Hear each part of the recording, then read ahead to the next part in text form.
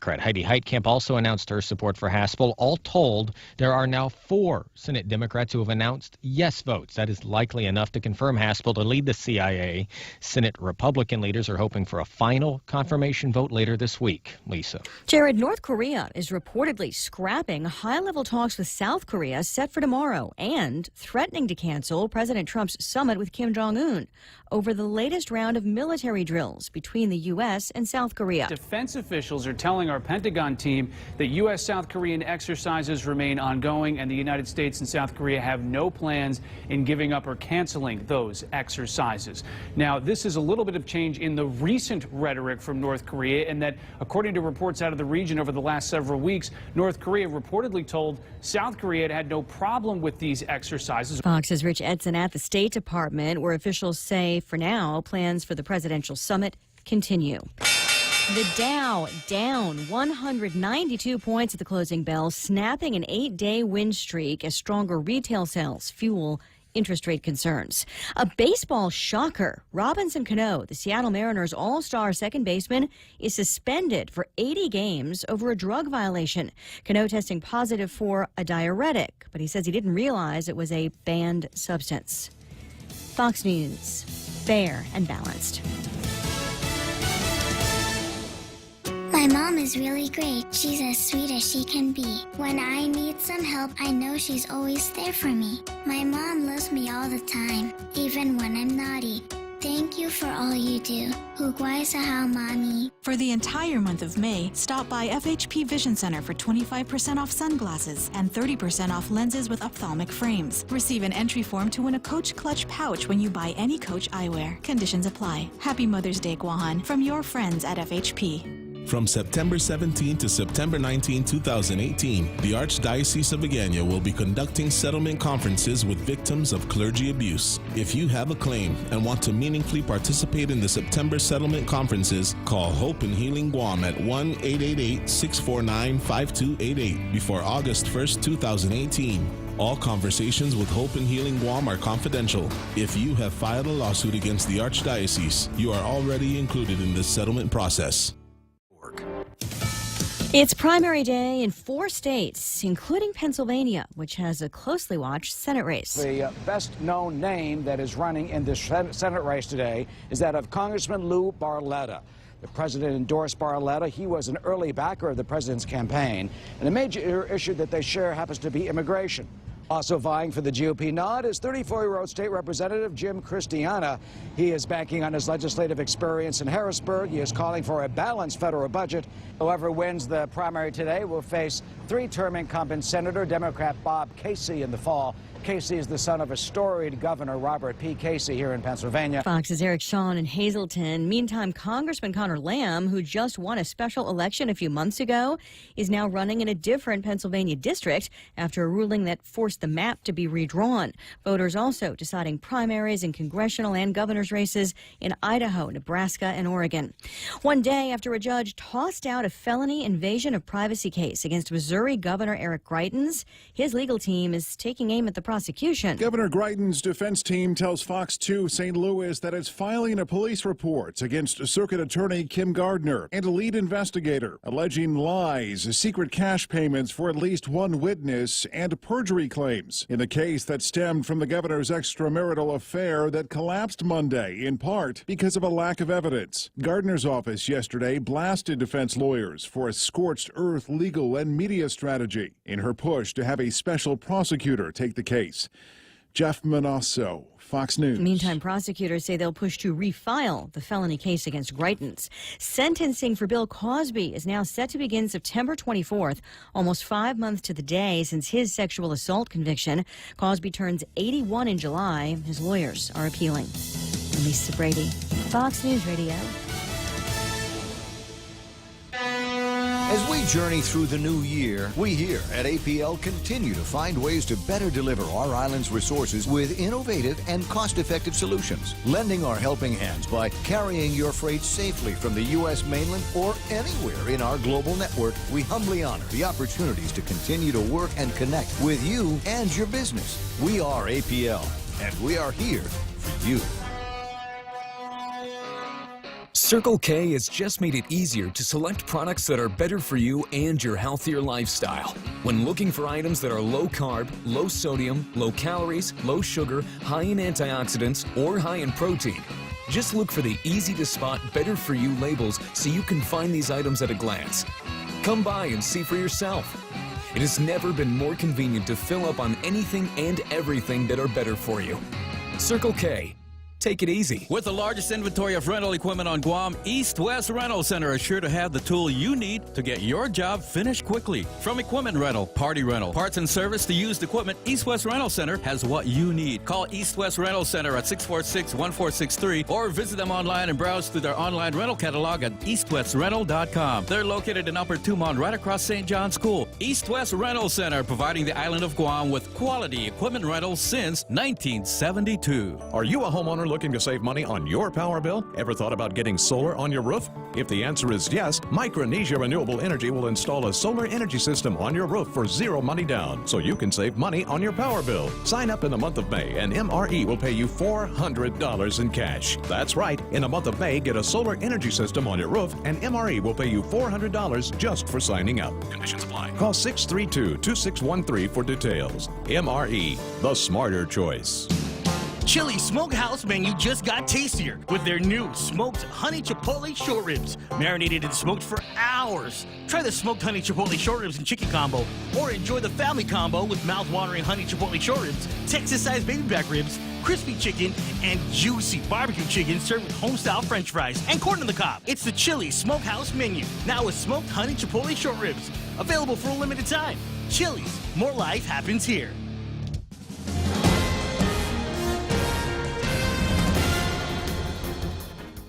Alpha Day and good morning, Guam. News time here at The Point is 8 minutes past 6 a.m. this Wednesday morning. I'm Kevin Kerrigan. Here's a look now at some of the top stories from the Guam Daily Post. CLTC Chairwoman Pika Ferron says there have been 30 cases where land trust applicants switched eligibility dates with another applicant for a land trust property.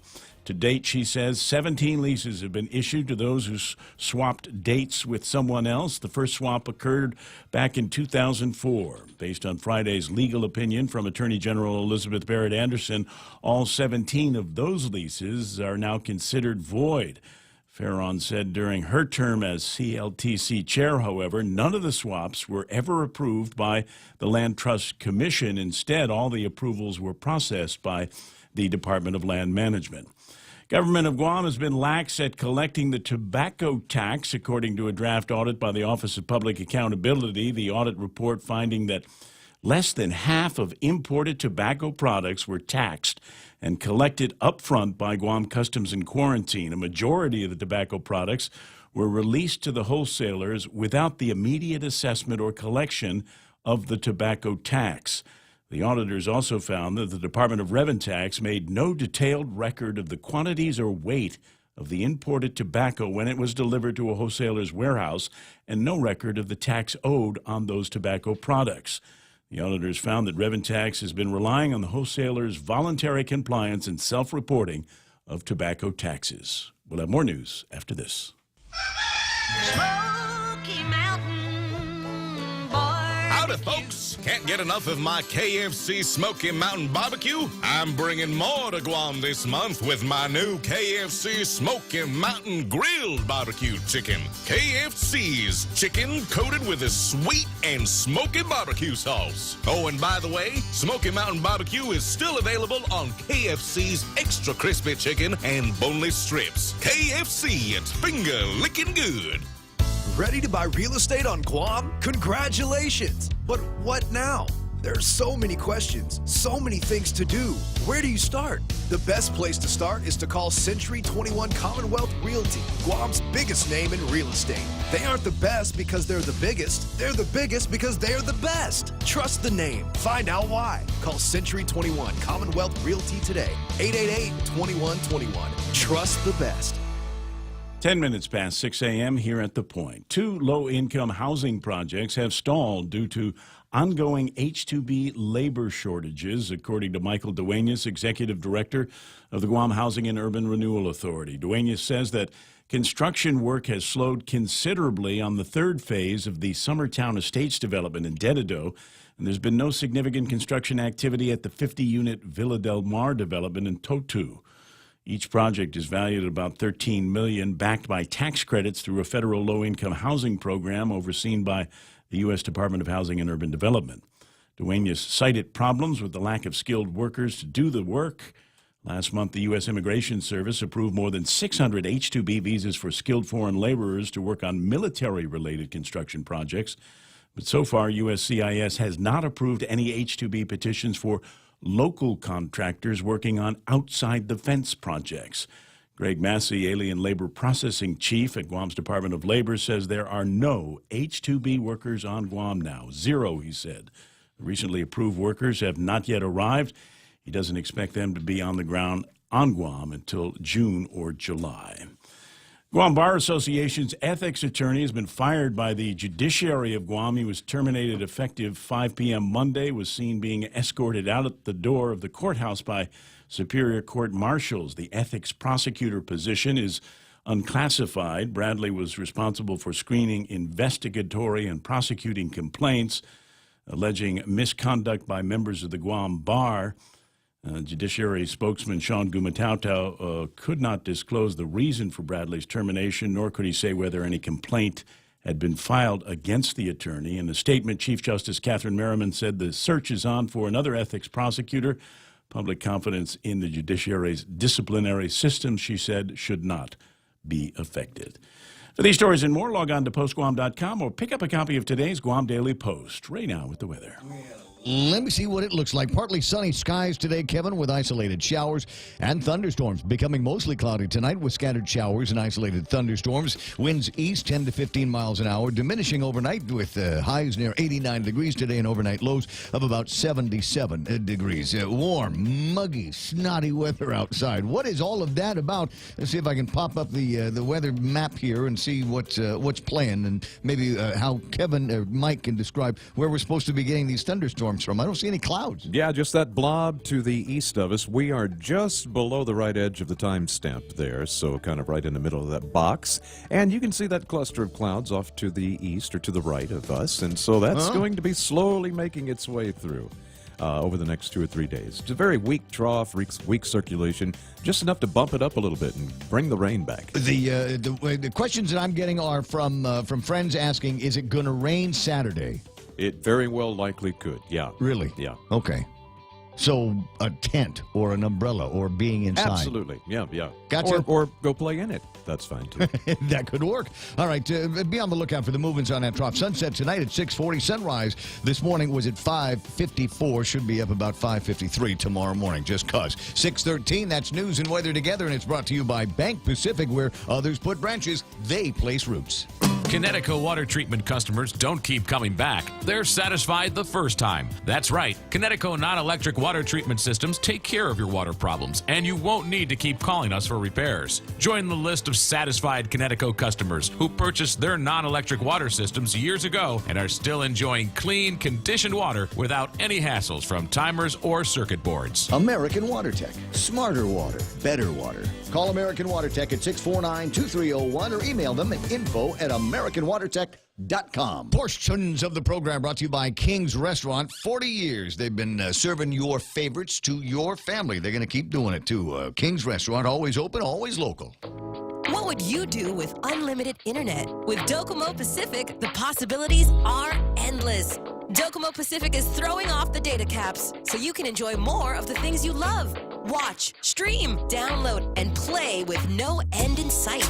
Stop by any of our stores or check out DocomoPacific.com to learn more. Life becomes limitless with Docomo Pacific. Better together. Ray Gibson Show also brought to you by Security Title, making sure you actually own the property you think you just bought. Family Finance has been serving the people of Guam since 1959, and they'll continue to be there for you in the years to come. Whether you're looking to get a personal loan for that summer vacation or paying off those long overdue bills, Family Finance has got you covered. Apply for a personal loan from $1,000 up to $3,500 by calling Family Finance in Hagåtña at 475-4545, Upper Tuon 647-5626, or in Dededo 633-4473. Family Finance has been serving the people of Guam since 1959. The Ray Gibson Show. Morning talk that matters. Call now, 888-TALK. That's 888-8255.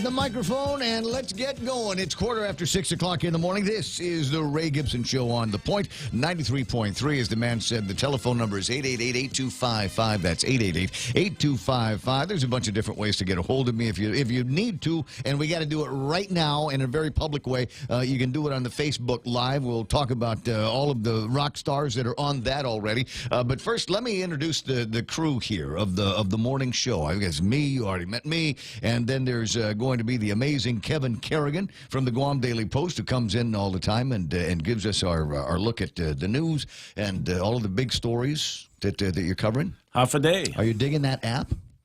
For sure. If there's a new app over at the Guam Daily Post, now I want you to download this. It's something that you're going to enjoy having on your phone, and it's a great way to get the day started because you pick up the phone first thing in the morning. You get the blurry in the eyes, and you pick up the phone, and there's the stories. There's the big stories that the Post is going to be following for you. So I recommend that you go to your Apple Store or your Google Play Store and download and grab a copy of all of that. And then in the studio is Michael Knight, got resident weather guesser responsibilities, but also responsible for pushing all of the buttons that will bring you audio and phone calls, etc. today. When you call 888-8255, he's the first guy that you get to talk to, and if you're really nice to him, then he'll let you go all the way onto the air. Food works.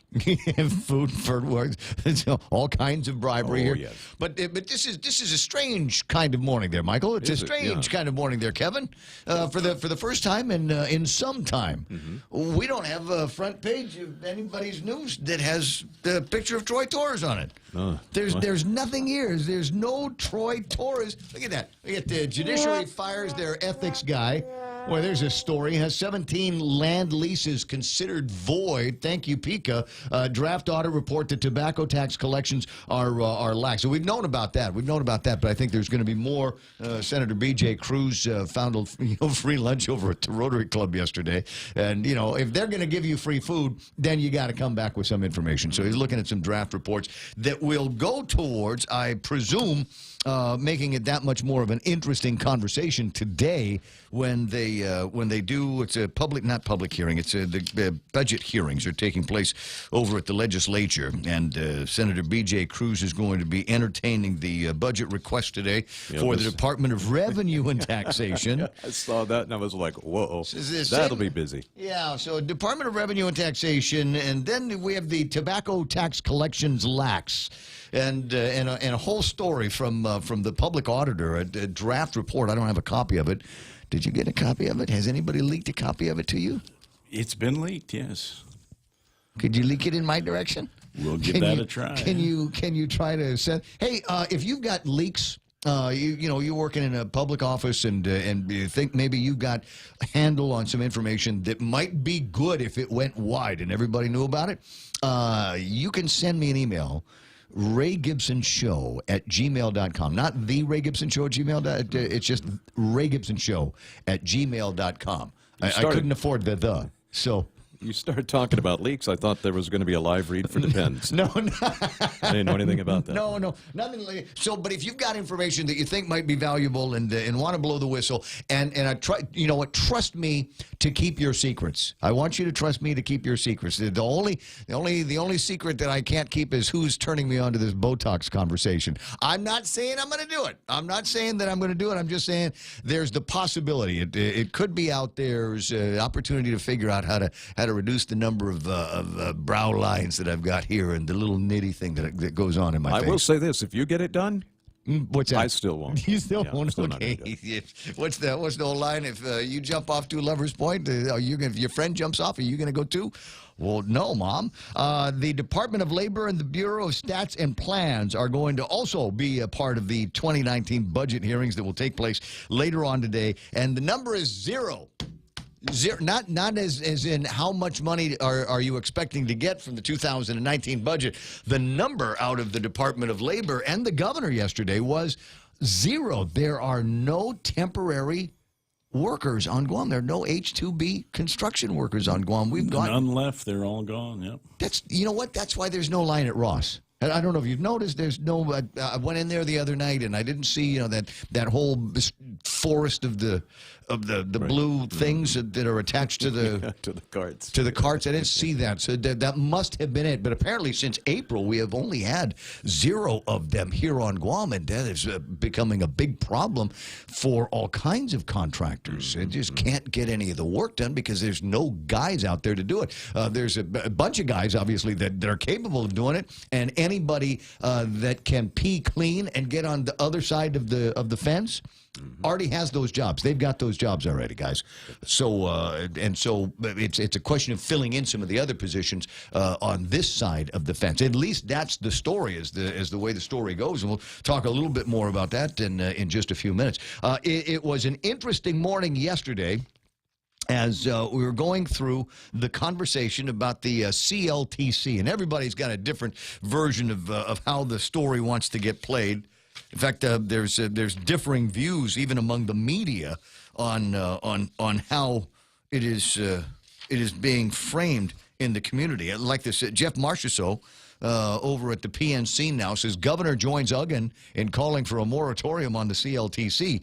The CLTC, according to the story by Chris Barnett, is following the governor's recommendations. So it's wait a second. So which came first? Who was it that called for the moratorium first? Was it the governor? Was it Frank Uggan? Wrong on both counts, guys. Wrong. Chris Barnett, wrong. Jeff Marchessault. The first guy that was calling for a moratorium was me. I was the first guy that called for the moratorium. Granted, not an elected official, but it doesn't take a rocket scientist to look and see there was something hinky going on over there. I'm not saying criminal. I'm just saying there's a lot of questions that a lot of people are asking. And you know what? While they're asking these questions, it might be a good idea to put a plug in it and make it so that no more of these questionable leases are going out. And the OPA, the Attorney General, came out with her snap decision, her snap opinion last week. And they say even before that, Pika Farron said, yeah, we're not doing any more of these leases. Now, the good news is, and I'm going to refer to it, I need something dramatic. Do we have something dramatic in there? It's,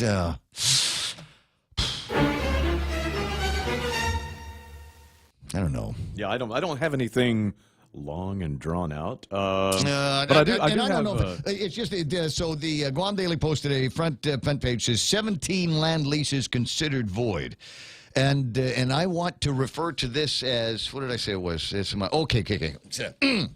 17 steps to justice. Do you feel is there? Do we have an effect in there? Do we have a button that you can push that will give more weight, more gravity?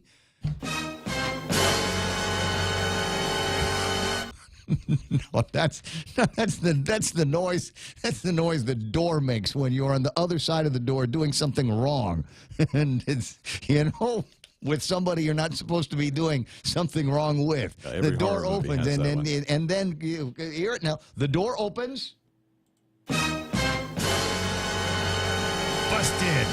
No, see, I'm looking. I don't know. I'm looking for something that's almost a little bit more patriotic. Something Mel Gibson, Revolutionary War feel. It was 17 steps to justice. No, forget it. No, see, now we need to get together. I think maybe at like 5:30 in the morning, and I'll just throw all of my thoughts at you, and then we can do just sound effect roulette. And you can go and find stuff. Right on. Of course, that could we run the risk of sending me to thought overload. Well, we run the. run the risk of turning this isn't a comedy the show. This is supposed to be, high-end discussion about the issues and policy, and no, it's not working. It's not working. There's a couple of other things that I wanted to get to, but anyway, so congratulations to Topeka, new commissioner over at the Chamorro Land Trust, who says, no, we've looked at it, and based on what the Attorney General told us, this is an easy one. We can go back and see all of the leases that were granted based on swapping of positions and places in the line, which there is no rule for. So those are those were voidable and void dead, according to the Attorney General's office. So that's the easy one. The trickier ones are all of the leases that were given out without the oversight of the commission, and that might be a little bit trickier. That might take a little bit longer. But that's not totally the reason why it was an interesting day yesterday. It was an interesting day yesterday because there seems to be a little bit of a flap going on with a couple of Democrats over at the legislature. I don't know.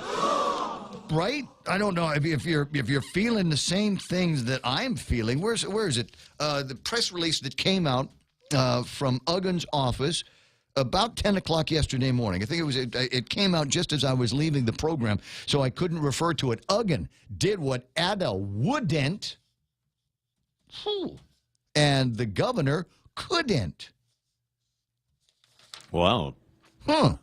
Following statements made by Senator Tom Ada regarding Bill 284-34 and the governor's call for a moratorium on the CLTC program, Senator Frank Blas Uggan Jr. issued this statement. Throughout this entire CLTC ordeal, I have been advocating for transparency and accountability on the growing number of issues concerning the administration of the CLTC program. When I requested for an oversight hearing for CLTC, Senator Tom Ada wouldn't do what was necessary to hold the director and the commission accountable. Rather, he equivocated on the oversight hearing, said Senator Uggan.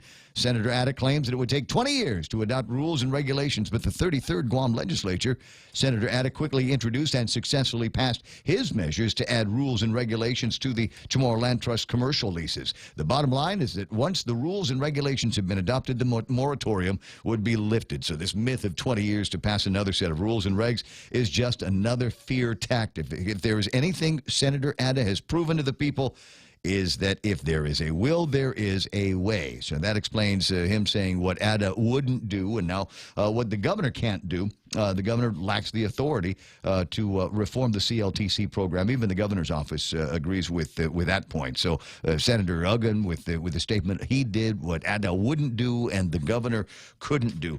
And I'm going, wait a second, Democrats don't fight with each other. I've never heard of such a thing where the Democrats go just cranking back and forth at each other. I've just never heard of such a thing. It's preposterous, if you ask me. You're losing your memory.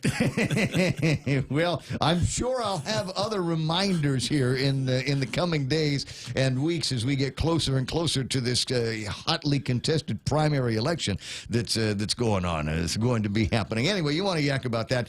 You're more than welcome to. Now, one last thing before I get into the headlines of the program is as I go through the table of contents.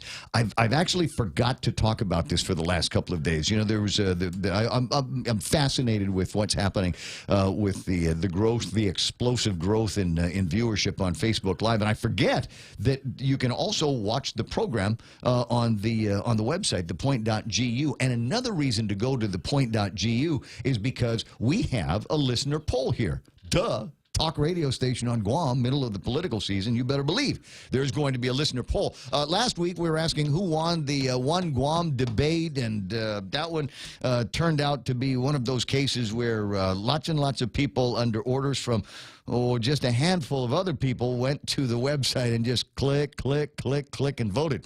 But today's poll question, and actually this has been up since, was it Friday? And I just forgot to tell you. I get a lot in my mind.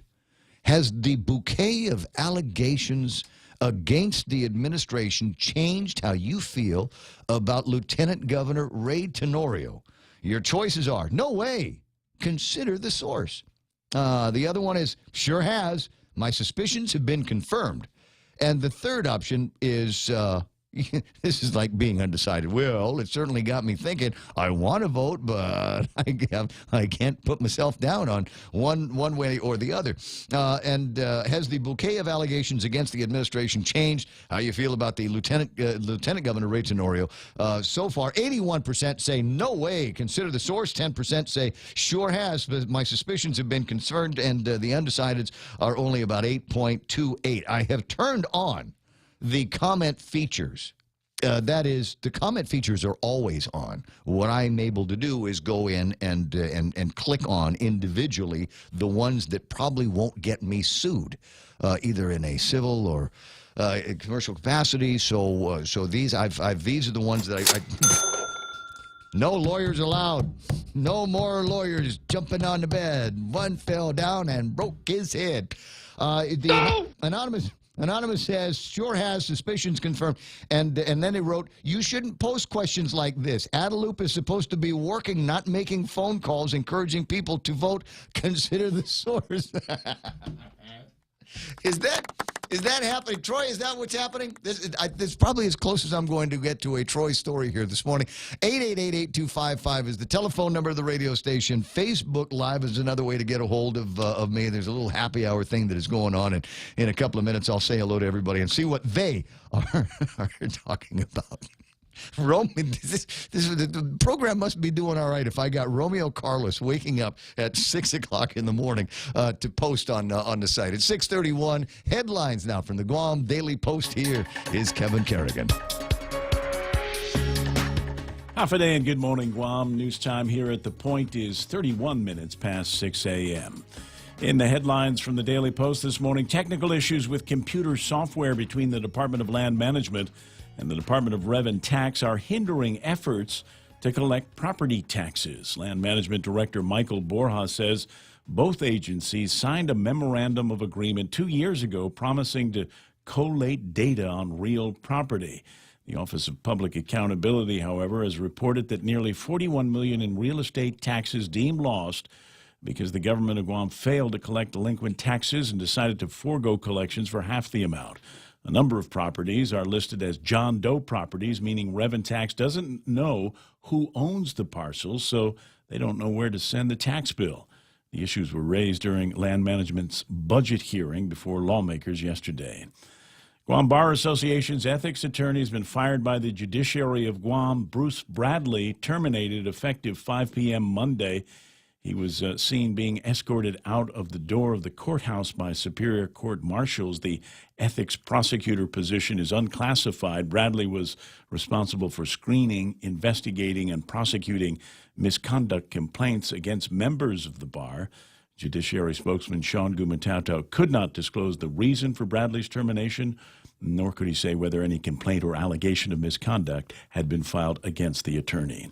Former Tamuning Mayor Frank Blas has died following a long illness. He passed away at Guam Memorial Hospital yesterday afternoon. He was 76 years old. Mayor's Council of Guam Executive Director Angel Sablan said the former mayor was scheduled to be sent home from GMH yesterday, but he died before his release from the hospital. Blas served 2 terms as mayor of Tamuning from January 2005 to January 2013. Mayor's Council Director Sablan remembers the former mayor as the Latte Stone guy because he placed latte stones around the village and around his home. Blas is survived by a daughter and 2 sons. The family has yet to announce a rosary schedule or arrangements for his funeral. For these stories and more, log on to postguam.com or pick up a copy of today's Guam Daily Post. Thanks very much. It's 6:33, and we'll call that iConnect time. They want you to connect longer for less with their incredible mobile and push-to-talk plans. Manila, Osaka, Fukuoka. Dreaming about your next vacation? With the FHB United Mileage Plus credit card, you can get 10% off on United Airlines flights from Guam to Manila, Osaka, or Fukuoka when you book your ticket by May 31. Book your flight on United.com at a United City ticket office or your local travel agency using promo code FHB18M. Visit FHB.com/United Fair Sale 18 for more details. Terms and conditions apply. First Hawaiian Bank, Equal Housing Lender, member FDIC. Wait. I'm looking forward here. I'm supposed to do a thing for APL, American President Lines. We ship the future. Or shipping the future today. But the thing is, I wanted to give them an opportunity here for this. They sent out a press release yesterday.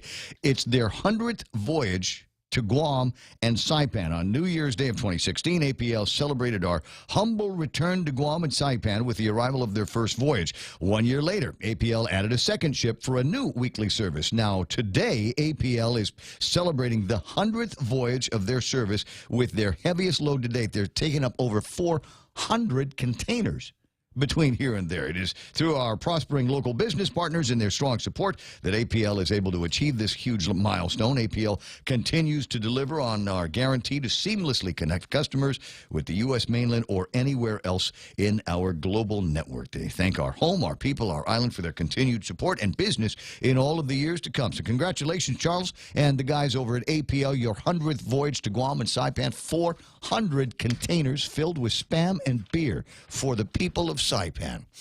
God bless you. It's 6:35. Did you hear that Morco Equipment on Ipoh Road in Tuaning is now an employee-owned company? It's called an ESOP, or ESOP, which stands for Employee Stock Ownership Plan. Collectively, the employees now own Morco Equipment. Morco made this change in response to the U.S. military buildup on Guam to retain key employees and to recruit new ones. There's now strong motivation for employees as owners to take responsibility for their role in the company. If you're interested in talking to Morco about future employment prospects, please apply through their webpage, morcoequipment.com. There's no traffic. You know why? Because everybody got stuck in that massive traffic jam yesterday as a result of the that 6-car pileup. Did you see that? Oh, my. What was it? Was it the rain, distracted driving, combination, all of the above? It could have been 6 cars involved with that, and it backed traffic up on Route 4 all the way back into Agana, from the McDonald's area, the Agana Shopping Center area, all the way through. And that was the big WhatsApp yesterday. And you know, it was one of those things where everybody was looking at their WhatsApps with the same pictures on them, but from different people. We are all connected. You remember that what is it? 6 degrees. 6 degrees of Kevin separation. Bacon. Yeah. So it's the same, but I think it's even tighter. We are all just 1 degree of WhatsApp separated from somebody else. So who's your connection? Anyway, I don't see any traffic that you need to worry about right now. If I do, I'll let you know about it. Right now, traffic here on The Point. Every time I travel, there's something from home that I can't leave without. I take my Docomo Pacific Data to Go to share my stories in Taiwan, check subway routes in Tokyo, be my food guide in Hong Kong, meet new friends in the Philippines, make updates in the States, find my way around Korea, and check out all the cool shows in Singapore. It's the data I have in all the places I love for only $10 a day. Data to Go from Docomo Pacific. Better together. The Ray Gibson Show, your new News Talk headquarters.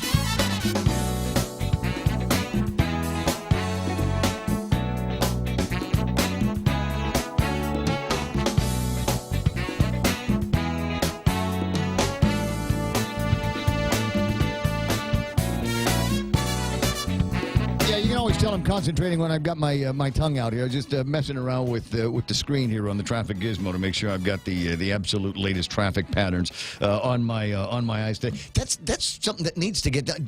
We didn't put Glenn Leon Guerrero down, did we? I gotta remember to put him down, because there's a conversation that I've been having. I spent a little bit more time traveling up and down Route 10 and the intersection of 8, 10, and 16. So I'm painfully aware of all of the different little divots and speed dimples, not speed bumps, but speed dimples that they've got on the road. And Kevin mentioned the other day that he had the opportunity to talk with Glenn. And I guess there's going to be some construction moving on that. So we'll work on that. One of the things that has been concerning, and I've saw it in one of my other email blasts today. This one here, a story from the Marianas Variety up in Saipan, where they're saying that the residents of Guam and the movers and shakers around here are very concerned about what's happening with the tourism numbers. There are some people that continue to spout the idea that we've got record numbers of arrivals around here, and even though the Korean numbers are coming in and in decent numbers, we're seeing some serious drop-offs with the Japanese. What is it, down almost 19% from this time last year? And that's got some people spooked. Now, there's, I'm sure, some reasons why. that's happening. And generally, when we start talking about the hospitality industry, tourism, there's a handful of people that I like to talk to. Among them is my godbrother, Mike Israel, who joins us early on the program. Good morning, Mike. Hi, Ray. Nice to hear from you, and wanted to get your thoughts on the dwindling numbers of Japanese coming out, and what you think Guam and the GVB need to do about it. Yeah. I mean, the headline is a bit misreading. I mean, there are still good numbers of tourists coming to Guam, but the mix has definitely been changing, and there's been a drop of the Japanese tourists. My take is that Guam's market is sort of flattening out, that we're in a stagnant moment, and we need to start thinking about it. My question is, why are the Japanese not coming anymore? I mean, I'm thankful that the Koreans are making up for a lot of the losses, but why are they not coming anymore? And one of my feelings is Guam has to become a more exciting place. Guam has to have more things to do while they're here. The complaint we hear from tourists is, yeah, nice beach, decent hotels, food is improving. That's nice. But now what? What do we do? What's the exciting thing? And we have to start looking at ways to get the tourist providers. That's what we are. We're providers of tourism, providers of services to the tourists. We need to upgrade our product. We have to up our game. Otherwise, we're sort of flat, and we probably will start dropping in the future. It's much harder to play catch up than to be constantly improving or upgrading properties and things to do on this island. So more excursion, more activities, more things for them to do once they've finished with the boat ride and the parasailing and a slingshot thing. We need to give them more of these pocket-sized adventures that they can take selfies of and send home. And we'll talk about upgrading the product in a second. Remind me now. I also want to get your thoughts on the blossoming FIT business that we seem to be enjoying around here, because I think that's important. We start talking about upgrading the product, and that's one thing. But what about the pricing strategies to get them here? We had a conversation with a friend the other day, was talking about how it's so much cheaper now for, in particular, Japanese customers to take low-cost carriers all the way to Hawaii, as opposed to paying what feel like significantly higher regular fare rates to Guam. Yeah. There was a glitch a while back. I have a pet theory, unconfirmed. I have no, other than pure speculation, I have this theory that maybe United tried to bring in some kind of an AI system, artificial intelligence, and they didn't quite understand when you have a kind of a quasi-monopoly from Japan, because United is a very strong carrier out of Japan, that sometimes you need a little human common sense. I did talk to some people from United, and I did notice that a lot of the pricing did get corrected.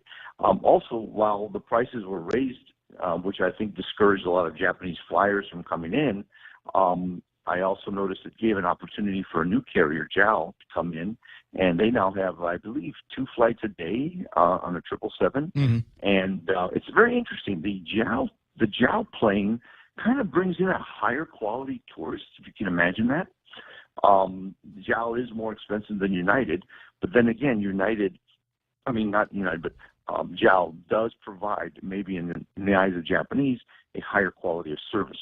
Too often, we're lazy when we talk about business, and we immediately go to price. Price is important, but also what you're getting for the price is also important.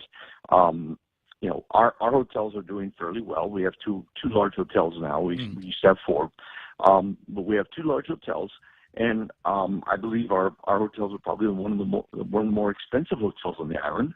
I definitely believe the Dusitani is definitely significantly more expensive than the other hotels on the island, and the Outrigger is easily at the Hyatt and Westin levels. And yet our occupancies are extremely good. I'd have to say they're probably easily the highest occupancies on the island. And my question then goes, why is it possible to have the most expensive hotels and yet the highest occupancy? There is a market out there. They're looking for quality. And what we need to do, we as an island, maybe as a government, need to do is encourage all hotel property, all tourist providers, and this is not just to the hotels, but it's easy to talk about hotels. There's only about a handful of owners and all. Right. It's the same operators anymore. one owner, 60%. But to encourage or push them to try to upgrade and provide a better quality. And just because they're making a very good profit at their lower pricing and even maybe lower occupancies, not to wait until they're in dire straits. Because while they're waiting to kick in their game, we on Guam are suffering. And that's the same goes true for everything on this island.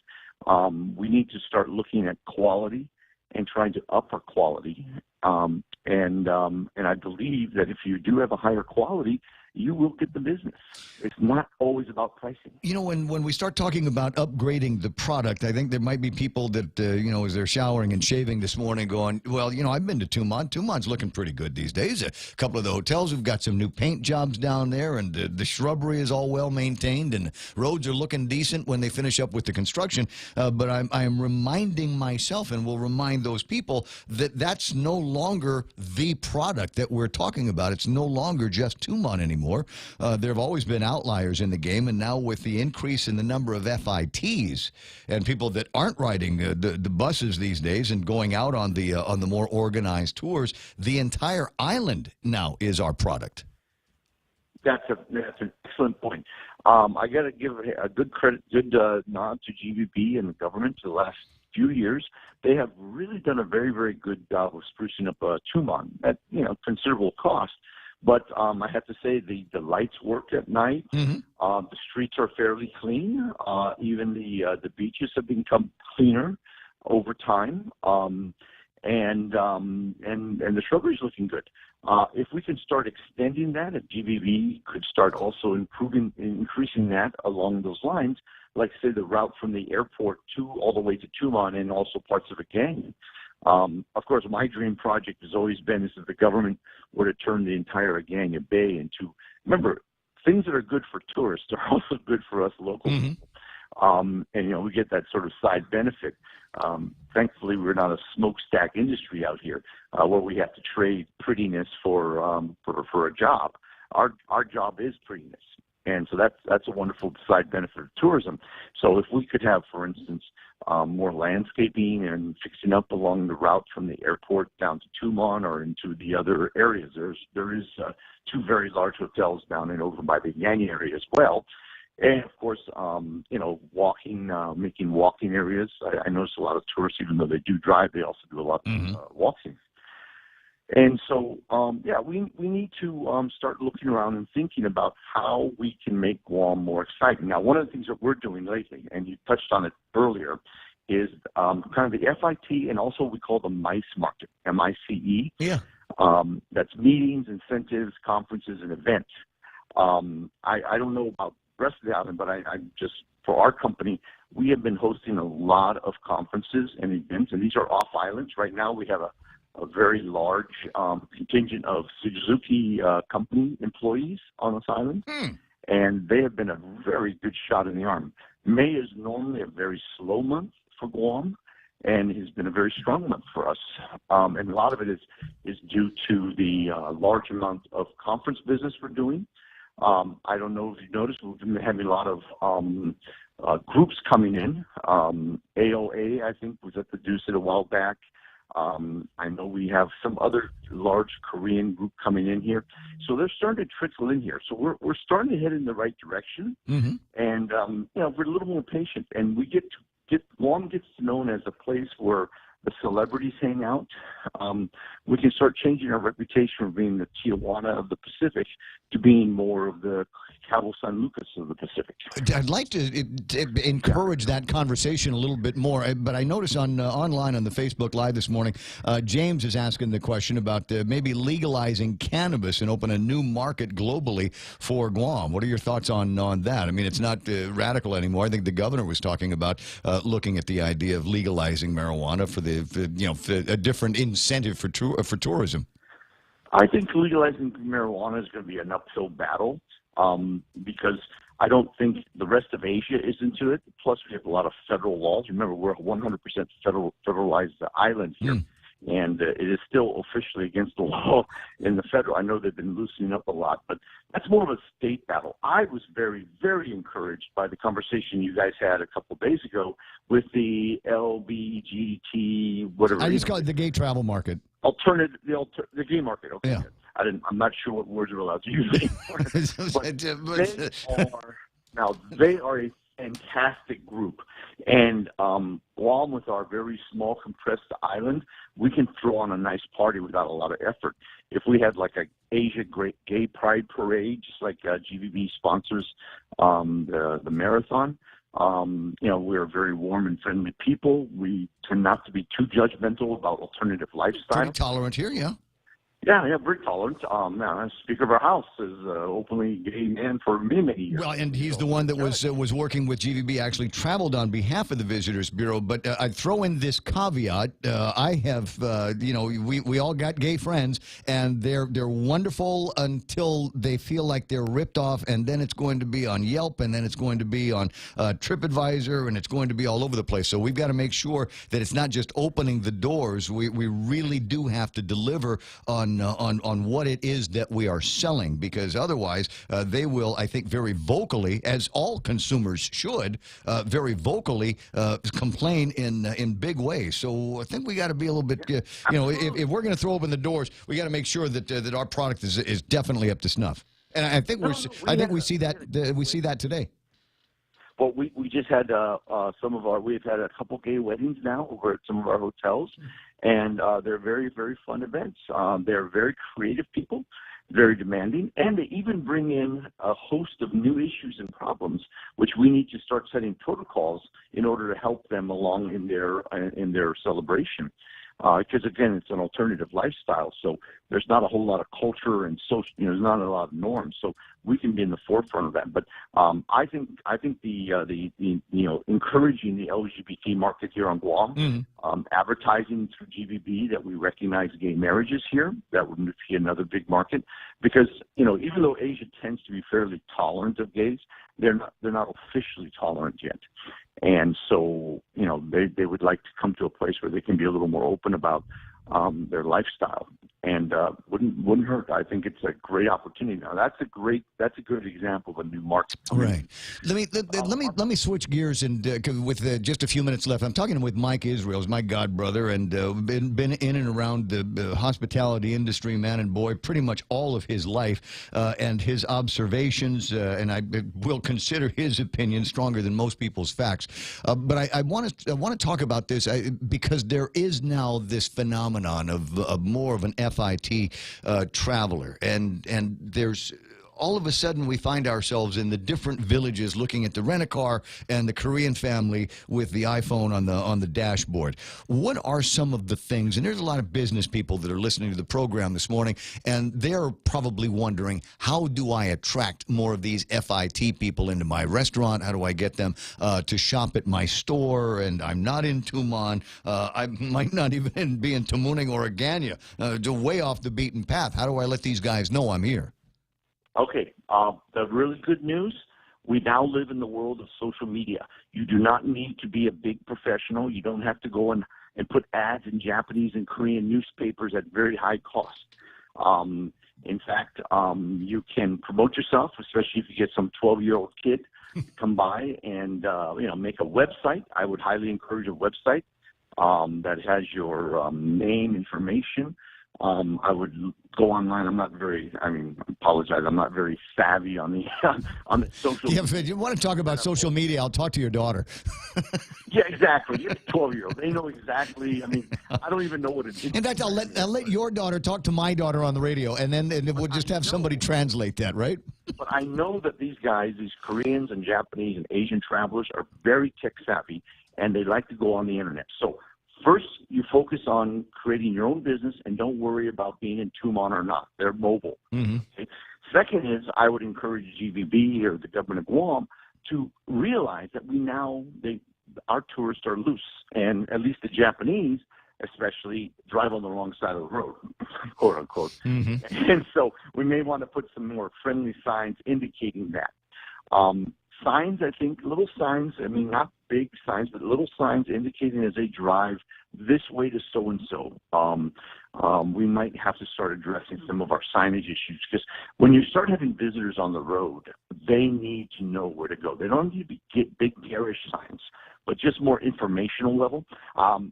You know, it's funny. You're echoing a sentiment. Elwin Kitano is on the online now, and he wrote just a couple of minutes ago, we should have more "You Are Here" guide signs posted throughout Guam. We hate seeing tourists always trying to decipher a map or looking into their phones and seeing that they are lost. So maybe a few more signs that let them know what village they're in, what road they're on, what the big attractions are in the area. Oh, and FYI, we apparently have GPS thing. So if you have a business, you give a clear instruction of the street or name, and don't use the long instructions of, go past the caribou that used to be there 3 years ago, remember, with the rope around its neck, because that's not going to help an Asian tourist who just arrived, 30 hours earlier. But I'm talking about, like in Europe, for instance, it's not uncommon as you enter a village, they would have a list of tourist-related areas right there. As you walk in, little signs are about 4 inches high and maybe 2 feet across, and they would list hotels. They have a symbol for a hotel, big H, and then they put the name, and they kind of put an arrow, the direction, and how many meters, yards, or whatever measurement they're using down the way. And I tell you, that's just like, oh, there it is. And so maybe if you're an entrepreneur down in Pneumatic or something, you need to talk to your village mayor and tell them, look, I'm trying to open a business. I'm trying to attract these people who've never been to Guam. They kind of have thank God we only have one main road. That's the good news. Right. Tell people, keep on that road, just keep driving, Yeah, when the ocean's on the other side, then you've gone too far. So information is really great. And then we need to get they would need to get out what they do. Like, in the old days, of course, we had maybe a handful of operators who did jet skis, and it was a very, very, they did jet skis by the busloads. Nowadays, you get 4 or 5 jet skis, and you can put it on the internet. And I found out the other day that some guy does jet ski operations over by a hotel over in the Tumaling area. And he's a lot of fun. And, I was like, well, yeah, but I don't want to drive around in circles. I said, oh, no, he only has like 4 jet skis in himself. And so you only have to 4 to 8 people can go. And you get on the jet ski, and then he takes you on a tour around the island out on a jet ski. Now that's fun. You're right. There things are changing rapidly, and what used to be large-scale operations have scaled down to meet some of the individual needs of the individual traveler that is becoming a little bit more prevalent. I think one of the other concerns that I've got just with the number of FITs and rent-a-cars is that they're going to take up all of the good parking spaces in all of the hotels. We're beginning to see a little bit more parking lot management in many places, including your hotels. Yep. No, we used to parking was never an issue, but now it's definitely become an issue. Well, parking in Al Israel's buildings have always been an issue, as you know. I'm getting better. I got it. Sorry. You want to talk about different peoples and different versions of legacies. Mike, it's always a delight talking with you, and I appreciate some of the points that you brought up and some of the advice to the listeners. I think there's a lot of people that are looking at that going, if Mike Israel says this is the way to do it, then it must be along the right way to do it. All right, thanks, Rick. All right, buddy. I'll talk to you pretty soon. My godbrother, Mike Israel, on the point here this morning, and just kind of a distraction, a diversion from some of the other things that we have been talking about lately. Although not everybody's going to agree. Romeo Carlos chimes in, says, I got to disagree with telling people, local businesses, to set up website and pages with the idea of targeting Asian travelers. Koreans, Japanese, as well as other Chinese tend to stay in their own social networks that are exclusively in their language. Now, you and I might be nuts about Facebook, and there is a Chinese version of Facebook, there is a Korean version of Facebook, there's a Japanese version of Facebook, and they don't necessarily interface. So what you need to do is along the same lines as what the GVB is doing, is get in those networks and find influencers, or find ways to get to develop some kind of influence on all of that. There's nothing wrong with oiled and well-tanned bodies and bikinis and board shorts resorts, glistening with your cheeseburger or your cold beer or your jet ski in some of the images on those things. But the idea that they're on the social networks and you got to figure out a way to be on those social networks also works very well. Look at the time already. It's 7 o'clock. Hey. So coming up, Fox News Live. And then on the other side of that, Kevin Kerrigan with a look at all of the big stories that we're going to be talking about for the rest of the day. And your calls at 888-8255. 888-8255. Okay, here it comes, the Fox News Live.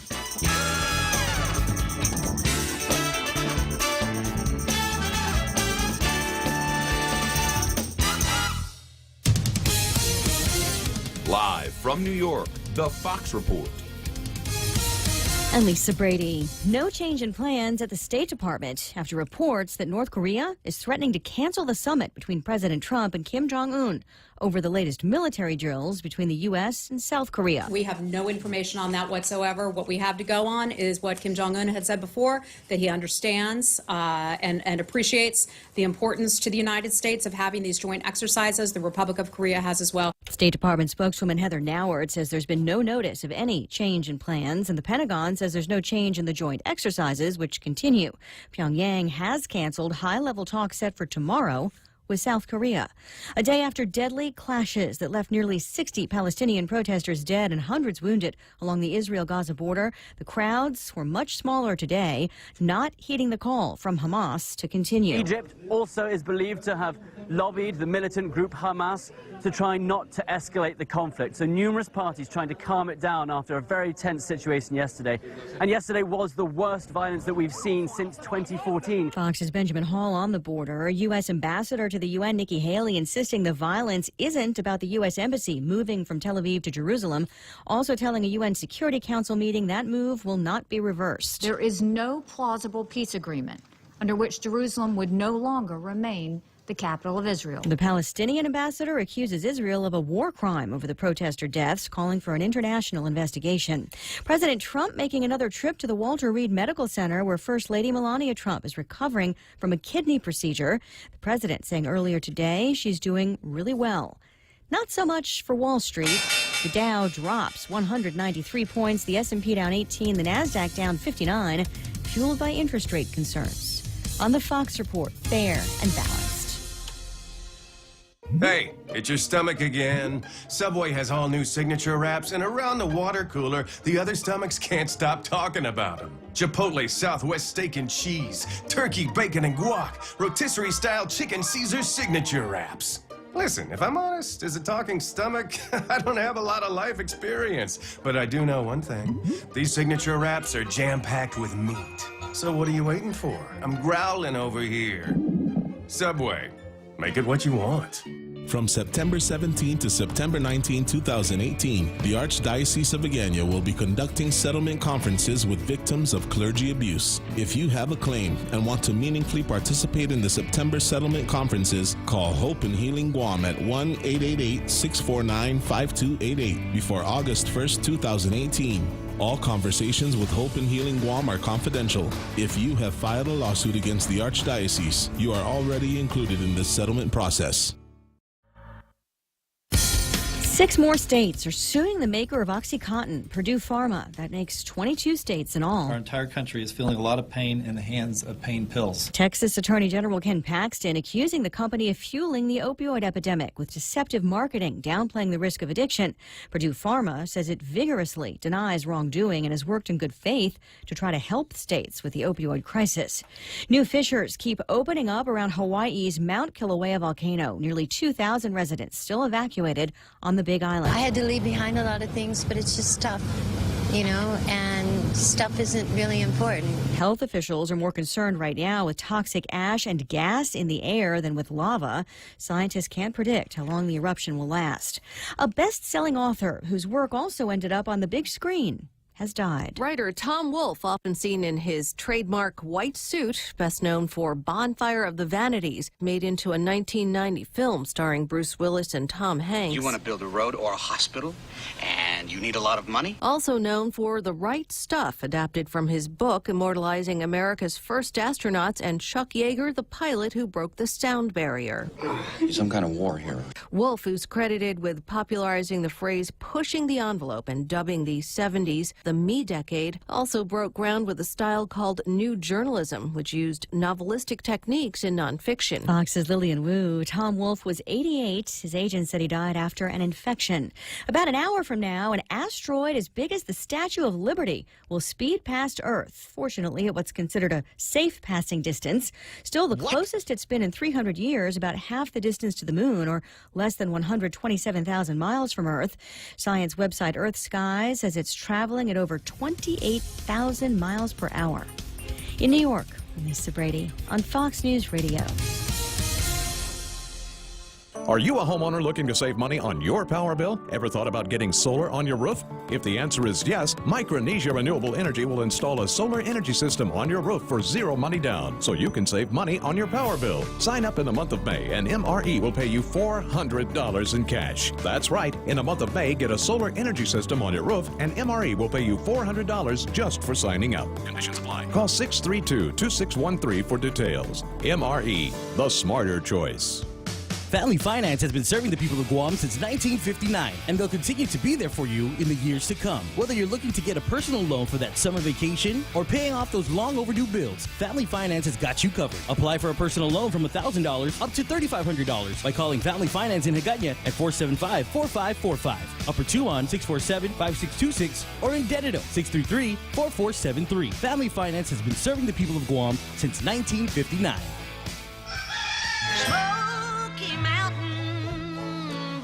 Howdy, folks. Can't get enough of my KFC Smoky Mountain Barbecue? I'm bringing more to Guam this month with my new KFC Smoky Mountain Grilled Barbecue Chicken. KFC's chicken coated with a sweet and smoky barbecue sauce. Oh, and by the way, Smoky Mountain Barbecue is still available on KFC's Extra Crispy Chicken and Boneless Strips. KFC, it's finger licking good. For more than 40 years, we've managed our island's most precious resource, your health. Take Care's benefit plans allow members access to more than 120 medical providers, 40 dental providers, and 18 pharmacies in the region. Take Care's health plans ensure members in Palau, Saipan, and Guam receive the care they deserve. Our programs and wellness classes have proven results for our valued members, and our commitment to your health never been stronger. Take Care, our island, your health plan. Manila, Osaka, Fukuoka. Dreaming about your next vacation? With the FHB United Mileage Plus credit card, you can get 10% off on United Airlines flights from Guam to Manila, Osaka, or Fukuoka when you book your ticket by May 31. Book your flight on United.com at a United City ticket office or your local travel agency using promo code FHB18M. Visit FHB.com/United Fair Sale 18 for more details. Terms and conditions apply. First Hawaiian Bank, Equal Housing Lender, member FDIC.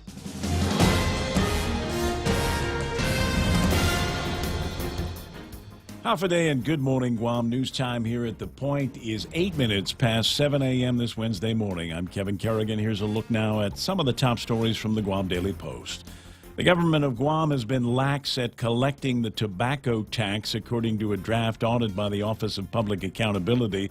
The audit found that less than half of imported tobacco products were taxed and collected up front by Guam Customs and Quarantine. A majority of the tobacco products were released to wholesalers without the immediate assessment or collection of any tax. The auditors found that the Department of Revenue Tax made no detailed record of the quantities or weight of the imported tobacco when it was delivered to a wholesaler's warehouse, and no record of the tax owed on those products. The auditors found that Revenue Tax has been relying on the wholesalers' voluntary compliance and self-reporting of tobacco taxes. Moody's Investors Service has announced that the Guam International Airport Authority's revenue bonds are now classified as Baa2 negative because of the potential financial setback as a result of the ongoing DFS, Lotte, and Airport Authority litigation. The negative note puts the airport's finances under close watch by its bondholders. In February, Superior Court Judge Arthur Barcinas canceled the airport's 10-year, $154 million specialty retail concession contract with Lotte after concluding the airport had committed multiple violations of Guam procurement law. Last week, the judge issued a stay on that order while he weighs a request from DFS to revise his decision. Moody's warns that the loss of the contract with Lotte would be credit negative because of the loss of revenue if Lotte leaves the airport before a new retail vendor contract has been awarded. We'll have more news after this.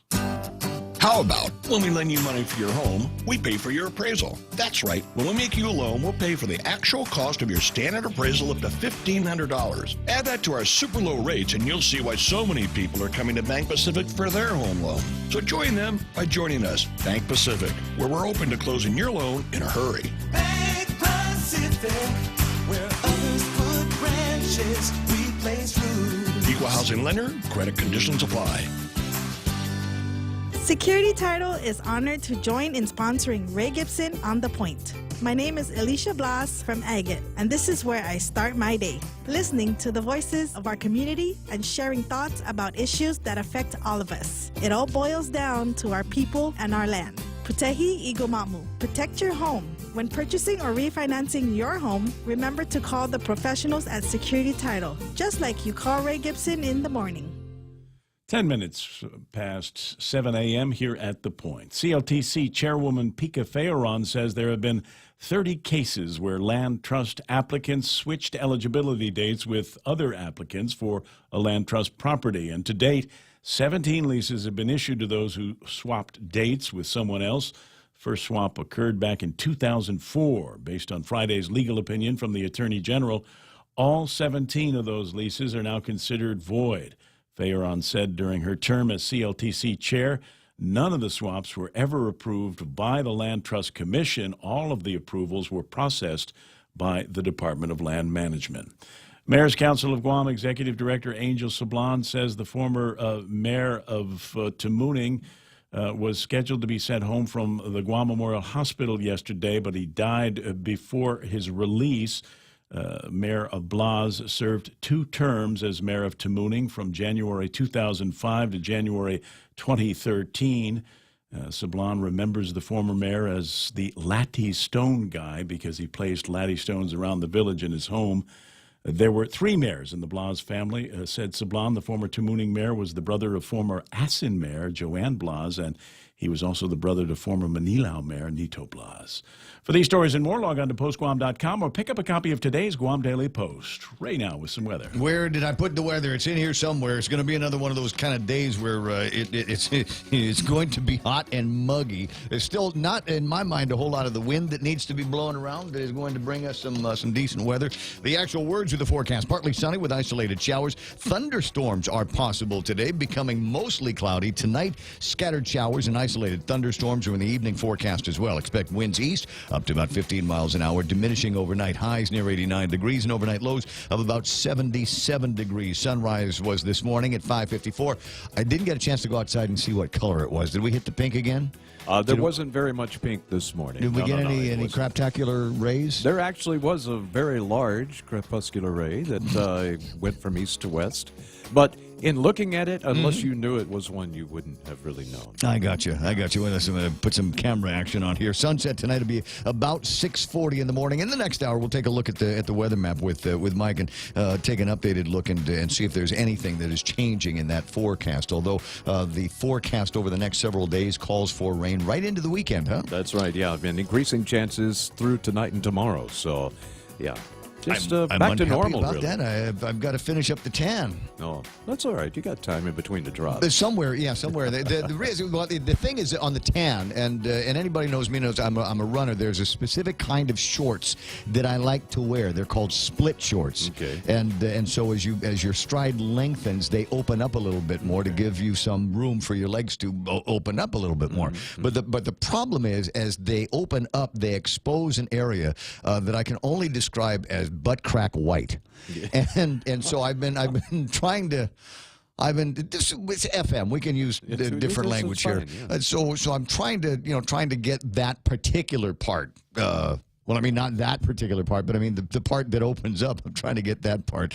You might need to hit the spa for that one, man, because that's against the law to expose those areas. 7:13 in the morning. That's news and weather together here on The Point. As we journey through the new year, we here at APL continue to find ways to better deliver our island's resources with innovative and cost-effective solutions, lending our helping hands by carrying your freight safely from the U.S. mainland or anywhere in our global network. We humbly honor the opportunities to continue to work and connect with you and your business. We are APL, and we are here for you.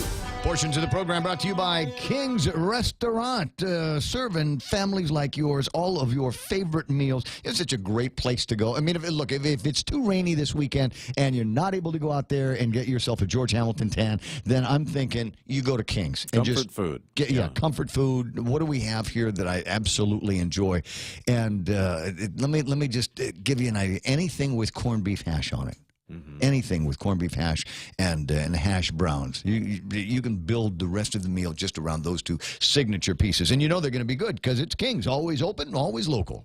Don't wait another day and waste another dollar. You can start saving today. At Guahan Insurance Services, we are here to help protect your investment and save you money. We offer insurance advising for business, car, and home insurance. So come and visit us at our new office at Camacho Landmark Center at Marine Corps Drive in Timoning, and let us show you that you can count on us for all your insurance needs. Call 475-1162. Market report coming up here in just a second, and it's not brought to you by. I just like to keep things around the First Hawaiian Bank money thing. So the portions of the program brought to you by First Hawaiian Bank, where it all starts with yes. Ready to buy real estate on Guam? Congratulations! But what now? There are so many questions, so many things to do. Where do you start? The best place to start is to call Century 21 Commonwealth Realty, Guam's biggest name in real estate. They aren't the best because they're the biggest. They're the biggest because they're the best. Trust the name. Find out why. Call Century 21 Commonwealth Realty today. 888-2121. Trust the best.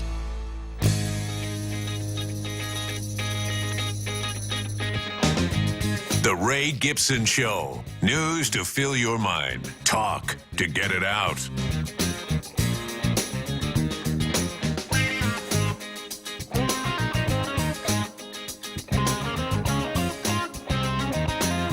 He must have been listening. That's all I can think. He must have been listening at the beginning of the program when I was lamenting that there was no Troy today. There is a State of Troy story that came out just a little bit ago, and an email that is surfacing between him and Speaker B.J. Cruz and the Attorney General of Guam, and it has to do with the government of Guam's bank account.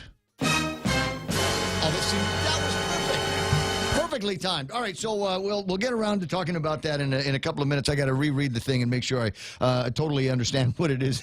Sometimes it's not as easy. It's not as cut and dry as you'd think, but I need to take another look at it and make sure that I can adequately frame the story when I repeat it to you on the radio here on The Point. But I got to take a look at what's happening in the markets. As the lady on Fox said, it was a lousy day for the markets. Dow Jones Industrial Average is off this morning in the red by 0.78%. The S&P 500 down, as well as the NASDAQ, and I'll get you some actual numbers on that. I just have the percentages here for just a second. Something changed over my usual place to get MSNBC, CNBC, one of those places. This is where I've been getting my headline, my ticker stuff, and then they changed their protocol, and it's making me crazy. Now they probably want you to pay for it.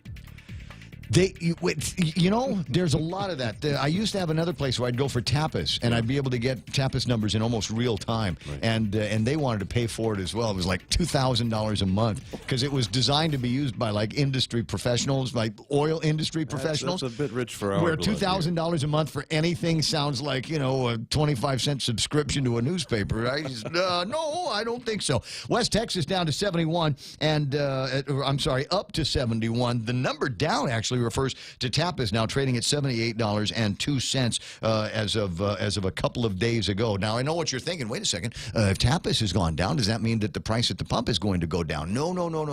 This is the way it works in the fuel business. The numbers run up but they crawl down. And this has been your experience all of your life. It runs up and then will crawl down. Well, now, what is this story? North Korea warns U.S. on summit fate, scraps forum with the South. Yeah, they're angry because we're having our military drills, which, by the way, are, planned ad nauseum in advance. Yeah. And here's the thing, we have these exercises every year. But they're still doing the summit. They're just not going. Well, now they say they may not do it because they're angry because they're having the military exercises. Even after Kim let go of the 3 Korean Americans and different things, showing his goodwill. And I guess they're going to try to say that the United States is not showing goodwill by continuing to have military exercises with South Korea. All right. We'll play around with that story a little bit later on. 7:19. So I got a note from somebody that said Soros is actually behind this now, and it's one of those. It's a conspiracy theory until I hear it otherwise, or from somebody else. Hillary/Obama/Soros offering North Korea money to cancel the summit and make Trump look bad. Wow, that's Soros. Yeah, but that's a reach, man. You think? Yeah, it's a reach. If we're including Obama and Hillary in it, it's a reach. But I'm not so sure about the Soros thing. And he could actually afford to bail out North Korea and keep the lights on in that country for a little bit, right? Yeah, well, they're all behind the New World Order. Of course they are. 7:20 in the morning. This is the Ray Gibson Show, and one of my favorite parts of the Ray Gibson Show is the Extra Point with Jerry Roberts. Did extroverts win the coin flip and have an easier path to career success and overall happiness? I'm Jerry Roberts, and today we continue the conversation about introverts and extroverts on the Extra Point. Do you love meeting new people? Does being in a big group energize you? Are you the life of the party? Are you one of those people who can sell anything to anybody? Extroverts are usually high-energy, action-oriented people. They make friends easily and find it comfortable to be the center of attention. Often, introverts are secretly envious of people with these characteristics, which is natural when you think about it. Question: who is usually thought of as more popular, an introvert or extrovert? Look, we're all just big kids. The workplace isn't any different than school. We still want to be liked, and extroverts seem to have the inside track on that. They speak up in meetings, they're confident, they're willing to take risks, and managers seem to rely upon them more to drive the results the organization needs. For example, businesses like to hire extroverts for their sales and customer service teams. And extroverts are reported to make more money than introverts. Though good luck in trying to get your HR manager to admit to that. Even if it's true, at least one HR website indicated that while extroverts made more, introverts handled their money more effectively and ended up keeping more. So, is there any real downside to being extroverted? Inc. magazine ran the results of that question, which originally appeared in Quora, a website where people share knowledge. The results are interesting. Extroverts may not always be the best listeners. If not careful, valuable information may slip by them on occasion. If their personality is too strong, they can also be looked on as overbearing or annoying. This won't always play well in team situations where all opinions are important and there is an emphasis on maximum participation. Another potential negative for the extrovert is he or she may be under continual pressure to perform, with other workers acting more like spectators. Joe is so good with people, we'll just funnel all our really tough and nasty customer service issues to him. If you're a manager and you want to do well with the care and feeding of an extrovert, try this. Respect their independence. Understand, when people are aggressive and push hard, mistakes can happen. Encourage their enthusiasm. And while every manager should make it a point to praise all workers regularly, extroverts will love it if you layer it on a little thicker. All organizations need people who are willing to step up. Extroverts can get things done and should be appreciated for that. That's the Extra Point. Get out there and make something good happen today. For 93.3, I'm Jerry Roberts. Well, thank you very much, Jerry Roberts. I appreciate that. And if you heard bits and pieces of that maybe you'd like a little bit more explanation on, GuamTraining.com. Get your copy of the report that you just heard. And it's also a good place to make contact with Jerry and find out if he can come in and actually spend some time with you. You might have to ask twice because he's kind of a shy guy, a little introverted himself. But that's the way that you do that. It is 7:23 in the morning. I'll return in just a moment with what I consider to be the best news of the day. Let me share it with you in a sec. Stop by any Circle K today and overload your For Real. It's simple. Pick out your favorite For Real shake, blend it, and then mix and match any 2 toppings for only $1. Overload your For Real with a variety of sweet treats like Oreo cookies, gummy bears, classic M&Ms or peanut M&Ms, and Reese's peanut butter cups. Simply add them to your For Real shake for an overload experience and enjoy. For Real Overload, only available at participating Circle Ks. Circle K, take it easy.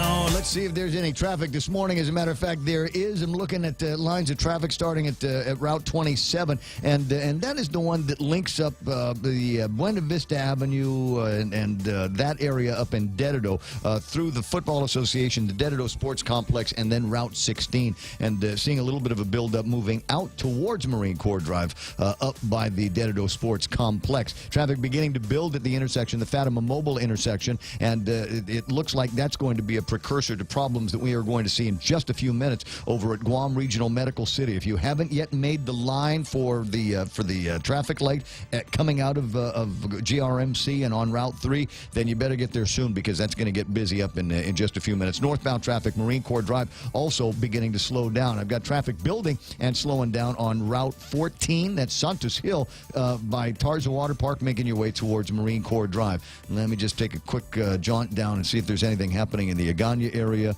Looks like, as usual, a little bit of a slowdown. Traffic beginning to build, getting from Mungmung into Agana by the swimming pool area and the Agana Shopping Center area. And then there's also that line of traffic that is going to start building up from behind the court all the way up to Navy Hospital. That's beginning to work right now. 7:25, that's right now. Traffic on the point. In this divided world, there are still a few things that unite us. The thrill of an exciting championship game. Fires to the end zone. Touchdown! The sound of great music. The Grammy goes to... And the love we have for that perfect burger. Ruby Tuesday Guam presents to you For the Love of Burgers menu. For a limited time, we want you to put down that fork, tuck that napkin in your collar, and go for broke with an amazing burger for just $11.99. 8 burgers to try, and time is a-wasting. Ruby Tuesday Guam lunchtime. See you soon.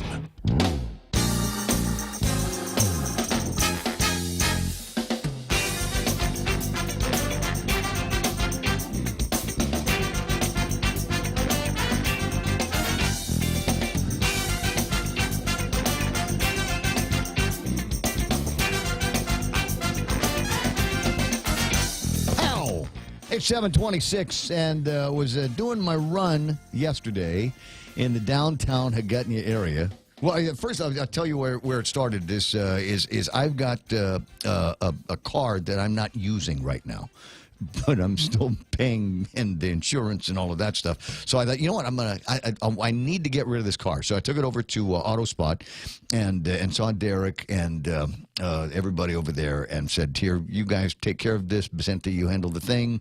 Donna's going to watch over it and pray over it, and somebody will buy my old truck, my old Highlander, and then I will be very, very happy. And so they said, okay, well, where do you need to go now? And I said, I'm going to go run. Really? Yeah.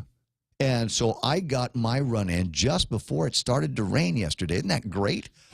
Yeah, right. But one of the highlights of the run had me, I was from where AutoSpot is, I wanted to go down to Adelup, right? And so I'm running down to Adelup, and right about where the GCIC building is an area, a lot of the truckers will stop there. It's tradition. It's a great place to go and watch the ocean and get a bite to eat. And for many years, the bite to eat was sold by Evelyn Ungakta. Evelyn's hot dog stand. Nice. And I'm here to tell you, my friends, and I had my phone with me, so I was able to snap a picture of it. Evelyn and her family have reopened Evelyn's hot dog stand. Marine Corps, yes, yes. This forget about everything else that's, yay, we opened up a museum. How about that? Hooray. Yay, we got a new Congress building. Yay, whatever. Evelyn's hot dog stand is back in its usual spot. And I got to tell you, this for me, it's a big deal. I like to swim and play in that warm bath of nostalgia anyway. But when I pass by there, and she has had the same recipe for hot dogs all of these years. She absolutely changed nothing. She changed nothing with the hot dogs. So you got she steams the buns, but it's not just water that she steams them in. She steams them in water that's got onions in it. So the steam comes up and it's got an aroma that matches that, and they're soft. And then she takes the hot dog and she puts the thing on there, and you can dress it up any way you want to. She got a little condiment plate over on the side. Now she also does an egg burger. But for me, it has always been go and get a hot dog, go and get a chili dog, and a Mountain Dew, and that was my lunch. Oh yeah. And the great thing about this lady is she knows me, right? And most of the time, she knew I never had any cash on me, and so she'd let me. What? It's true. Credit? Yeah, she let me.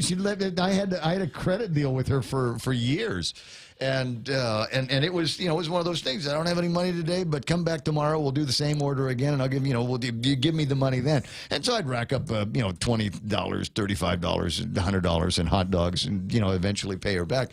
And she was able to use that money and send her kids to college. Yeah. Yeah. So I'm absolutely delighted to report that the Evelyn's hot dog stand is reopened. Now, Mark is saying that he posted that about a month ago, and you might have, but I have not had the chance to. If I've driven by there, she hasn't been there, because I would have noticed. I would have stood out to me. But it was nice to see her, and the picture that I've got on Facebook Live this morning with the entire family that was gathered by to help her through the quieter afternoon hours once all of the truckers have got something to eat. But see, now I know that where I might be having some lunch today. But I think this time I'll stop by the ATM and get some cash. Bottom of the hour, it's time for another look at headlines from the Guam Daily Post. Here's Kevin Kerrigan. Half a day and good morning, Guam. In the headlines from the Daily Post this morning, 2 low-income housing projects have stalled due to ongoing H-2B worker shortages. According to Michael Duenas, Executive Director of the Guam Housing and Urban Renewal Authority. Duenas says construction work has slowed considerably on the third phase of the Summertown Estates development in Dededo, and there's been no significant construction activity at the 50-unit Villa Del Mar development in Toto. Greg Massey, Alien Labor Processing Chief at the Department of Labor, says there are no H-2B workers left on Guam now. 0, he said. The recently approved workers have not arrived yet, and he doesn't expect them until June or July. And those who have been approved can only work on military construction-related projects. There have not yet been any approvals for non-military related construction projects. CLTC Chairwoman Pika Farron says there have been 30 cases where land trust applicants switched eligibility dates with other applicants for a land trust property. And to date, 17 leases have been issued to those who swapped dates with someone else. The first swap occurred back in 2004. Based on Friday's legal opinion from Attorney General Elizabeth Barrett Anderson, all 17 of those leases are now considered void. Farron said during her term as CLTC chair, none of the swaps were ever approved by the Land Trust Commission. All of the approvals were processed by the Department of Land Management. Guam Bar Association's ethics attorney has been fired by the judiciary of Guam. Bruce Bradley terminated effective 5 p.m. Monday afternoon. He was seen being escorted out of the door of the courthouse by Superior Court marshals. The ethics prosecutor position is unclassified. Bradley was responsible for screening, investigating, and prosecuting misconduct complaints against members of the Guam Bar. Judiciary spokesman Sean Gumatautau could not disclose the reason for Bradley's termination, nor would he say whether any complaint or allegation of misconduct had been filed against him. For these stories and more, log on to postguam.com or pick up a copy of today's Guam Daily Post. I think I will, 7:32. And if you can't pick up a copy of the Post, then download the app on the Android Google Play Store or your Apple Store. It's 7:33, and iConnect wants you to connect longer for less with their incredible mobile and push-to-talk plans. Are you a homeowner looking to save money on your power bill? Ever thought about getting solar on your roof? If the answer is yes, Micronesia Renewable Energy will install a solar energy system on your roof for zero money down, so you can save money on your power bill. Sign up in the month of May, and MRE will pay you $400 in cash. That's right. In the month of May, get a solar energy system on your roof, and MRE will pay you $400 just for signing up. Conditions apply. Call 632-2613 for details. MRE, the smarter choice. American President President Lines brings you portions of the program. American President Lines today celebrating their 100th voyage between here and Saipan. Fully loaded, 400. Well, I don't know about fully loaded, but it's their largest haul yet. 400 containers going up there, shipping the future.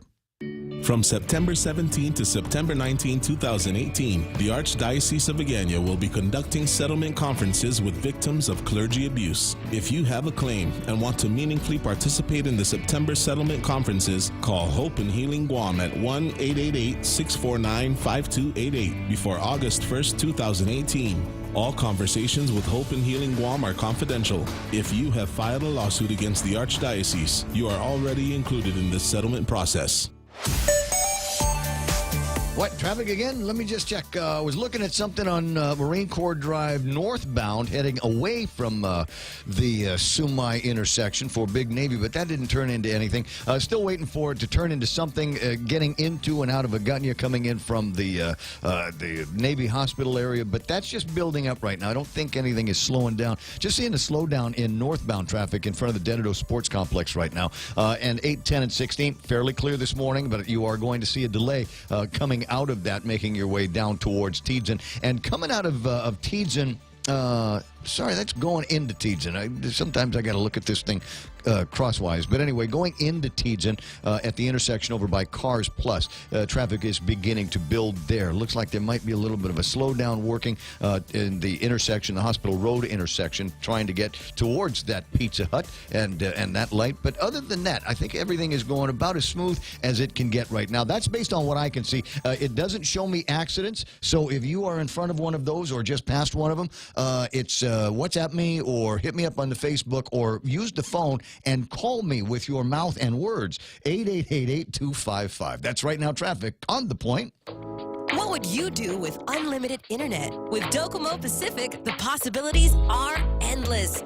Docomo Pacific is throwing off the data caps so you can enjoy more of the things you love. Watch, stream, download, and play with no end in sight.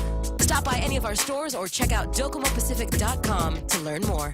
Life becomes limitless with Docomo Pacific. Better together.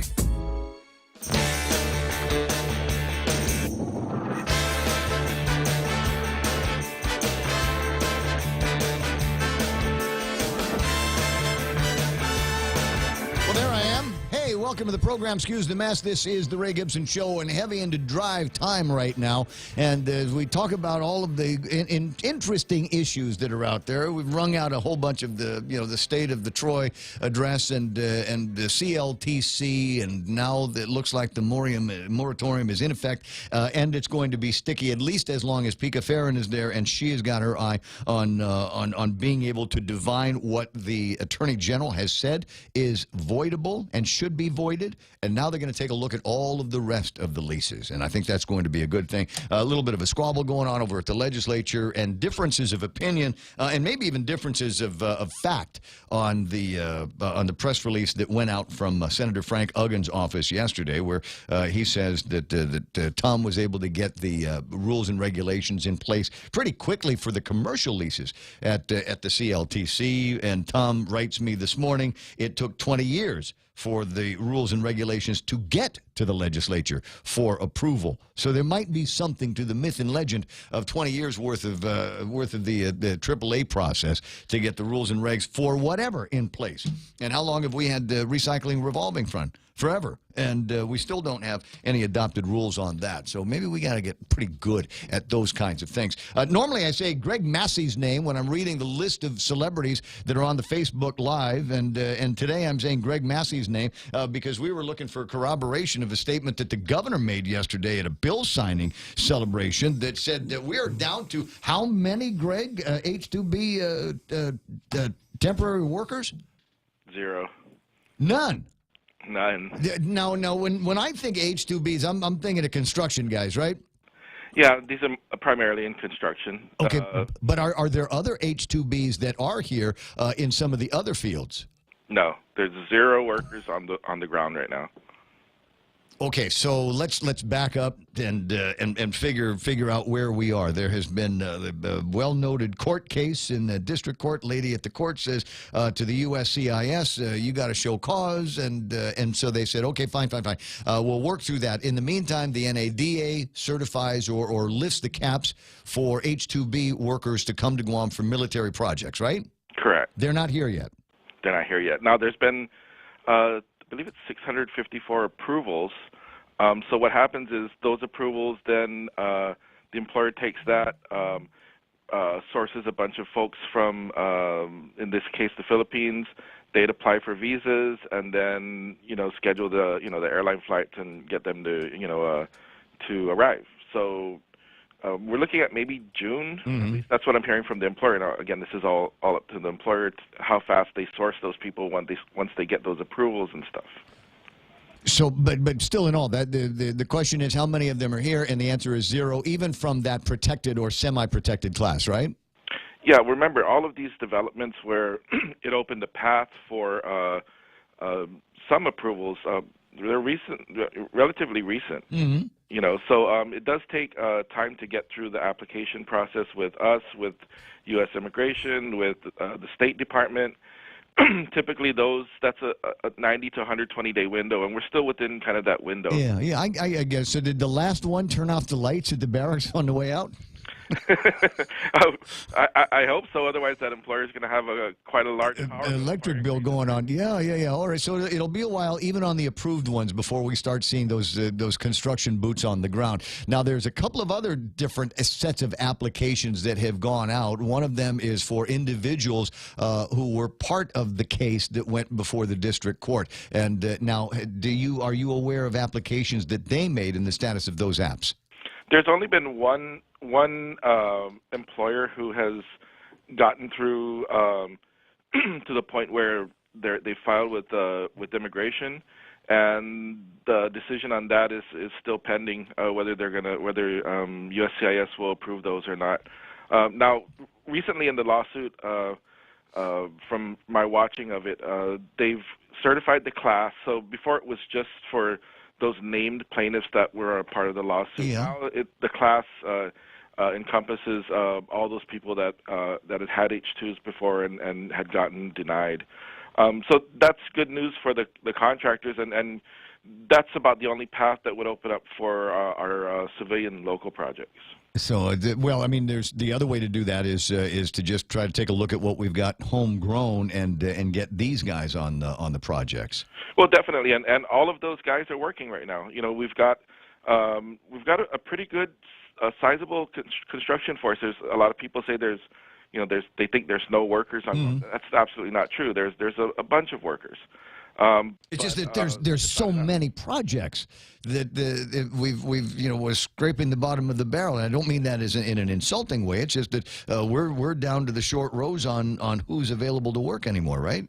Yeah, the problem is it's a long conversation, but the basic problem, to sum it up, is there are local workers, but we have gaps in certain occupations like carpentry and masonry. Those are the jobs that a lot of folks honestly don't want to do. They like to go into the HVAC occupations and the electricians and the plumbers, but there's been just such a shift in a generational shift where younger folks, it's a young man's game. I mean, you do see a lot of older folks in the carpentry and masonry fields, but for the most part, it's a young man's game, and young people don't. It's not attractive to take those positions. We did some work here at the radio station wasn't that long ago, and the guys that were doing the heavy lifting projects, electrical stuff, bathroom stuff, plumbing. You're right, some of that kind of thing. It was remarkable because many of them, and I consider myself the old guy in the shop, and these guys were even older than I was. And, and laying down tile and doing concrete work here. I was looking at an ad, page 26. I think the second day it's run in the Guam Daily Post for neonatal intensive care registered nurses, pediatrics, a whole bunch of RN cases, different specialties in the registered nurse field at about $27 an hour. And I'm assuming that's either GRMC or Guam Memorial Hospital that is doing some hiring on this. But have they run this through the Department of Labor as well? to see if they might be able to advertise for RNs from off island? So that ad is a part of the mandatory recruitment process. That's part of the labor certification. That's what I thought. The part that we do. Yeah, that is for. Well, I'm not sure if I should say, but yeah, it's one of the two. Okay, so it's one of the two, and there's always a need for nurses around here, and I know that we're educating them as quickly as possible. But this would support then the opportunity to hire nurses from off island and give them those locus tenens contracts, right? I'm not sure what kind of contract that is. Well, it's generally at a higher rate, but they're asking for $27 an hour here, and that's probably a pretty decent local rate. But they tell me that there are some locum tenens at one of the hospitals that are doing something like $75 an hour, simply because they had to be brought in as short-term temporary labor, and because of the need. I think probably talking about the traveling nurses. Yeah, traveling nurses. But these are going to end up being permanent nurses. Is that your understanding? No. These are for H2. Yeah. Okay. Yeah, so these would be temporary, probably no more than a year. So that kind of tells you who they're for, what shop they're for. But no, this $27 an hour is the prevailing wage rate. Based off of data from the U.S. Department of Labor. Questions from our listeners. Romeo says, how can you say there are 0 foreign workers here? Who are those Chinese guys packed like sardines in the back of pickup trucks? Gosh, I wish I could go on and dispel a lot of these myths. Just because somebody's a foreigner doesn't mean they're a foreign worker. We've got a lot of people that have green cards and status, and just because they're Chinese doesn't mean they're not. They might even be U.S. citizens. So just because you see people that don't speak English doesn't mean that they're H2 or that they're a foreign worker. As a matter of fact, most of these guys, especially the Chinese, all came in when we had a bunch of Chinese H2 workers, and they've gotten status through applying through different pathways or through marriage or through asylum. Just because you see a foreigner out there doesn't mean he's, here on a visa. So for clarity, what we have said is that there are 0 H-2B workers on Guam. Correct. Okay. Rudy writes, my question is, will the contractors pay the H-2B workers the wages per Davis-Bacon? I see them cheating the workers. No. Or I foresee them cheating the workers. Davis-Bacon is only for military construction projects for certain occupations. It doesn't apply across the board. Okay, well, Romeo still wants to fight. He says, no, they're not U.S. citizens. This is why we have problems with never being able to resolve issues on this island, looking at life through a fake prism. All right, well, you guys can fight about that all you want to. Listen, I appreciate. Yeah, it's a Wednesday. We'll save it for Friday morning. So the steps are being taken. We will eventually get some H-2Bs. The applications are out there. They're NDAA, so they're automatically approved. The cap has been lifted for that particular brand. We just got to figure out a way to augment the work that is being done on base and what needs to be done off base with either local hires or these truckloads of Chinese, if you want to, wherever they happen to be. I think they all work for Ellen Wilkinson, but that's right. She's always building something, that one. And then we'll take a look at what can be done with the members of the class. But it is still kind of open season on this, and we got to wait until the USCIS makes their decisions, and then what the review of that decision is going to be by members of the class as well as the judge. Yeah, I think we'll know a little bit more maybe in the next 60 to 90 days. We're trying to see what kind of trends come out. And right now, it's still pretty slow on. There's been that chilling effect that employers have had of not having confidence in the system. So now that these pathways are open, it's a matter of letting that ice chill for employers to have a little bit more confidence and start bidding on projects and start moving the projects along. It'll be interesting to see. All right, I'll check back with you in another 3 months. Thank you, sir. All right, I'll talk to you soon. 7:47. It's the Ray Gibson Show on the point, and that's the deal. And there it is, the corroboration of what you might have heard. There's no H-2Bs here. The last one is split. Did you turn off the light and jiggle the thing on the toilet and make sure that it's not singing? for 3 or 4 months until the new guys get in here. All right, it's not time for another traffic report, but I am seeing traffic build up in the locations where I told you is going to, if you're trying to turn left onto Route 3 from Marine Corps Drive, expect delays moving through that particular intersection. Coming in from Route 27A over by Weddingale and the rugby field there, traffic is beginning to back up and slow down a little bit. And at most of the major intersections, I think you're going to see a few more cars than I think are necessary. Expect just a handful of delays as you go from point A to point B. 888-8255. That's 888-8255. Interesting conversation with Mike Israel in the last hour, the first hour of the program, depending on whether you're watching this in real time or whether you're doing one of those video on demand deals. And Mike Israel and I talking a little bit about, to what degree should we be concerned with the slowdown in tourism that we've got here. And he says, you know what, we don't need to be that much. Well, he says, look, my hotels are busy. I got places in my hotels, and we're doing all right. And there's our occupancy is pretty good, but he recognizes that's not necessarily the case everywhere that he needs to go and everywhere that tourism is here on Guam. And so we talked about that. He said it referred to a stagnant moment here on Guam. And I don't know how you interpret that. But for me, maybe it's just one of those things where we need to have, how do you want to say this? Where something big needs to happen around here. And I'll equate it with the idea that maybe what would be cool is find another straggler in the jungle. Let's go find ourselves another yokoi, and something like that brings some, I don't know, put some shine on this apple, some bloom on this rose that is Guam. We've been in the hospitality industry for 50 years, and there's still remnants of 50-year-old hospitality in Tumon. In either thought or practice or actual physical property. And maybe it's time that we put a fresh coat of paint on things. But the point that I made with Mike, and he thought it was pretty good, was that tourism isn't just localized in Tumon anymore. And you're going, well, of course not, Ray. There's a whole Sheraton and the Santa Fe and the Shirley's over on the East Agania side. On the other side, maybe there's more that can be done with that. But my point is, even with those outliers where they are, for me, the hospitality industry, because we are entertaining and attracting a completely different brand of tourists now.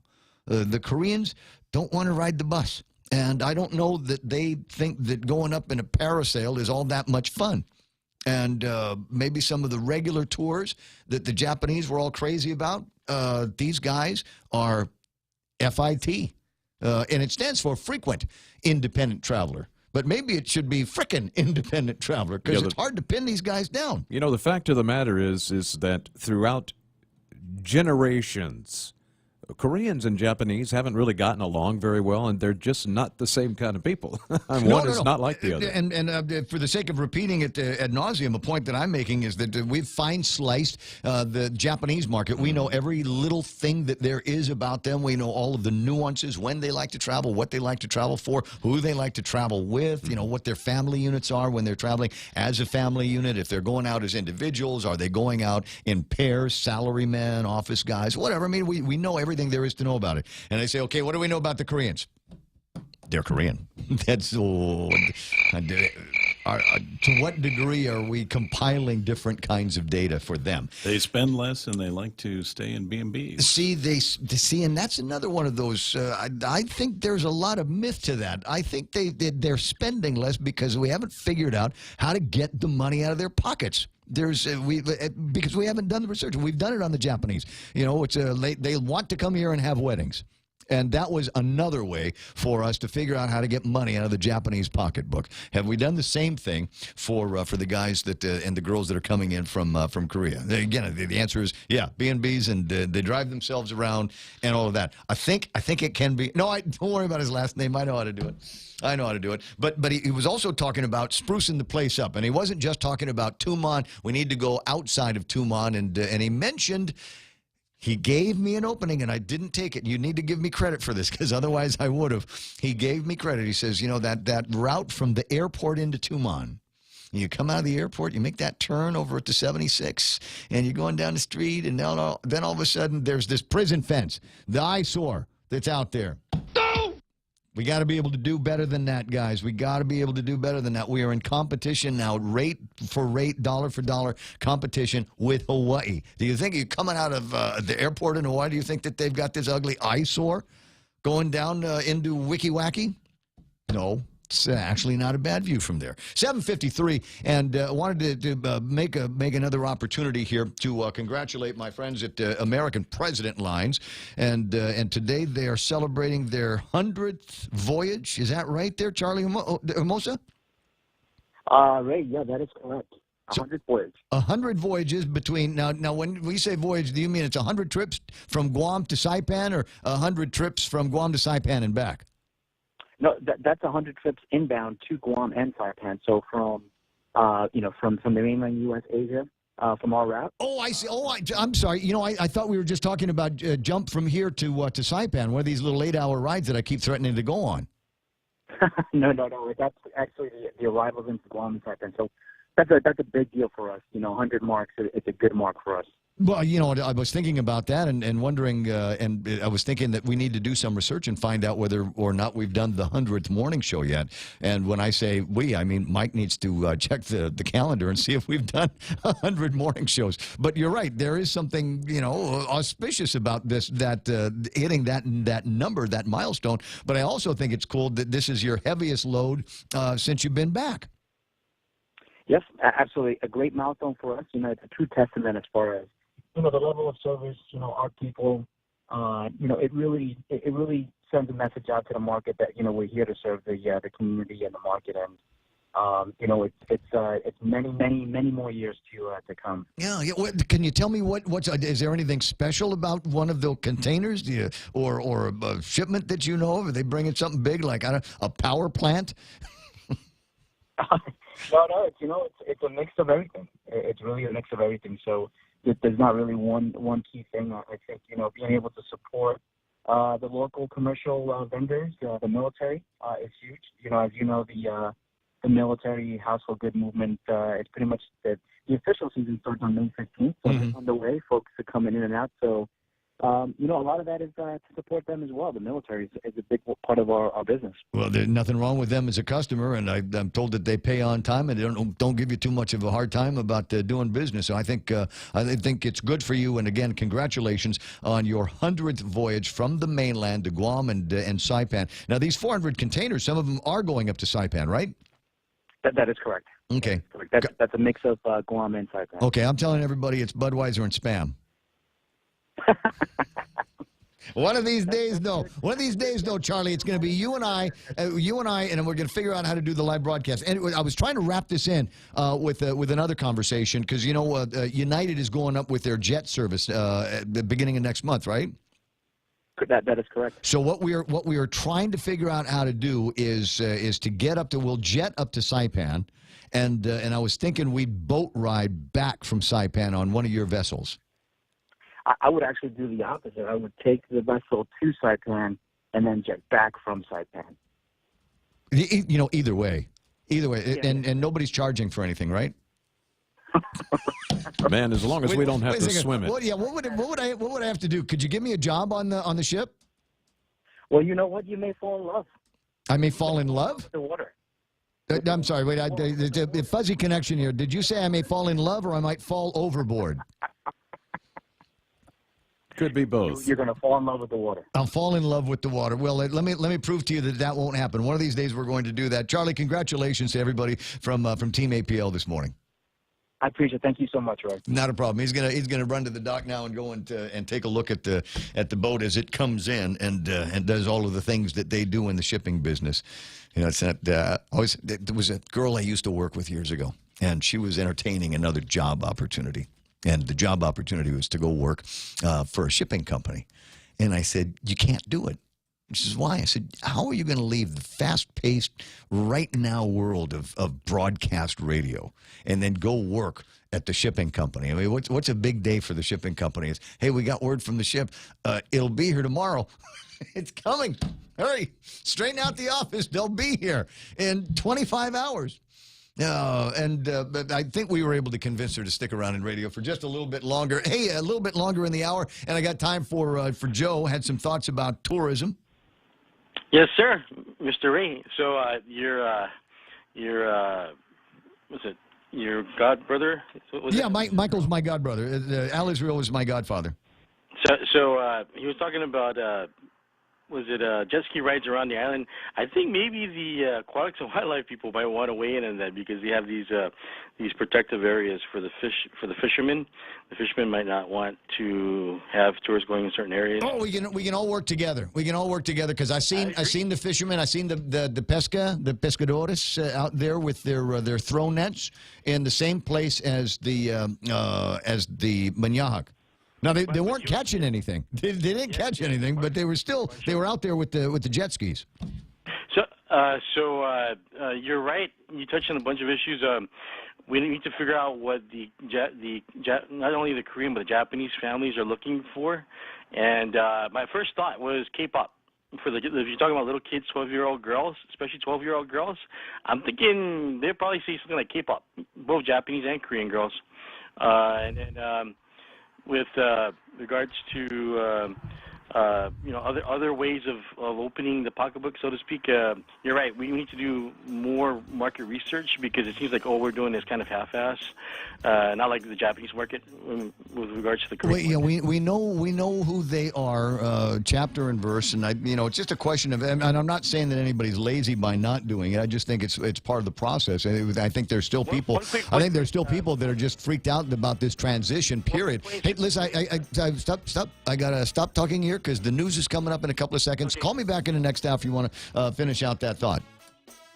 Because I ain't going anywhere. I still got 2 hours left in the program. The radio station is KUSG Hagåtña. Man, I still haven't read that letter from Troy to the AG or Speaker Cruz. I'll work on that in the next hour of the program. The radio station is KUSG Hagåtña, The Point 93.3. I'm Ray Gibson. Fox News in 9 seconds. That was never going to happen.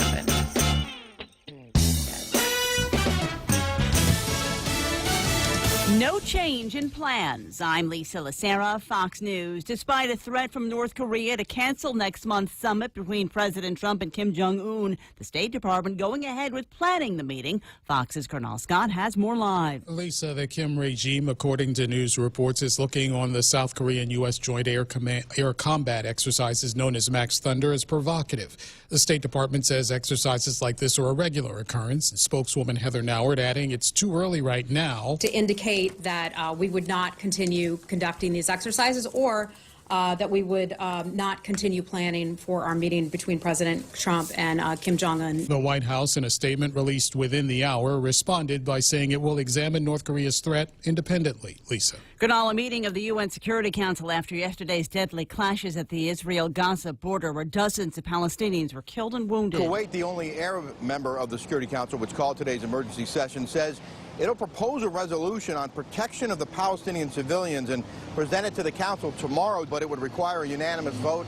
And the U.S., a permanent member of the Security Council, is unlikely to approve anything that doesn't recognize Israel's right to protect its own borders. Fox's Rick Leventhal at the UN. This is Israel says its military has delivered 8 trucks full of humanitarian aid and medical supplies to the Gaza Strip.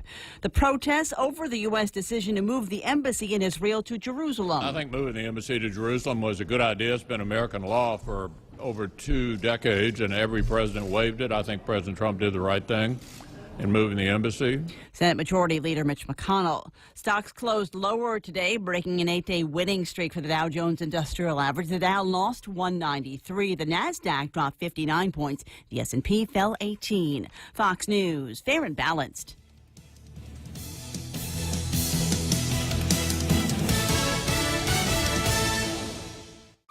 In this divided world, there are still a few things that unite us. The thrill of an exciting championship game. Fires to the end zone. Touchdown! The sound of great music. The Grammy goes to... And the love we have for that perfect burger. Ruby Tuesday Guam presents to you For the Love of Burgers menu. For a limited time, we want you to put down that fork, tuck that napkin in your collar, and go for broke with an amazing burger for just $11.99. 8 burgers to try, and time is a wasting. Ruby Tuesday Guam lunchtime. See you soon. Manila, Osaka, Fukuoka. Dreaming about your next vacation? With the FHB United Mileage Plus credit card, you can get 10% off on United Airlines flights from Guam to Manila, Osaka, or Fukuoka when you book your ticket by May 31. Book your flight on United.com at a United City ticket office or your local travel agency using promo code FHB18M. Visit FHB.com/United Fair Sale 18 for more details. Terms and conditions apply. First Hawaiian Bank, Equal Housing Lender, member FDIC.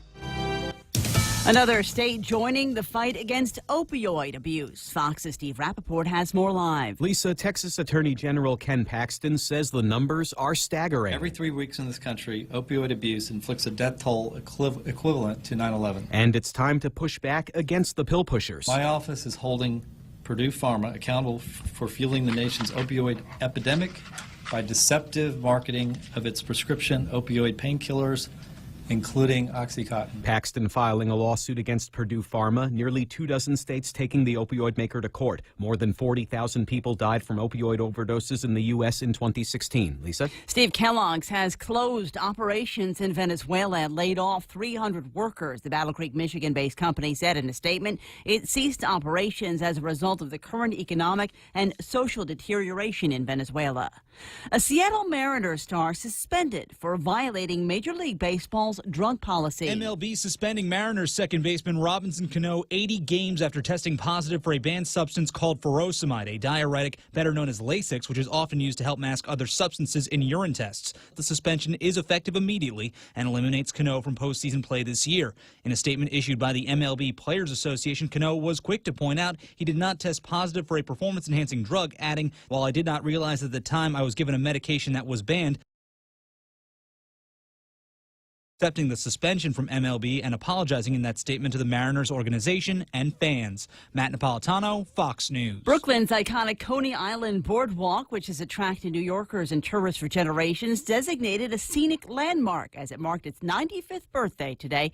The designation protects the basic footprint of the boardwalk, which has undergone numerous changes over the years, mostly in response to its environment alongside the Atlantic Ocean. Lisa Lacera, Fox News Radio.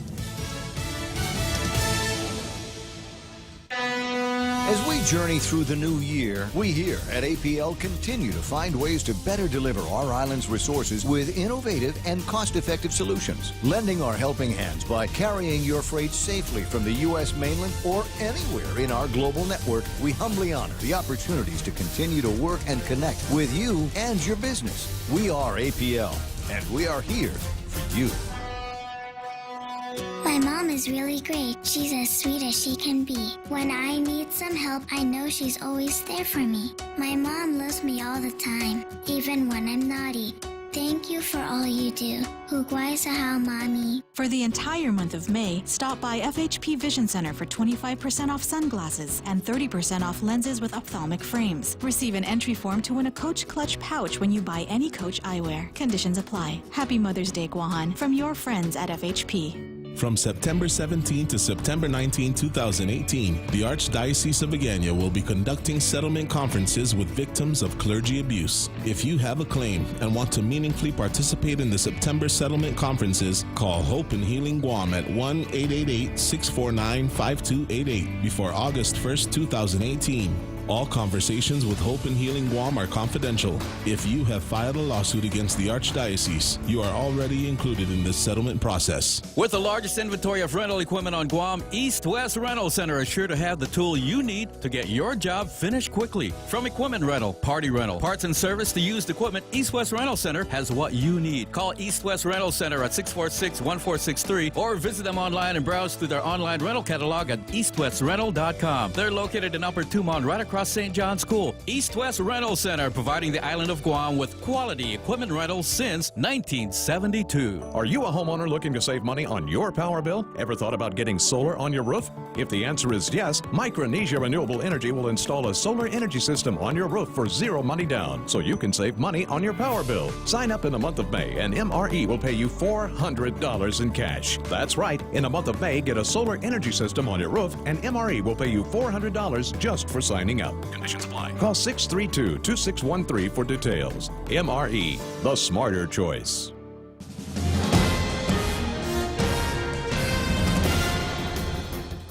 Half a day and good morning, Guam. News time here at The Point is 8 minutes past 8 a.m. this Wednesday morning. I'm Kevin Kerrigan. Here's a look now at some of the top stories from the Guam Daily Post. The government of Guam has been lax at collecting the tobacco tax, according to a draft audit by the Office of Public Accountability.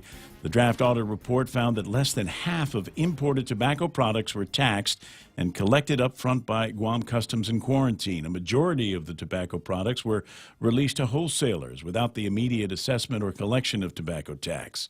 The auditors also found that the Department of Revenue and Tax made no detailed record of the quantities or weight of the imported tobacco when it was delivered to a wholesaler's warehouse, and no record of the tax owed on the tobacco products. The auditors found that Rev and Tax has been relying on the wholesalers' voluntary compliance and self-reporting of tobacco taxes. GovGuam also having trouble collecting property taxes, according to yet another draft audit report from the Office of Public Accountability. Speaker Benjamin Cruz raising some of the issues in that draft audit during Land Management's budget hearing yesterday at the legislature. Land Management Director Michael Borja said technical issues with computer software between the Department of Land Management and the Department of Rev and Tax are hindering efforts to collect property taxes. A number of properties are listed as John Doe properties, meaning Rev and Tax doesn't know who owns the parcels, so they don't know where to send the tax bill. The draft audit reports nearly $41 million in real estate taxes have been deemed lost because GovGuam failed to collect delinquent taxes and decided to forego collections for half the amount. We'll have more news after this. Hey, it's your stomach again. Subway has all new signature wraps, and around the water cooler, the other stomachs can't stop talking about them. Chipotle Southwest steak and cheese, turkey, bacon, and guac, rotisserie-style chicken Caesar signature wraps. Listen, if I'm honest, as a talking stomach, I don't have a lot of life experience. But I do know one thing. These signature wraps are jam-packed with meat. So what are you waiting for? I'm growling over here. Subway, make it what you want. Security Title is honored to join in sponsoring Ray Gibson on The Point. Half a day. I'm Mark Beneventi of Santa Rita, and this is where I start my day, listening to the voice of our community and sharing thoughts and issues that affect us all. It all boils down to our people, our land. Protei Igumamo. Protect your home. When purchasing or refinancing your home, remember to call the professionals at Security Title, just like you call Ray Gibson in the morning. 10 minutes past 8 a.m. here at The Point. Moody's Investors Service has announced that the Guam International Airport Authority's revenue bonds are now classified as Baa2 negative because of the potential financial setback as a result of the ongoing DFS, Lotte, and Airport Authority litigation. The negative note puts the airport's finances under close watch by its bondholders. In February, Superior Court Judge Arthur Barcinas canceled the airport's 10-year, $154 million specialty retail contract with Lotte after concluding the airport had committed multiple violations of Guam procurement law. Last week, the judge issued a stay on that order while he weighs a request from DFS to revise his decision and set a date certain for Lotte's exit from the airport. Airport Authority Board Chairman Ricardo Duenas, in a release yesterday, said the airport is very concerned about the Moody's report because the court's decision could seriously impact their credit rating and bond investments. The search committee for the next University of Guam president has narrowed down their list of applicants to just 3 from the 60 that applied. The finalists will be invited to visit the university campus and meet with students, faculty, and interim President Robert Underwood, the Board of Regents, and other stakeholders as well. Due to confidentiality agreements, the search committee cannot disclose the names of the applicants yet or where they currently work. For these stories and more, log on to postguam.com or pick up a copy of today's Guam Daily Post. Right now with some weather. All right. Well, let me while I'm doing the weather here, let me turn a couple of things on. I want to see if I can pop up the latest on the screens. What do we call that? The satellite imagery. Yeah, that's you can look at. the RGB infrared satellite. Well, this is the GOES, and that's what I look at all the time because it gives me a pretty good snapshot of what's happening in my neighborhood. Partly sunny with isolated showers. Thunderstorms becoming mostly cloudy tonight with scattered showers and isolated thunderstorms. Winds out of the east about 10 to 15 miles an hour. Not a whole lot of wind last night either. Diminishing overnight highs, 89 degrees, and overnight lows of about 77 degrees. So yesterday, real schizophrenic day. I mean, we went from it was a nice day, and then all of a sudden it rained, and it was one of those like big raindrop days, yeah, right. and things flooded up fairly quickly in a bunch of places. And just like last week, it was only on the west side of the island because the winds were blowing very gently. So, I lived there on the west side, and it started raining. I was looking at the radar. It looked like I was conjuring the rain from my house. But so I'm looking at the weather map here, and I just don't see a whole lot by way of weather in our neighborhood. It looks like, we're in a patch of some clear right now. We are kind of in between weather systems. This trough is a little slow to move in. You can see that feature to the east or to the right of Guam. Guam is just under the orange arrow on the timestamp up there on the top left of the screen. So that flare up there to the east of us, that's the trough that's going to be pulling through in the next few days and will increase our rain chances because it's bringing a lot of moisture in with it. Okay. Well, we could, as I said, we could use some of the moisture. Just got to remind people how to drive when it rains because it does not happen. And with that kind of potential for flooding up in a bunch of areas along the west side. One thing many people fail to realize also is that after it has not rained for a while, you get an oil buildup on the road, and so any rain that's not like heavy rain, the oil will just rise up to the surface and float along the top of the water, and it's 10 times worse. Especially the older coral roads, 8:13 in the morning, and so that's what we've got for you. Sunrise this morning was at 5:55 or 5:54. Sunset tonight at 6:40 a.m. That's news and weather together here on The Point.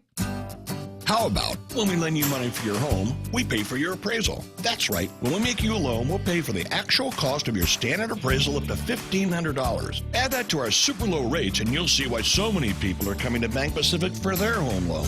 So join them by joining us, Bank Pacific, where we're open to closing your loan in a hurry. Bank Pacific, where others put branches, we place roots. Equal housing lender, credit conditions apply. The Raymond Gibson Show brought to you by King's Restaurant, serving Guam favorites to families like yours for over 40 years. It's King's Restaurant, always open, always local. Don't wait another day and waste another dollar. You can start saving today. At Guahan Insurance Services, we are here to help protect your investment and save you money. We offer insurance advising for business, car, and home insurance. So come and visit us at our new office at Camacho Landmark Center at Marine Corps Drive in Tamuning, and let us show you that you can count on us for all your insurance needs. Call 475-1162. As for Yucca, 8:15 in the morning, and what have I got here? Portions of the program brought to you by Security Title, when you absolutely need confidentiality in your real estate transactions. Stop by any Circle K today and overload your For Real. It's simple. Pick out your favorite For Real shake, blend it, and then mix and match any two toppings for only $1. Overload your For Real with a variety of sweet treats like Oreo cookies, gummy bears, classic M&Ms or peanut M&Ms, and Reese's peanut butter cups. Simply add them to your For Real shake for an overload experience and enjoy. For Real Overload, only available at participating Circle Ks. Circle K, take it easy. The Ray Gibson Show. Any speaker, anytime. Watch and listen live on thepoint.gu. Yeah, and you can watch and listen live on Facebook Live, and that's become my preferred mechanism to talk to folks, including Farlan Chang, which is a name that some in the journalism community might remember from a long time ago. He's in Hong Kong right now, just about to get on the ferry, so he might lose the signal. Depending on which ferry he's on. I can't remember which one has got the internet, but he's out there, and he's comments like, you guys must be drinking from the fountain of youth here in Guam. Well, we're drinking something, that's for sure. And he says, double bonus, I see the legendary Kevin Kerrigan, the man, the myth. here in the morning show. Yep. Paris Mendiola is on. I see Janice Bertos. Nice to have you on. Sonia Siliang. We'll always have Paris. There's Yuka Hechanova, Pete Guerrero, and Levon Guerrero Meno, Vivian Cunningham over at she's now a part owner of that company, I understand. Maria Hernandez. Nice to see you there from Take Care. Ted Lewis. Gerard Affligui, Daryl Taggarty, Frank Torres, and there's plenty more, and there's plenty more room for you. I don't know that you know this, but there is no upper limit on Facebook Live viewership. But right now, in the program and in the studio, it is time for Sports with Blake.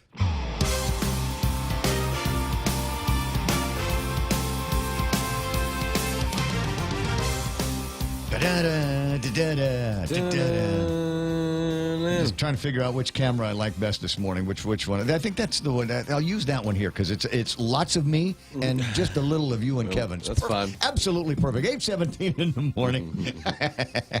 What if I didn't say it? I feel like I'd be lying, right? Hey, it's 8:17 in the morning, and Blake Watson from Star 101 coming over to talk about sports or something here for the next couple of minutes. I do. I have a few local sports. So I did some digging. Let's see here. Well, here, first of all, let's see here. I have this. Pangilinan, that would be Paul Pangilinan. We talked about him in the GML just a few days ago. Well, he continues to dominate on the hill. He led the ITNE race to an 11-1 win over the Smokies, which I think is their second game, I believe. Is their second game? I don't have it. I don't have the actual schedule on me. And also in scheduling news, IIAAG High School Girls Soccer Semifinals goes down today, 5 p.m. Kickoff between number 1 Indy Lady Royals and the number 4 Simon Sanchez Sharks.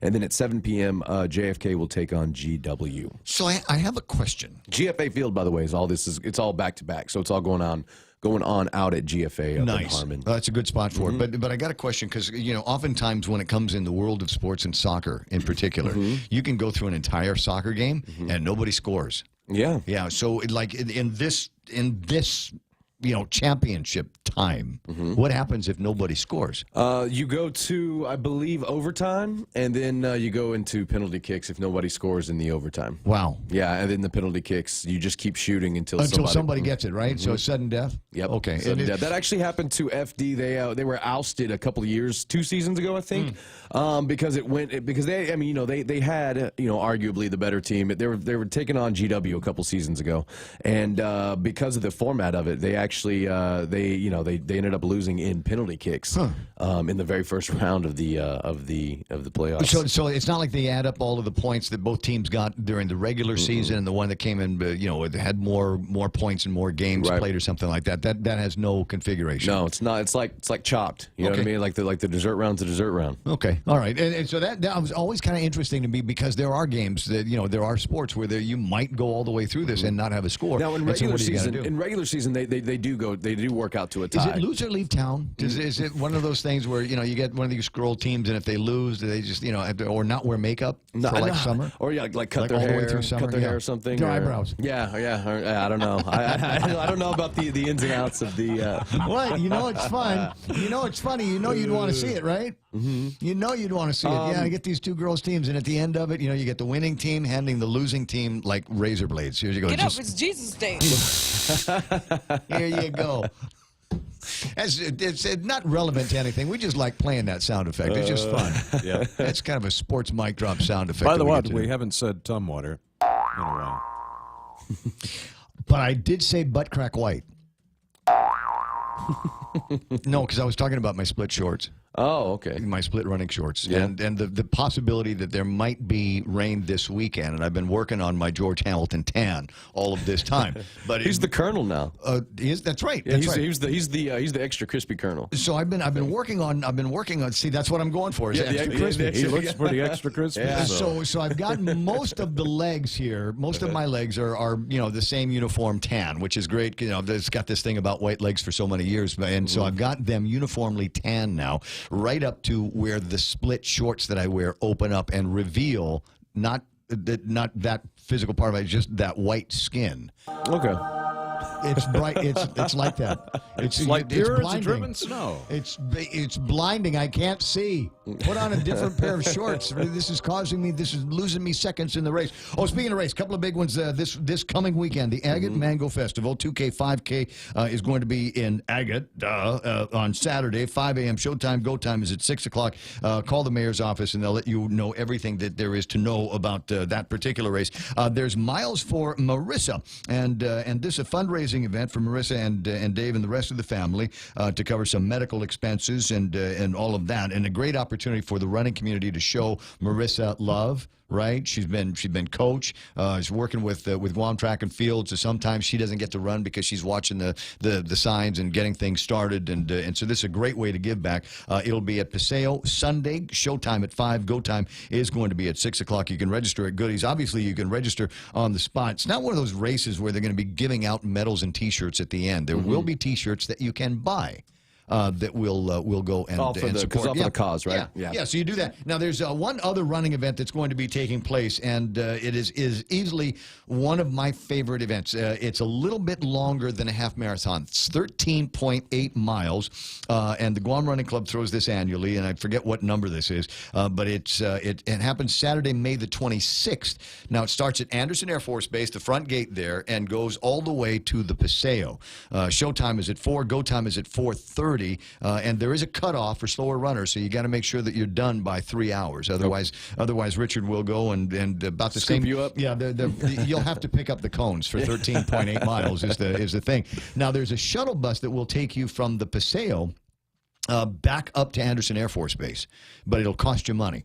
So this is the part where you hook you up with somebody that will either drop you off at 4 o'clock in the morning, or what's more likely is pick you up, at 7 or 8 o'clock in the morning in Paseo and drive you back to the car. So work on something like that. Now the runners will tell you that this is it's a downhill race because it's going the opposite way, right? So you're going from Anderson Air Force Base down. to Paseo, and there is a drop. So from 600-foot elevation down to about 0 because it's Paseo. It's right there at the waterfront, right? So you got this 600-foot drop. But altitude. Yeah, let me just tell you, you're not going to feel that drop for a long time. Coming out of from Anderson Air Force Base to the Micronesia Mall. That's about 5 miles. Wow. And so there's a couple of places where there's some uphill there. I don't know if I can make it from Anderson Air Force Base to the VFW.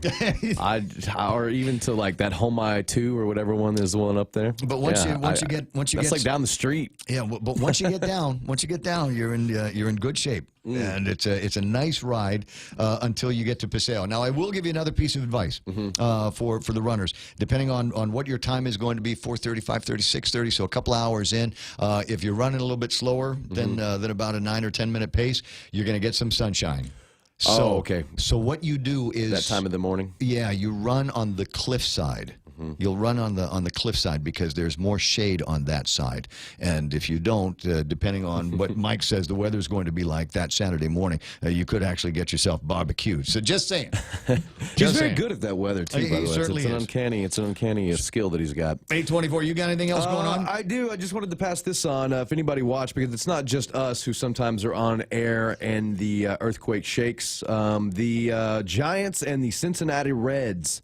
Live on TV had a 3.5 earthquake hit the Bay Area as Reds first baseman Joey Votto took his first cuts with 2 outs in the top of the first inning. The NBC Sports Bay Area broadcast camera shook for about 3 seconds. There's Twitter video of it if you follow San Francisco Giants on Twitter. Didn't the big Bay Area earthquake that happened? That was during the game. World Series. 94. It was the 94 series. There's a whole 30 for 30 on that. There's a whole ESPN documentary on that game and that quake hitting. But it hit about 7:18, and all the trains in the BART system were stopped for 10 minutes for damage inspection. Gameplay did not stop, but safe to say the people in the park felt it. Even Derek Carr, the Oakland Raiders quarterback, said, pretty sure I just felt an earthquake, is what he tweeted out. No doubt he's over there. Luckily, it wasn't going on also while the Warriors game was going on because it's shaking the court a little bit. It's happened a couple of times when I've been on the air doing talk radio. It happened last week, right? Well, it yeah, happened but to us. We weren't on the air. Oh, okay. We were still in that was a news break, right? We were still playing Fox News at the time. Okay. But had you ever been on the air with an open hot mic while an earthquake was going on? No, never. No. I had never even have. felt an earthquake till I came to Guam. I have. Yeah, I have. I was talking then when the one hit last week, and then I see. Yeah, then I was on the 8th floor before, and that one was a little scary. So one morning I've got Eddie Calvo on the phone. and it's a weighty issue as it usually is. I've got the governor on the line and we're talking, and all of a sudden I feel this earthquake, and I didn't know whether to stop the conversation and so it was certainly distracting, but not big enough to really stop things and say, okay, well let me just break so I can get under the table and wait for this thing to stop shaking.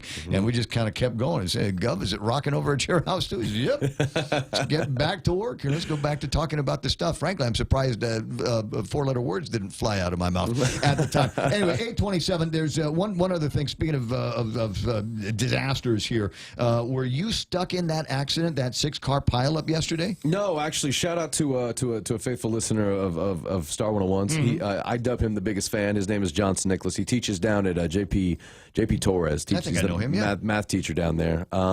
He actually sent those pictures to because him and my other half work at JP Torres together. So send them to the work group, and I got permission to use them. So that's why I decided to pass them on to you. Just something fascinating. Yeah, well, I mean, Kevin was excited to see those pictures as well. I mean, it's one thing to talk about a 6-car accident. It's a whole other when you've got pictures and images of it.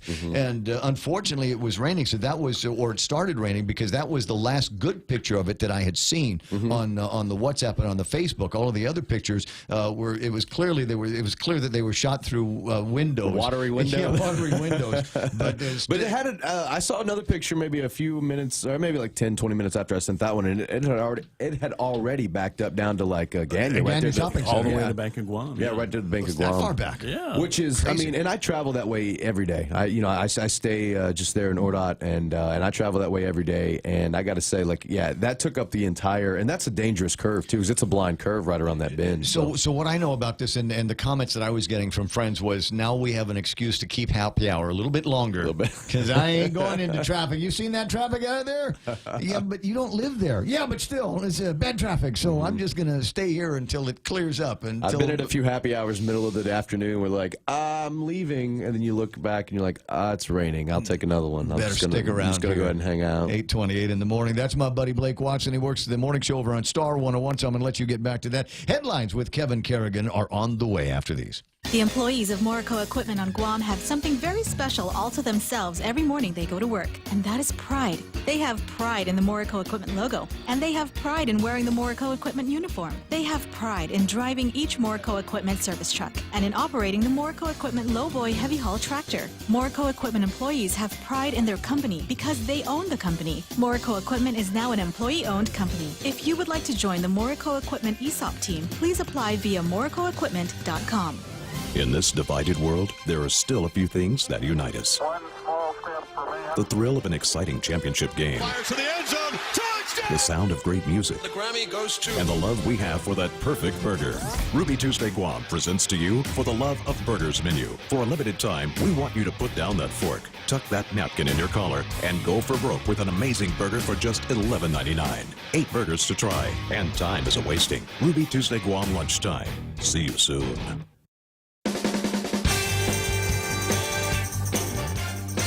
Yeah, that's always nice. You got to throw in the IIAAG girls soccer in here, primarily for just one listener, and that's Sean Gumatau says this morning. Great job, Blake, on the sports here this morning, and a bunch of other comments coming in from a note from John Bullwinkle says Governor Eddie Calvo vetoed a bill that would have increased the tax on expensive real estate sales in order to provide more funding for affordable housing. Well, I'll get around to taking a look at that here in just a couple of minutes, but right now we've got to find out what else is going on in town from the Guam Daily Post. Here's Kevin Kerrigan with headlines.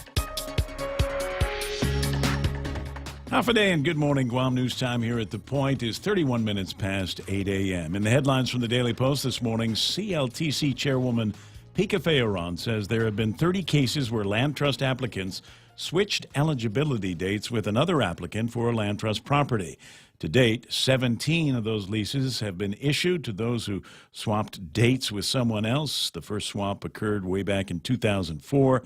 Based on Friday's legal opinion from Attorney General Elizabeth Barrett Anderson, all 17 of those leases are now considered void. Fayron said during her term as CLTC chair, none of the swaps were ever approved by the Land Management Commission. All of the approvals were processed by the Department of Land Management.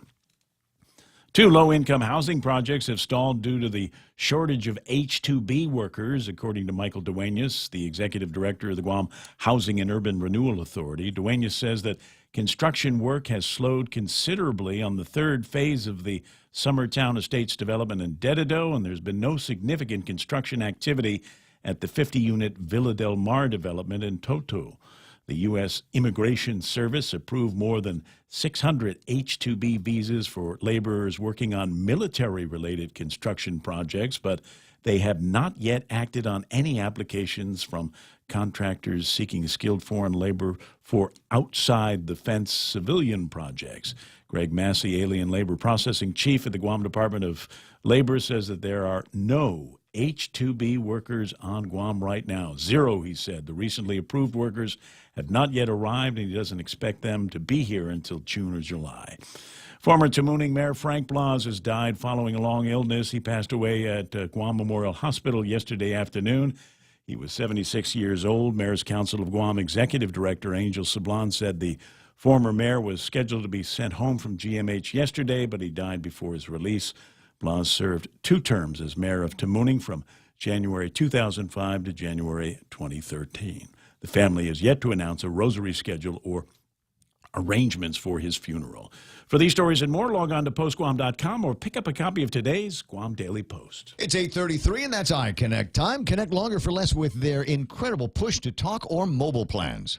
With the largest inventory of rental equipment on Guam, East West Rental Center is sure to have the tool you need to get your job finished quickly. From equipment rental, party rental, parts and service to used equipment, East West Rental Center has what you need. Call East West Rental Center at 646-1463 or visit them online and browse through their online rental catalog at eastwestrental.com. They're located in Upper Tumon, right across St. John's School. East West Rental Center, providing the island of Guam with quality equipment rentals since 1972. Thank you, Albert. Celebrating their 100th voyage to Guam and Saipan American President Lines. They got 400 cans coming in on the ship. The APL, I think it's a Saipan that is going to be coming in with that load, bound for Guam and then on to Saipan a little bit later on. See you later, Kev. So we say congratulations on this incredible milestone here, 100th voyage and 400 containers. And also a reminder that APL is shipping the future. Are you waiting too long for a home loan decision? Are you looking for a bank that understands your needs and can close your loan quickly at today's super low rates? Then come no further than Bank Pacific. Our home loan specialists are friends and neighbors from your community, and our decisions are made right here in Hagåtña. Bank Pacific, where we're open to closing your loan in a hurry. Bank Pacific, where others put branches, we place roots. Equal housing lender, credit conditions apply. Viva Bank Pacific.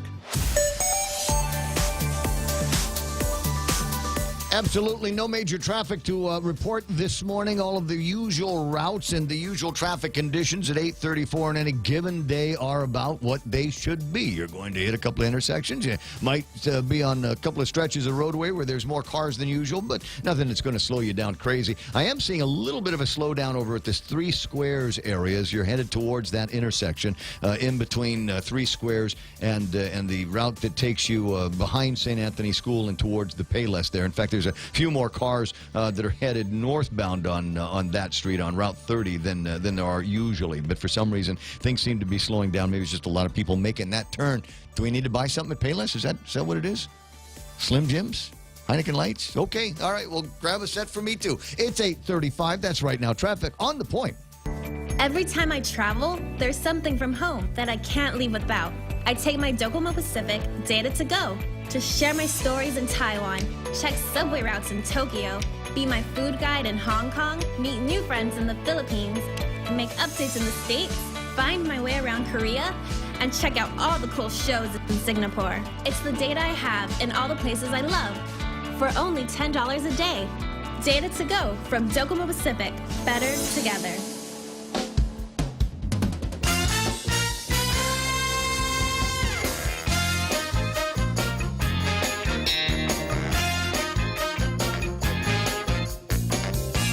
like it when our music beds kind of rotate back into this funky 70s groove. You know, it kind of reminds me of department store music from the 1970s. You know, come on in here. We've got your hot pants. We've got your what do they call them? Bell bottoms. Yeah, it's It's Kmart's greatest hits. Yeah. You remember that? And I'm sure that there's probably some pictures of you around where you've got the massive collars. Yeah. Right? When the tips of the collars. Pants. Yeah, the tips of the collars go all the way out to the shoulders, huh? You remember that? Wait, I still have a shirt like that. What are you trying to say? Well, maybe tomorrow I'll wear it. I've got a hang 10 shirt. Oh, nice. So it's the same color as this shirt, but instead of the boss logo on this side, it's the little hang 10 feet, and I absolutely love to wear all of that stuff every once in a while because it brings back memories. The little penguin shirt. I got a penguin shirt too. Okay. Yeah. Kind of hard to find that particular brand at decent prices, so I got it in the Philippines. I'm pretty sure it's a knockoff. That could be. Could be. Almost. But for sure, the Rolex that I got from the Philippines, that's for real.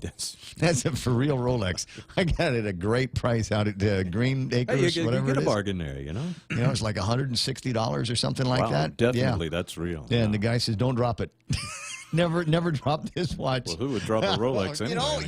It's like an iPhone 10. 8:37 in the morning. Hi, my name is Ray. Welcome to the program. And it's just kind of us two here in the studio. Blake's already gone to do his thing, and Kevin is finished with his morning show duties, and he's going to go and chase down some stories over at the Guam Daily Post. Now, it is possible that one of the stories today, and I was lamenting when I came in, there was actual lamentation going on the air here on The Point. And it came from me, which is odd because normally I'm like the happiest guy in the room, right? Happiest, most energetic. What's the other one? Politest. I want to say politest. And certainly the humblest. But I was lamenting this morning because for the first time in a while, Troy Torres' name isn't on the front page of a newspaper. What has it come to? Has he finally run out of names to sprinkle? Has he finally run out of issues that he what's the word I'm looking for? I don't want to say lied when he was in the administration. I think that's a bad way to put it. But certainly maybe he framed when he was distorted when he was part of the spokes group at the front office. And so now he's coming out and saying, okay, yeah, those are all distortions or fabrications, lies, whatever you want to call them. But now that, I'm going through this, the arrest thing and the humiliation, the catharsis that it brings, if we allow it to, maybe there's some more names. So the controversy, perhaps, that we're going to be hearing about now, depending on whether or not it gets vetted, which is something that they're asking over at the governor's office. They said, look, we kind of get it. You guys always want to talk about Troy's got a lot of stories out there, yada, yada, yada. But can you do us a favor before you just start reporting on it willy-nilly? Could you vet this? And, yeah, I'd like to. But did we already try to get a hold of Oyal? We did? Yeah, okay. So you got to answer the phone when we call, when we try to vet these stories. And absent that, then I'm going to go ahead with the story. And I'll try to summarize much of this. It starts off with, Dear Mr. Speaker and General, because this goes to B.J. Cruz and the Honorable Elizabeth Barrett Anderson. This will be the fourth time I'm writing you both, and I still await a response to any of the reports I've made to you about the crimes several high-level officials, including the governor and lieutenant governor, have committed. Nonetheless, aside from the remedies that may or may not be sought through the federal system, you two are all we, the people of Guam, have in order to protect ourselves from the growing cancer that is this administration's stranglehold on power. Thus, I submit yet another report of corruption, this time involving major financial malfeasance by the administration's top fiscal officer. And then he goes on to talk about a couple of different issues. One of them is the idea that we've got a crummy AS400 financial management system. And we've been talking about the limitations of this system for decades. And you'd think that somebody would go out there and try to find a new one and maybe put out some kind of an RFP. Well, he alleges that the RFP for something like this had never happened because who's he pointing at here? Artero. What's the name? Where's the name of her? Bernadette Artero. And he says here, the then Chief of Staff Franklin Ariola and I both pressed the governor's chief fiscal advisor, Bernadette Artero, to put banking services through the procurement process.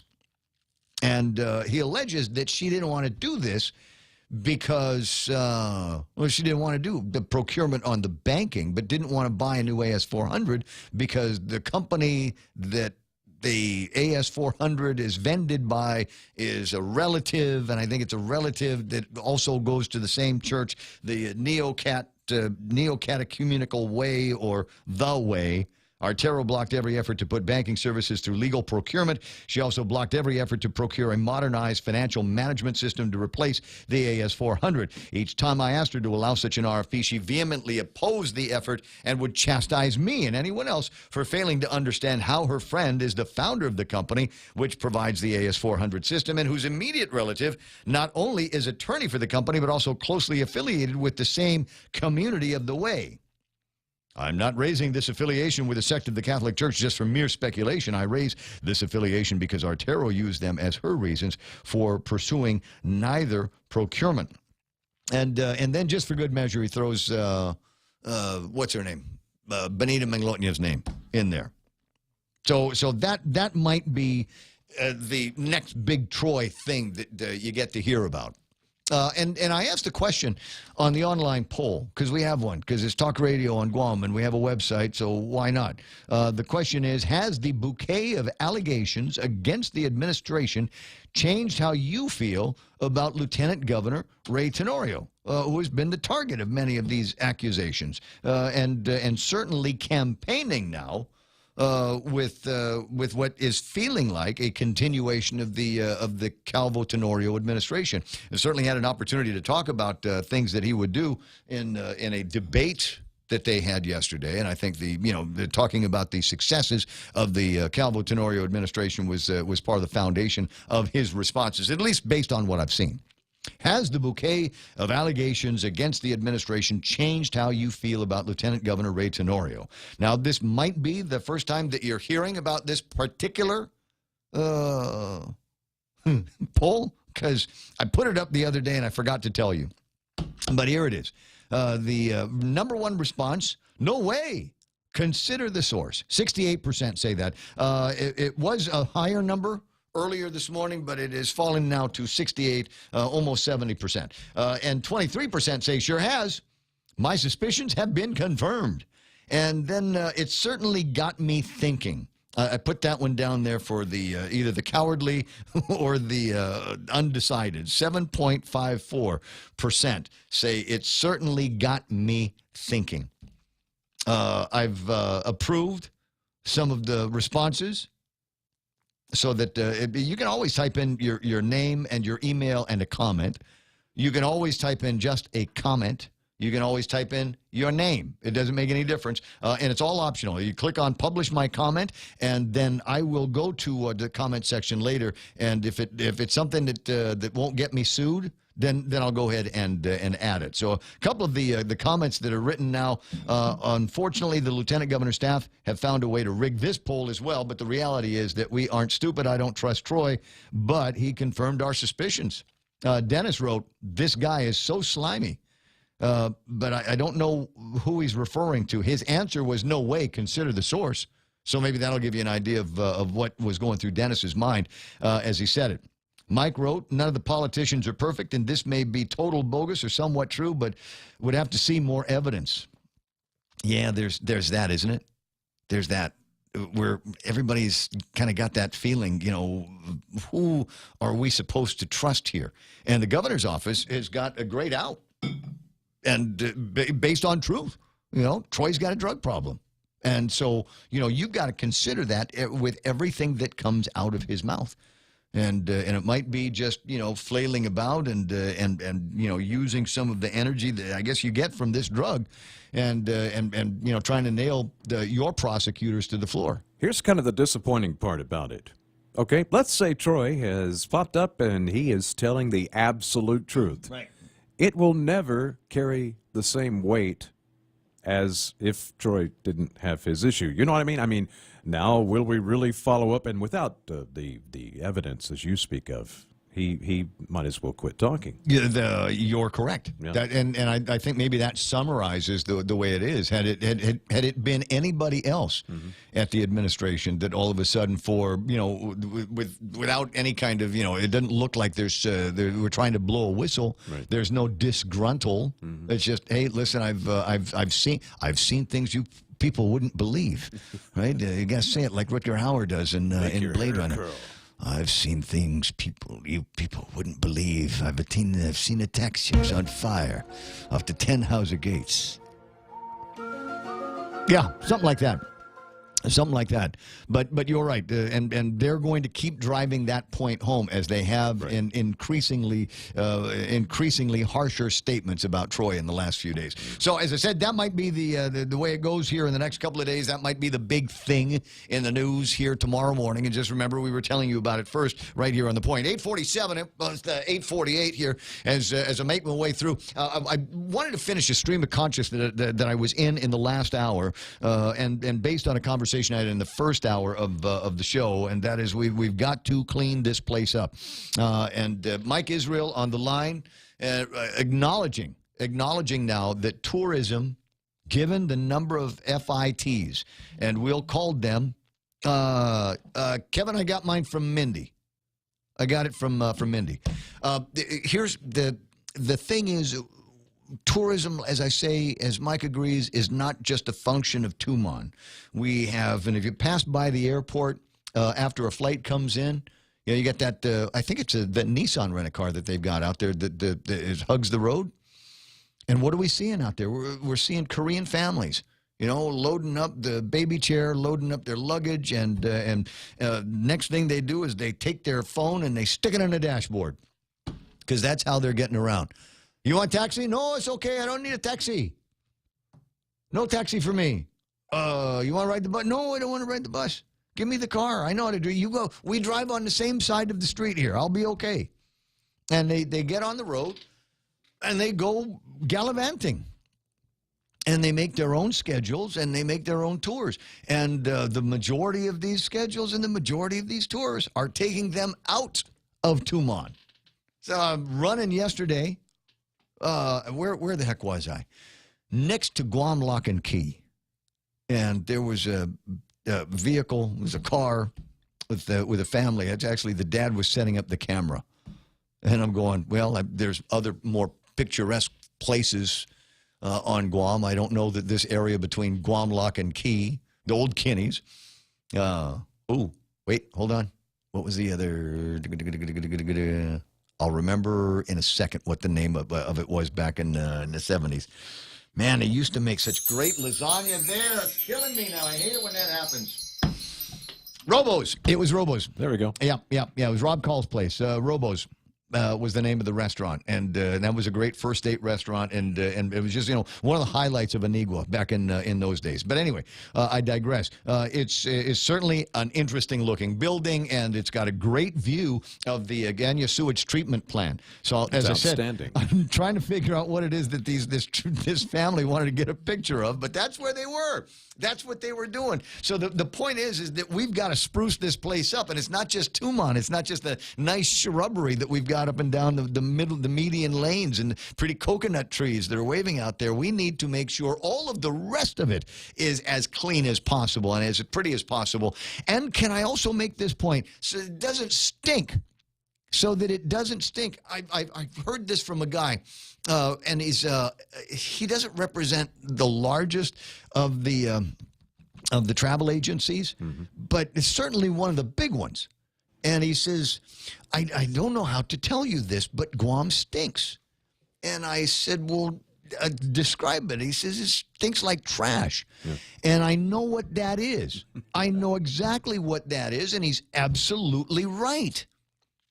I mean, thank God it rained as much as it did yesterday, and I will rail on this until somebody finally decides to do something about it, the same way that I railed on a moratorium for the Chamorro Land Trust Commission. We have these trash trucks out there, and there is a a nut in the back of these things, a little valve, I think, that you can open or close. The guys like to ride with them open so that you get all of this trash juice that is fermenting in the vehicle. Yeah, I know, a gag of maggot. Yes.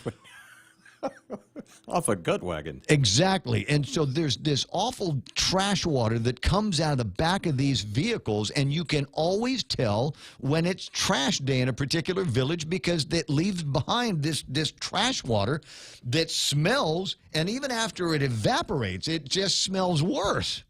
Ain't nobody got time for that.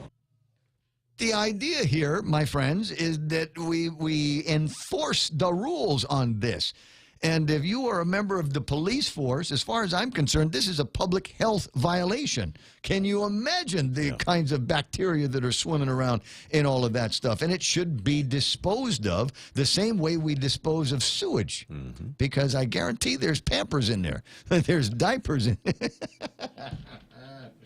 And food from a couple of days ago, chewed or not chewed. Green in here, man. Well, I'm sorry. I'm just trying to drive the point home.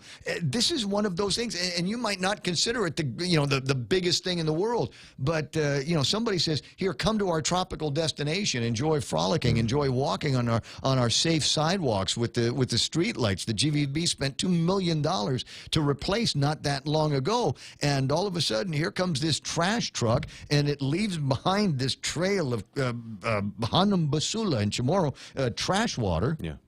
And the smell will stay with you.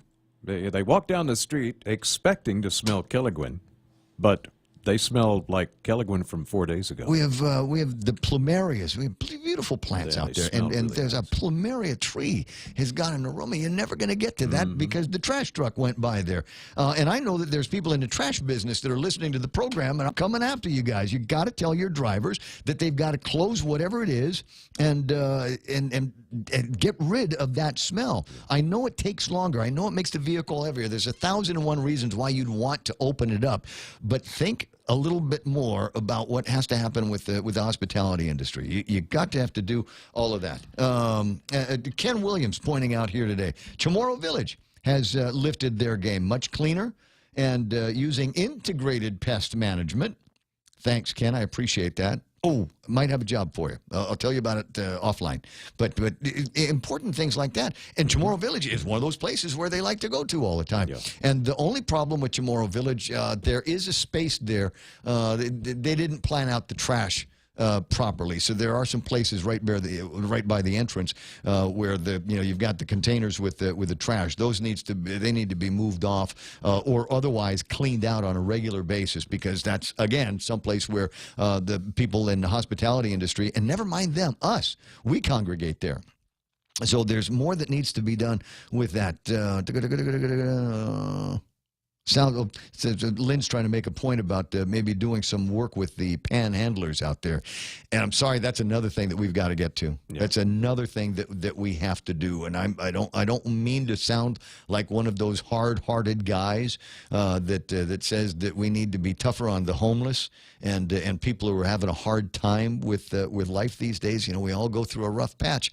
I get it. But you know what? There are systems in place. Yeah. They are not without a mechanism, someplace that they can go to get food. There's someplace they can go to get shelter. But this idea that we've got people panhandling on the side of the road, this needs to be a priority as well. And it used to be, you'd say, well, it's terrible to, we see this on the main roads. We're seeing it in other places now, Route 16, and get them off the medians. The medians should be some kind of a showcase. And so we've got just grass, and we've got the divots that are worn into it from the back and forth from all of these guys.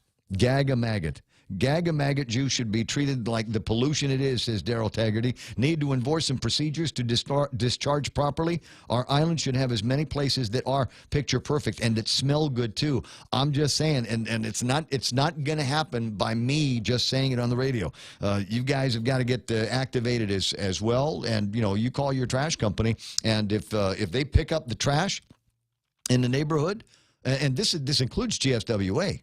If they're picking up the trash in the neighborhood and you can smell it when they leave, as far as I'm concerned, that's a violation, and somebody needs to go and get after them. So it's the cops and it's EPA. I used to know who it was at EPA that I talked to every once in a while, but more and more I just get the sense that they'll just do anything to shine me on. Okay, just say enough on the air and get me to go on to the next issue, and then we'll forget about it completely. But this is not something that I'm willing to let go, and I hope you don't let go of it either. We've got to get some answers on some of this stuff. Speaking of beautification, island beautification, I mentioned this already, but I'll do it again just because it's a delightful part of my life. Is my friend Evelyn Ungakta is back. She's at her usual spot in East Agania, and so if you're looking for a hot dog and a chili dog at lunchtime, that's the lady to go to, and she's there all afternoon, which is cool. And an opportunity to go and go, as I said, help. I don't know what she's raising money for. She might be just doing it because she's bored, because I think all the kids have already been put through college, one hot dog at a time. Joe was on earlier, and you got a couple of minutes before 9 o'clock now, Joe? Yes, sir. My suggestion was, why don't we see what former Governor Ada has to say? If my memory is right, back in the 80s, he was a major advocate for tourism. So you want me to go find the retired governor and see what he's got to say about it now? I think it might be good to get the elder statesman to give his sage advice. Is some sagacity from the guy. You know what? I'll try. I'm not going to say no. I'm having a clue as to how to get a hold of him. I recall that he wanted to invite everybody to enjoy our white sandy beaches. Well, I know what you wanted me to do, but no, I'm not going to do that. But yeah, it might be worthwhile to get him on. He hasn't been a retired governor for all that long, and was at the forefront on a few things. Yeah, it might be interesting. To talk to 30 years. Was it about 30 years now, or 35 years? Well, the other thing is, let's be careful. We've got a whole new kind of travel industry now, and it's going to be very difficult to take the ideas, even the stuff that was wildly successful. Let's say back in the 90s, early 2000s. It's a whole other different crew, and that's the point that I'm trying to make this morning, Joe, is that everything that we knew about tourism 2 years ago has shifted over, and it's a shift that continues. We're learning new things about hospitality every single day with the new kinds of customers that are coming out, with the new technology that they have in their hands when they come out. These are no longer like everything else, like the media, like newspapers, like radio, that we are no longer in a position where we can tell people what we think they ought to do with their time on Guam. Now they're here telling us what they want to do, and we better learn how to react to all of that. So, as much as it would be interesting to hear from Joe and maybe get some ideas, frankly, I want to hear from the guys that are in the trenches today. I want to hear from the people that are running Outrigger. Oh, wait, I did. I want to hear from the people that are running, I'll give you an example, and then I'm going to let you go. No, I'm going to let you go now. I'll give you an example. Mesclados. Mesclados, an incredible place. Have you noticed sometimes you can't get in Mesclados because of all the Korean hot pants that are in there? What did they do? What magic did they do? Certainly the food is good. The grilled cheeseburger. Right. So the food is good. We know that. That's easy. I mean, that's Chef Peter's place, right? But beyond that, what are they doing there that is so attractive that they're full pretty much all the time? And maybe part of it is they don't let the trash trucks around there. The place always smells good. And they keep it fairly clean. It's 9 o'clock already. 9 a.m. The radio station is KUSG. I got you. Fox News Live coming up next. I got plenty more to talk about, including what number show are we on today? If APL can celebrate a milestone with 100 voyages, we ought to be able to celebrate a milestone with 100 voyages as well. How close are we to it? Well, you'll find out in just a little bit. It's 9. Going on as planned. I'm Lisa Lacera, Fox News. The State Department moving ahead with next month's summit between President Trump and Kim Jong-un, despite reports the North is calling military exercises between the U.S. and South Korea provocative. State Department spokeswoman Heather Nauer. We have no information on that whatsoever. What we have to go on is what Kim Jong-un had said before, that he understands and appreciates the importance to the United States of having these joint exercises. The Republic of Korea has as well. We've received no formal formal or even informal notification of anything. The Pentagon says the exercises are routine. They continue through May 25th. A criminal case against President Trump's former campaign chairman will move forward. A federal judge denied Paul Manafort's motion to dismiss criminal charges. Manafort's attorneys say special counsel Robert Mueller exceeded his authority when he charged the president's former campaign chairman with money laundering and making false statements about unregistered lobbying overseas. D.C.-based U.S. District Judge Amy Berman Jackson ruled Mueller is within his scope. Manafort is also facing charges in Virginia and wants that case dismissed as well. The federal judge in that case has not made a ruling, but during arguments questioned Mueller's team about its mandate to pursue Manafort. Fox's Jared Halpern in Washington. 4 states holding primaries today, including Pennsylvania. Fox's Steve Rappaport has more live. Lisa, a Senate Republican contest is the big one in Pennsylvania. Congressman Lou Barletta is known for cracking down on illegal immigration when he was mayor of Hazleton. I was sued by illegal aliens. I vowed to fight it all the way to the Supreme Court, which I did. State Rep Jim Christiana billing himself as a Washington outsider. People of Pennsylvania are making a decision today based on who gives them the best chance to get Washington to work. Democratic voters picked their candidates for several House races under a new redrawn congressional map. Nebraska, Idaho, and Oregon also holding primary contests today. Lisa? Thanks, Steve. Fox News, fair and balanced.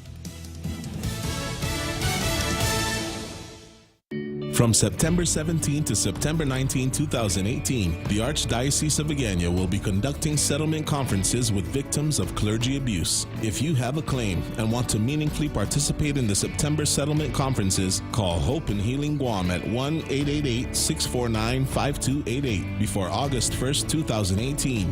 All conversations with Hope and Healing Guam are confidential. If you have filed a lawsuit against the Archdiocese, you are already included in this settlement process. For more than 40 years, we've managed our island's most precious resource, your health. Take Care's benefit plans allow members access to more than 120 medical providers, 40 dental providers, and 18 pharmacies in the region. Take Care's health plans ensure members in Palau, Saipan, and Guam receive the care they deserve. Our programs and wellness classes have proven results for our valued members, and our commitment to your health never been stronger. Take Care. Our island, your health plan.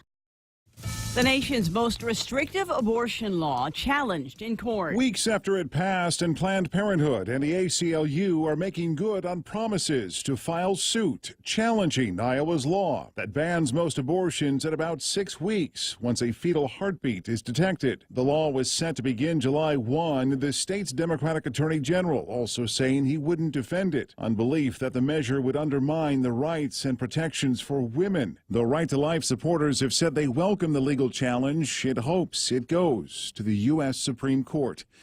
Jeff Manasso, Fox News. Facebook believes its policing system is better at scrubbing graphic violence, gratuitous nudity, and terrorist propaganda than removing racist, sexist, and other hateful remarks. The self-assessment made today in Facebook's first breakdown of how much material it removes in an effort to shield its 2.2 billion users from offensive content. Twitter updating its strategy to silence suspected internet trolls. In an attempt to crack down on abuse and promote healthy conversations, reps for Twitter are revealing a new plan to use behavioral signals to identify harassers, making their accounts and tweets less visible. Going forward, users who haven't confirmed the email address they signed up with, who register several Twitter accounts at the same time, tweet repeatedly at someone who does not follow them, or take part in coordinated attacks on another, risk having their accounts becoming less viewable on the site. The reps say because these posts don't exactly violate Twitter's policies, the content will remain on the platform. Folks can view it by clicking a Show More Replies button or choosing to see everything in their search setting. I'm Kristen Goodwin, Fox News. The judge in the Bill Cosby sexual assault trial has announced the 81-year-old comedian will be sentenced September 24th, almost 5 months to the day after he was convicted of sexual assault. Lisa Lacera, Fox News Radio.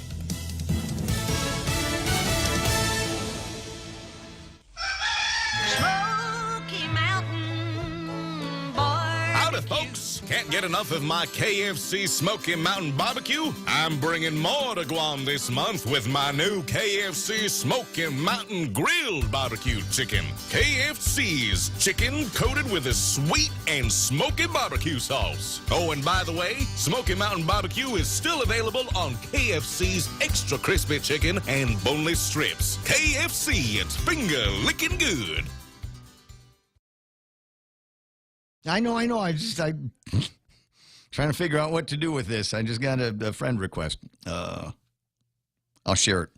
Let me see. 9:05. And portions of the program brought to you by King's Restaurant. 40 years serving favorites to families all over Guam. Always open, always local. King's Restaurant. Ready to buy real estate on Guam? Congratulations! But what now? There's so many questions, so many things to do. Where do you start? The best place to start is to call Century 21 Commonwealth Realty, Guam's biggest name in real estate. They aren't the best because they're the biggest. They're the biggest because they're the best. Trust the name. Find out why. Call Century 21 Commonwealth Realty today. 888-2121. Trust the best. Portions of the program also brought to you by my friends over at American President Lines APL, shipping the future. The Extra Point with Jerry Roberts of Guam Training every morning on The Ray Gibson Show. You want to be successful and to get somewhere, but you're not entirely sure where or what to do when you figure that out. I'm Jerry Roberts, and at 7:20 a.m. on The Ray Gibson Show, we chew over how to make it happen. You can find daily transcripts of The Extra Point by Jerry Roberts at guamtraining.com. Tune in every weekday morning at 7:20 for The Extra Point with Jerry Roberts on The Ray Gibson Show on 93.3 The Point. Are you a homeowner looking to save money on your power bill? Ever thought about getting solar on your roof? If the answer is yes, Micronesia Renewable Energy will install a solar energy system on your roof for zero money down, so you can save money on your power bill. Sign up in the month of May, and MRE will pay you $400 in cash. That's right. In the month of May, get a solar energy system on your roof, and MRE will pay you $400 just for signing up. Conditions apply. Call 632-2613 for details. MRE, the smarter choice. The Ray Gibson Show. Call now. 888-TALK. That's 888-8255.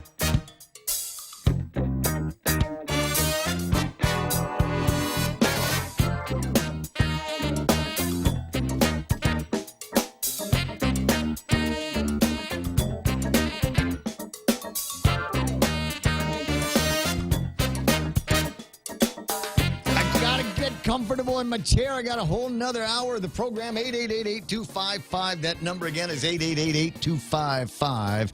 And I love hearing from you. And there's so many ways that you can do it. Opportunities to chime in online at Facebook Live. Go to The Point Guam or thepoint.gu and then let me know. What it is that you're thinking about. That's one way to do it. The other way is use the email thing, raygibsonshow@gmail.com. Not the Ray Gibson Show, because I'm too cheap, so I didn't pay for the. So just raygibsonshow@gmail.com. Well, it's an extra 20 cents or something. Well, right? I think, yeah. But, I'd rather take that 20 cents, plow it back into the operation, There right? you go. So we got that going. And then of course, people that know me can WhatsApp me all the time with whatever crazy thing that you have found. And I posted on my personal account on Facebook just a few moments ago a friend request that I got. Really? Yeah, from Cousin Troy. Cousin Troy gave me a friend request. Right. But okay, so here's the thing. He is literally my cousin. So it's not like a friend request, right? So this must be so he wants to be able to reach out to me and then give me whatever it is that he's also sending to the Attorney General and to BJ's office, or just give me a hard time. Period. I don't know. He has 3 accounts. Oh, does he? Oh, yeah. Well, and then there's the possibility that this might be one of those bogus accounts. It could be. The ones Yeah. where you say, "Oh, I know that guy," and then you click on it, and he goes, "Hello, how are you?" The "Hello, how are you" is a dead giveaway on Facebook that you have linked up with another one of these accounts. Because frankly, if it's a friend of yours, they already know how you're doing. Yeah. And they wouldn't. So I always come back. My response is always, "I can't talk right now. I'm praying." And if they, depending on their response after that, then I'll know whether they know who I am or not. Because I'm not one of those guys that's generally deep in prayer. Pretty much any. What am I praying for these days? What is it that I'm looking for? You know what I'm hoping? Good ratings. I don't care about that.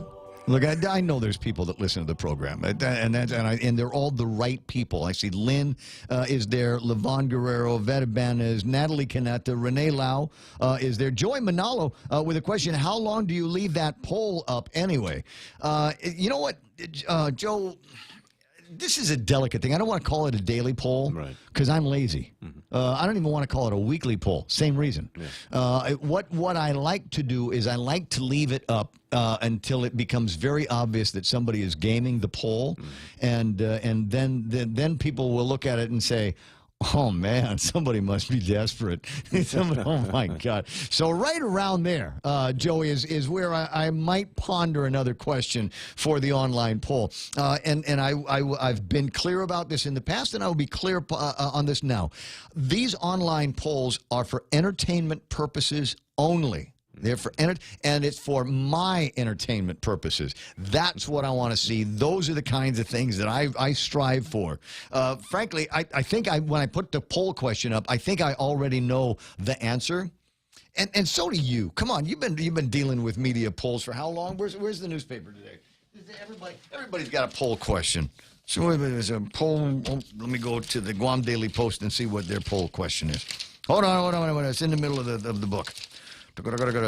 If the election were held today, would you vote for a Democrat or a Republican governor? And the answers are Democrat, Republican, or I'm not voting for anyone. Okay, this is the problem. This is not my poll. This is a good poll question, though, right? Yeah. So you will be able to tell who's going to be desperate on this question, right? Based on the responses. Right. You know, are you voting Democrat? Are you Republican? Or I'm not voting for anybody. Which would make a great campaign slogan, right? Vote for nobody. Vote for nobody. And then I'd put my name down as nobody. But so you'll be able to look at this. So you'll be able to see the poll responses here and go, see, yeah, told you, desperate. You know, why does it have to be 1,500 votes against one on these things? Because there's somebody that needs to make the optics correct. So that's the one in today's Guam Daily Post. PDN does a poll from time to time as well. Do I have it in a thing? Today's question: grade the performance of the government of Guam in collecting taxes. Okay, this is a PDN thing from a long time ago. Grade the performance of a government of Guam agency. And generally, unless you are in the government of Guam agency, unless you are in it, you almost always say, they suck. I don't care who they are. It could be the most unsucked department or agency in the government of Guam. But, when we're doing an online poll question, we hate them. They suck. Do we have anything lower than F? Can we get something lower than F when I grade these guys? Because it's like that. So, we do the poll question, and as I said, for entertainment purposes and my own entertainment purposes. Yeah, Joey Manalo says it went from 80 to 60% and is still moving. So, well, I'm not saying that desperation is exclusive to any one person or organization, right? There might be some others. It might be Troy. Might be doing that. Yeah, come on, just click. Reboot, click, reboot, click, reload. So we're going to do this on how many different browsers can I have open on my computer? All right. Good morning, all. Please join us today. This is a note from Anna over at the governor's office. Good morning, all. Please join us today at Santati Lane in Petey at 3:30 for a Village Road repavement ribbon cutting ceremony. Thank you. Oh, I appreciate that, Anna. It's 3:30 in the afternoon. Will there be beer? Can I drive the repaving machine? I'll go if you let me drive the thing. That will be our deal. Will you make it peel out? The thing that lays down the asphalt? Yeah. Scratch. Oh, that reminds me. Just so much to talk about. 888-8255. You got to join in on all of this stuff. It's crazy fun. Mike McCarthy is online. There's Debbie Ratuyan in there. Charlie Laurent from over at GRMC. Nice to see Ryan Matienzo, who never ever waits for me when we're running these 5K races. He always he'll go on the gun and he gets done in like 16 minutes. Does he wait for me? Does he say, hey, at the turnaround, wait, I'm going to wait for Ray before I head back to Paseo? Never does. Never does. Really nice guy, though. Natalie Kanata says, gaming the poll. Who would do such a thing? I don't know, Nat. I don't know. See, and people, we were talking about this earlier. It's, the credibility, right? And the poll question, I forgot what the poll question was. Hold on, let me get back to the Point radio station online, and then I can read it to you. And then we'll look at the numbers. So the poll question is, given the bouquet of the bouquet of allegations against the administration, has it changed how you feel about Lieutenant Governor Ray Tenorio as a candidate? And your responses are, no way, consider the source. Second response is, sure has. My suspicions have been confirmed, or it certainly got me thinking. And the current results now, hold on a second, let me just click the button on that. No way, consider the source, now 59.3. Okay. So it went down from the last time I looked at it, right? Which was just moments ago. Was almost 70. Yeah. All right. So sure has suspicions confirmed now at 34.75, and the undecided / coward answer, it certainly got me thinking, is 5.32. Well, that which gives is about everyone where a it was. way out. You know, you got to, in this culture, we got to give people a way out. Well, here's if you need a way out, don't answer the poll.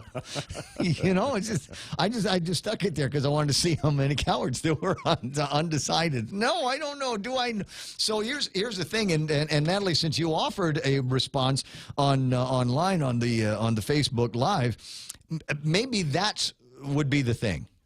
Because as far as I know, you're not a disgruntled employee, right? Maybe if some of these things were coming, you know, from somebody like you that also spent some time in the administration, but as far as I know, haven't been arrested for or acknowledged using drugs while you were there. Just saying. Just saying. I see Adonis is on. Levon and who else is playing around? Tammy Godwin says hello from Houston, Texas. And Ray Santiago watching online from San Francisco. There are almost as many people online that are watching and listening from somewhere besides Guam. It's such a great thing. And I love hearing comments from people from around here. Deborah Wise says, remember all the effort Bert and Pinko put into trying to get the island to step up and cut back the brush, spruce up the buildings, and beautify the island.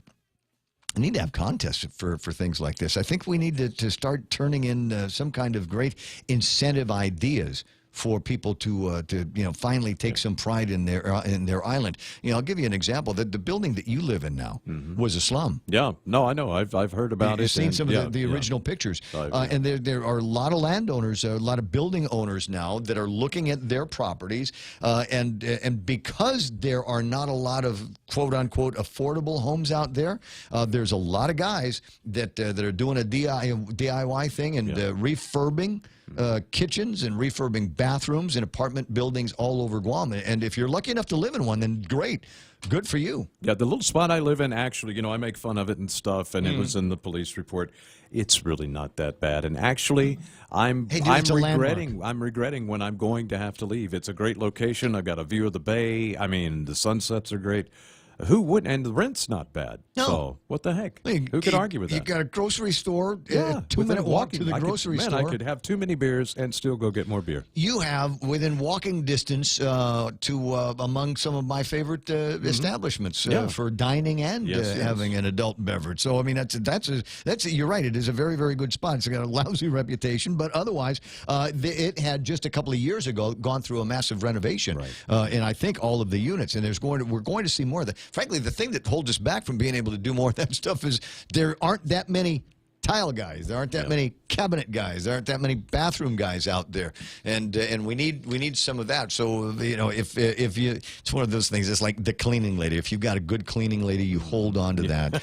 And I got she's good. She can come in like 3 hours on a weekday, and I got to stick around the house, but it's okay because she's worth it. And nothing's ever missing. Yeah. So we need more people like that as well. Just FYI, if you're looking for some cottage industries that we could build up, that I guarantee that there is a market for, then that's it.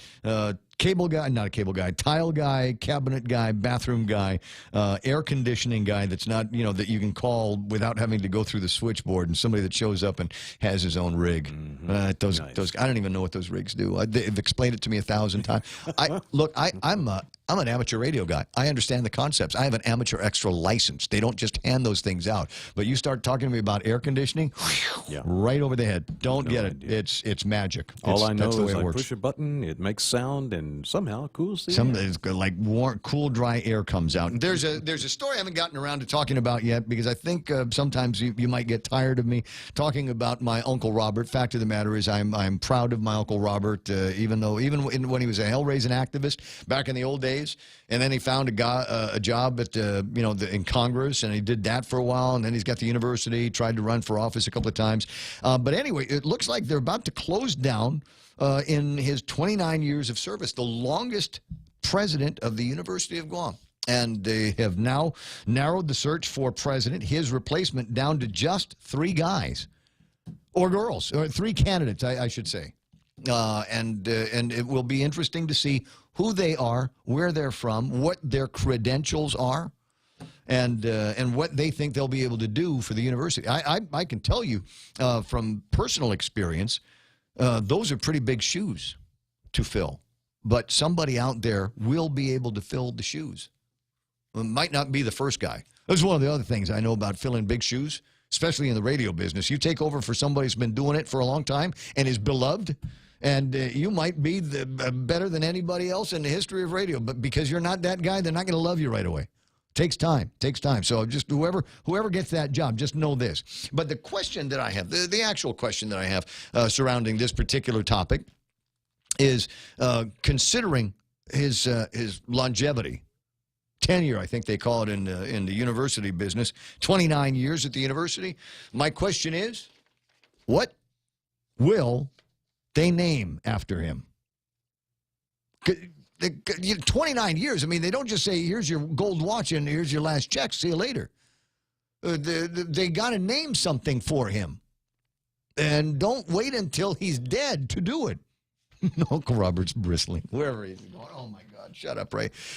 No, give him the accolades while he's still alive to enjoy it. And if there's another building that's going to be going up, a perfect example is the old administration building. Mm-hmm. So they've got, beautiful art buildings, and the math and science has always been gorgeous since back in the day, and the library and the student center and all of these other places that they built up. But one of the last places, and I was just on the campus a couple of weeks ago looking at it. One of the last places that they've got to work on is the administration office, the president's office, where he sits.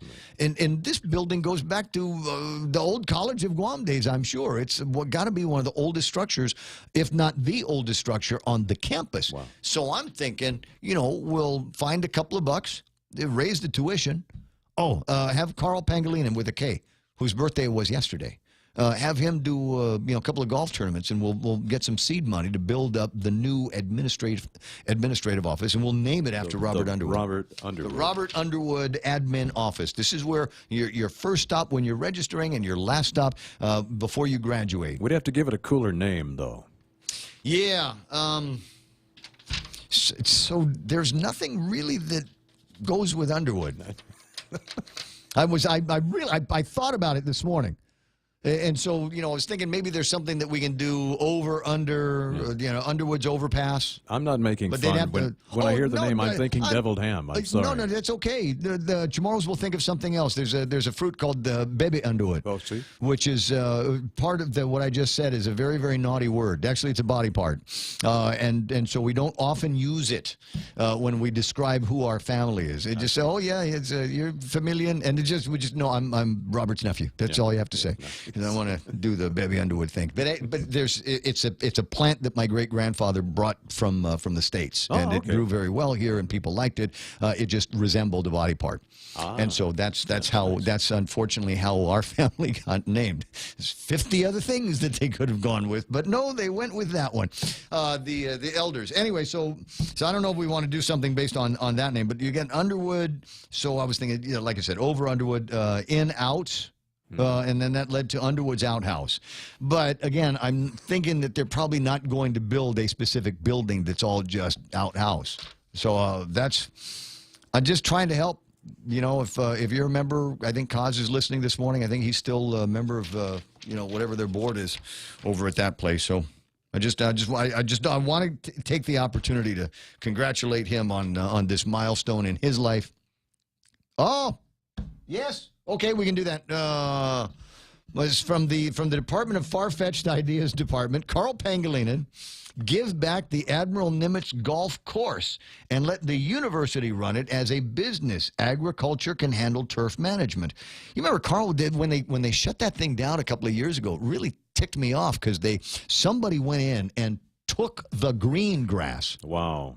And I think they had permission, but I'm not 1,000% sure. So you could watch as this once, and it wasn't never the greatest golf course in the world. It was like a municipal golf course for the Navy, but it was for a lot of guys. I learned how to golf with my dad there, so a lot of great memories. And so I'm going by the place and watching them go with the slicing devices and digging in and pulling up that green grass. And all I could think of was, I need that for my house. I'd love to be able to let me virtue signal and say, hey, you can't do that. You're stealing memories, man. I didn't want to do that. And mine was, that would look great in my front yard, right? That special kind of low turf grass. Yeah. Man, When you lay on it, awesome. it's like a little carpet. And of when you nature. smoke it, it's just anyway. So an interesting idea. Give back the Admiral Nimitz Golf Course. Do they still? Is that still Navy property? Is that still something that they have not given back? Because I know that there's a bunch of land there that they did eventually give back. There's some landowner land acquisitions in that area that have gone back to quote ancestral landowners or whatever.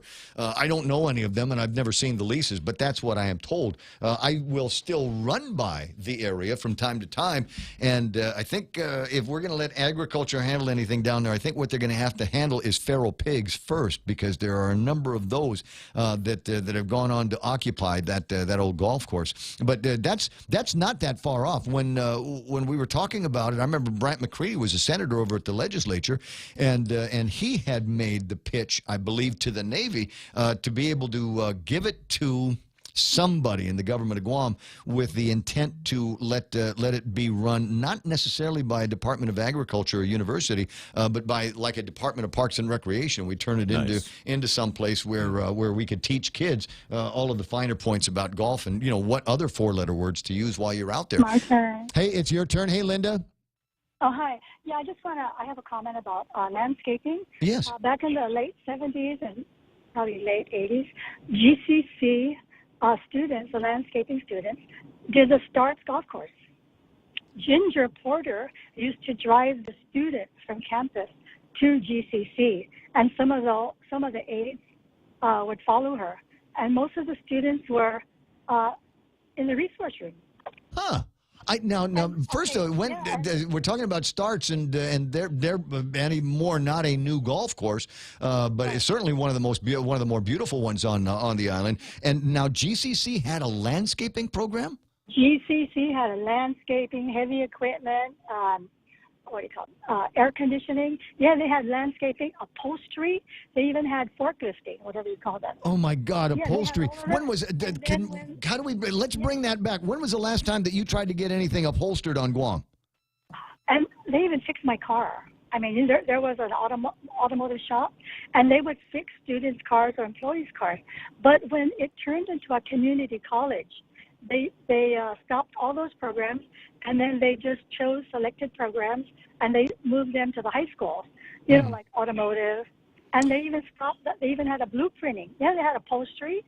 They had landscaping. I know a guy that went through the blueprinting, and I know two or three people that did heavy equipment, and my former boss Ernie Galito even took a class in what was it, bartending. They had a bartending class that they did there. But most of the landscaping students were from the resource room, so they could get the on-the-job training. Huh. All right. Just talk to Ginger Porter. She used to be with the transit. Well, I'll see what I can find this morning, but I appreciate that, and if for no other reason, it kind of ties in with some of the stuff that I've already been talking about, and that is beautifying our island. We need to do what they have done down at in Tumon. We need to be able to take some of the beautiful shrubbery and landscaping that they have done down there and move that into Tamuning and Upper Tumon on the way to the mall and down all the way into Agana. Excuse me, but what was beautiful about this program was it was geared for the resource room students. So they had a career. A lot of them went into heavy equipment operator, landscaping. Yeah, and now make more money than me.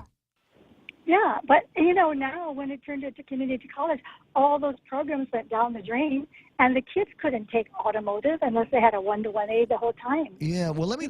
You bring up an interesting question. It's a long time since we've talked about vocational education, and it is also, I know from talking to Jane and Mary Okada that they build classes and put together curriculum and find instructions based on where we think we can employ the most people. In fact, just last week they brand new cosmetology department that they've opened up there, and it rivals equipment-wise, technology-wise, it rivals anything that you've seen in any of the other salons and beauty shops on Guam. It's just absolutely gorgeous there because there's a market. We know that there's a connection that we can make with these students and a job that they can get later on. And I don't know if the same can be said of landscaping. I know the same can be said of programs, electrical programs, plumbing programs, things like that. But they've kind of moved those into a little bit more of a trades conversation as opposed to a full-blown, vocational education school. Okay, I got to go now. Thank you. Linda, thank you so much for your time. I'll see if do me a favor and RayGibsonShow@gmail.com. See if you can find Ginger and make a connection for me. I'd love to talk with her, if for no other reason about that great program. Talk to you. Appreciate it. Time, 9:31.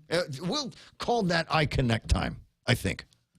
And then we'll pursue the conversation. 888-825. I love this part of the show because this is a part where I get to wax a little bit longer on some of the topics and hear from you with a little bit more detail on some of what your memories are. Yeah, I know. Bob Salas and LMS, awesome landscaping that they do down in the Tumon area, and we need to move that out. There was years ago, and I want to say it was Dave Tidinko on Travis Kaufman's show years ago, who was talking about taking the concept of landscaping and doing more of that up and down into Marine Corps Drive, and I never saw any of it. We've got a couple of places on Marine Corps Drive where we've got medians that have got dirt on them and they've got plants, but you can tell by the lean on the plants that they've either been through storms, and we haven't had a big storm in a long, long time, or got hit by a drunk driver. And if you ask me, those are blank canvases. And there's plenty more walls that we can put murals. It's just the idea of cleaning the place up. And we clean the place up from the start. We clean it from the trash trucks that are leaking the Hanum Basula all over the place. So let's work on that. Let's work on that. A couple of educators we'll talk about here in just a second. But first, I've got to tell you that iConnect time is 9:32. iConnect wants you to connect longer for less with their incredible mobile or push-to-talk plans. Circle K has just made it easier to select products that are better for you and your healthier lifestyle. When looking for items that are low carb, low sodium, low calories, low sugar, high in antioxidants, or high in protein, just look for the easy-to-spot, better-for-you labels so you can find these items at a glance. Come by and see for yourself. It has never been more convenient to fill up on anything and everything that are better for you. Circle K.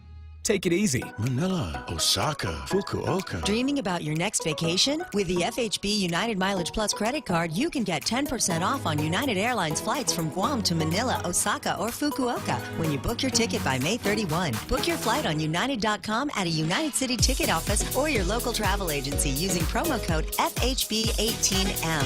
Visit FHB.com/UnitedFairSale18 for more details. Terms and conditions apply. First Hawaiian Bank, Equal Housing Lender, member FDIC. Connecticut water treatment customers don't keep coming back. They're satisfied the first time. That's right. Connecticut non-electric water treatment systems take care of your water problems, and you won't need to keep calling us for repairs. Join the list of satisfied Connecticut customers who purchased their non-electric water systems years ago and are still enjoying clean, conditioned water without any hassles from timers or circuit boards. American Water Tech. Smarter water. Better water. Call American Water Tech at 649-2301 or email them at info@AmericanWaterTech.com. Chili's Smokehouse menu just got tastier with their new smoked honey chipotle short ribs, marinated and smoked for hours. Try the smoked honey chipotle short ribs and chicken combo, or enjoy the family combo with mouth-watering honey chipotle short ribs, Texas-sized baby back ribs, crispy chicken, and juicy barbecue chicken served with home-style French fries and corn on the cob. It's the Chili's Smokehouse menu, now with smoked honey chipotle short ribs, available for a limited time. Chili's, more life happens here. Okay, this will sound like an advertisement, and it sort of is. But I was trying to sell on Facebook and Guam Grabs or whatever. I was trying to sell my my old Toyota Highlander 2012. Yeah, and I'm just completely unable to do that. So I took it over to AutoSpot and gave it to Derek and Donna and Vince. So if you're looking for used set of wheels, I'll let you know right now. There's a couple of dings in the back, and the little thing on the passenger side door that came off because I'm not a good driver. Just going to tell you that right now. But otherwise, everything works in the car. It's got a great. I'm in radio, so you know it's got a great radio. Everything works. Aircon's cool. Just saying, go see them and see if you can get your hands on. And if for no other reason, my gosh, what a great conversation starter. Hey, look, it's Ray Gibson's car. I'm riding Ray Gibson's car. Everything works. Always took it in for service. So I'm just saying, if you want to get a good ride, Derek, Donna, Vince. Go and see those guys now. So I was talking about the transition effort at the University of Guam. Uncle Robert is on the line with me now. Well, I don't know. It actually says Dr. Underwood, so it could actually be Auntie Narissa, too. Hi, how are you? I'm doing good.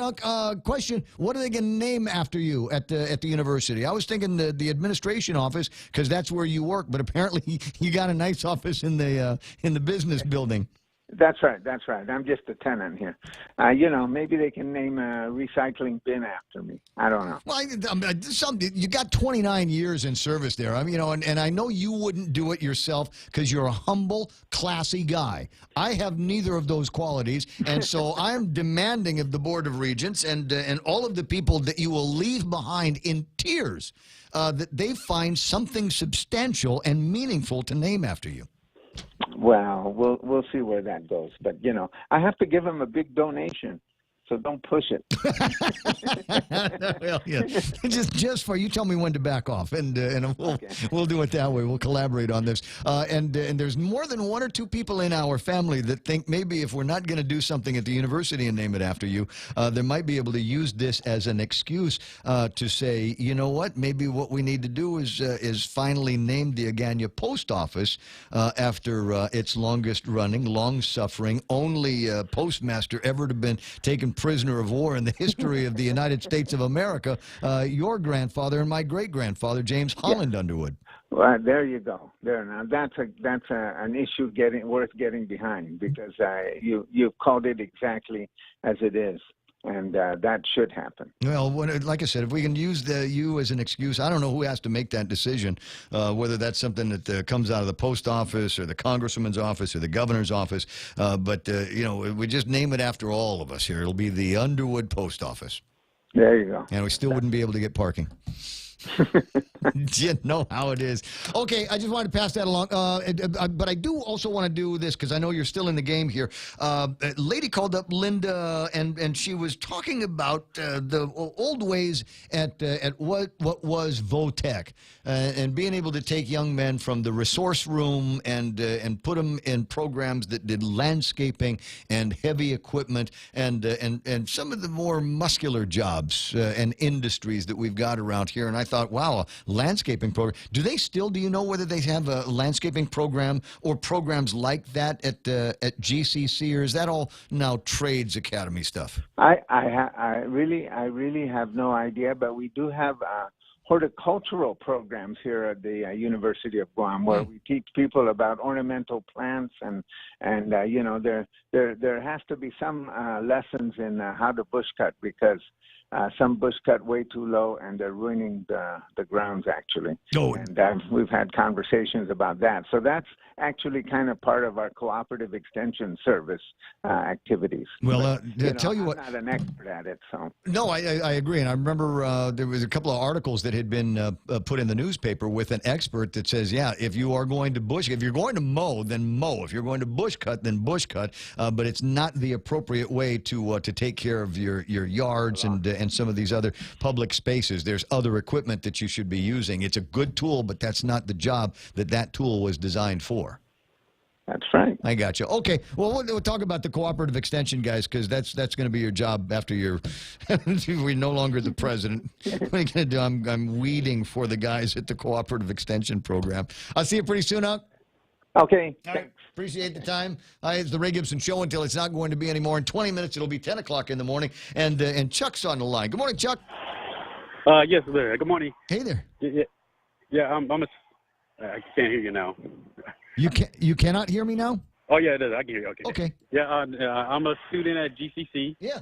And I actually went there to take those classes. And the heavy equipment and the truck driving and all that kind of stuff. Yeah. And they do have the stuff there, and they do have the classes supposedly, but they don't hold them. They don't. They come up with these excuses like we don't have enough students who want to take it, so they don't hold the class at all. Oh, but it's in the catalog. It's in the catalog, and the thing is that they keep asking for these ridiculous numbers, like they want to have a class of 20, and there's no way you're going to have 20 people who want to learn any skill like that at one time, who have the money and the resources at the same time that they can do it. Yeah. Well, especially if we're talking about guys that are looking to expand their portfolio of skills, might already be working a full-time job someplace. And got rent to pay or a mortgage to pay or somebody's tuition that needs to get covered. So, yeah, you're right. It might be hard in an island where we are now with a population of our size to get 20 different clocks to chime at the same time. Yeah. Wow. But the whole thing is they used to hold the classes, but the last time they held them was when they did the big push where the government asked for companies to apprenticeship their guys. Yeah. And they had that, but the thing was, you had the government pushing everybody through, and that was when you had numbers for people to take classes. And then when the numbers went away, suddenly they didn't take the classes off the docket of saying, wow. So there's a situation where we're not going to hold it. So they put a number, and I understand it. We're not going to have a class for just one or two people. Otherwise, you're right. They become one-to-one aides with the students. You might as well just be paying the teacher directly to come to your house and teach you there. Forget about the rest of the infrastructure of the school. Maybe it will come down to maybe a little bit more by way of publicity, by way of push on what these programs are, what these classes are about, what they cost, and when they're going to be. And I'll make the offer to Jane at any time, or Mary Okada at any time. You get the teacher, bring the teacher to me at the radio station. I'd do an hour with the guy and just talk about the job, what it is that you're going to teach me, and at the end of it, because I think for you, Chuck, this is also an attractive thought, is what these jobs are worth once you've got your certification. There's a problem, though, with that. What's that? One of the problems you have is the people teaching the classes. If the people teaching the classes are normally the ones working and running these companies, which means they'll either be bringing a bunch of their guys through, which means they're going to have to pay them more when they finish classes, or they're going to have competition. Oh, my God. When they finish teaching the class. So now the person even teaching the class, and a lot of these cases end up being, well, if these guys do go through or we do run the class, I'm going to have to deal with the people that are going to be cheaper than my rates because they're just starting out. Yeah, and they know everything that I know. Yes. Yeah, it can't get around human nature, unfortunately. And if we've got that's the restriction is we don't have enough guys that might have those skills. But I hear what you're saying, and I can only say to them, this is a dilemma every manager, every leader of people has is what happens if I train this guy and he quits? Well, the worst thing that can happen is if you hire a guy and you don't train him. That's the worst thing. So you better figure out how you're going to get some experience under guys' belts. And then the other part of it is, as you say, you worry that the instructor might be worrying that they're training up a whole new version of people that will compete with them for the jobs. Well, you know what? That just means you got to get better at what it is that you do at the job site, guy. Everybody's got to evolve. Even Tiger Woods has a coach. So if you're a welder and you know enough about welding to teach welding, well, maybe you need to go back to welding school and find out what the latest and the greatest is.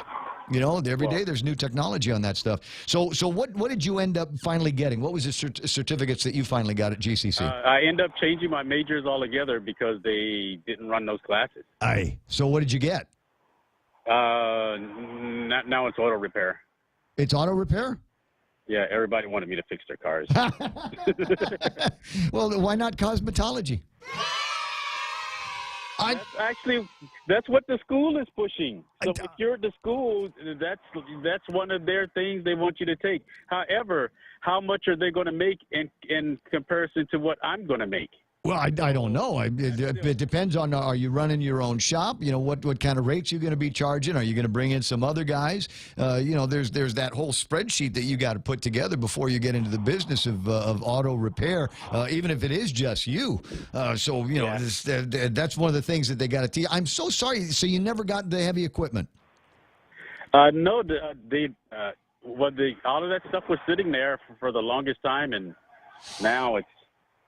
Last I heard, it was out being repaired. But well, that's too bad. I tell you what, because I sent a cousin years ago, and he was one of these kids, absolutely rudderless. He had no idea what to do with his life, and absent anybody that would guide him, I could see him becoming one of these people that we see in the magistrate reports. And he came to me and asked me, he says, "What do you think I should do?" And I said, "You know, you like working. Nothing wrong. You got good working ethic habits." And so I told him, I said, "You go to GCC and you take heavy equipment operation." And he did. And now he's always had a job, and he probably makes more money than me.